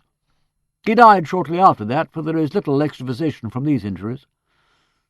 I am, of course, excluding the hypothesis produced by his having lain a whole week face downwards in the cellar. That, naturally, is all in the front part of the body." Kirk had forgotten the meaning of hypostasis, which the doctor pronounced in a very unlikely way, but he gathered that it wasn't a thing that could be made to support the theory. He asked whether Noakes could have been killed by hitting his head in a fall. "Oh, certainly," said Dr. Craven. "But you'll have to explain how he hit the back of his head in falling, and yet came down on his face." With this Kirk had to be content. It looked rather as though a flaw might be developing in his beautifully rounded theory. "It is the little rift within the lute," he thought mournfully, "that by and by will make the music mute." But he shook his head angrily. Tennyson or no Tennyson, he wasn't going to abandon the position without a struggle. He called to his assistance a more robust and comforting poet, one who, hold we fall to rise, or baffled to fight better. Called to his wife that he was going out, and reached for his hat and overcoat. If only he could have another look at the sitting-room, he might be able to see how that fall could have come about. At Tallboys, the sitting-room was dark, though a light still burned in the casement above it and in the kitchen. Kirk knocked at the door, which was presently opened by Bunter in his shirt-sleeves. "I'm very sorry to disturb his lordship so late," began Kirk, only then realizing that it was past 11. "His lordship," said Bunter, "is in bed." Kirk explained that, unexpectedly, a necessity had arisen to re-examine the sitting-room, and that he was anxious to get this done before the inquest. There was no need for his lordship to come down in person. Nothing was sought but permission to enter. "We should be most unwilling," replied Bunter, "to obstruct the officers of the law in the execution of their duty, but you will permit me to point out that the hour is somewhat advanced and the available illumination inadequate. Besides that, the sitting-room is situated exactly beneath his lordship." "Superintendent! Superintendent!" called a soft and mocking voice from the window above. "My lord?" Mr. Kirk stepped out of the porch to get a view of the speaker. "Merchant of Venice, Act 5, Scene 1. Peace ho! The moon sleeps with Endymion and would not be waked." "I beg your pardon, my lord," said Kirk, devoutly thankful that the mask of night was on his face, and the lady listening too. "Don't mention it. Is there anything I can do for you?"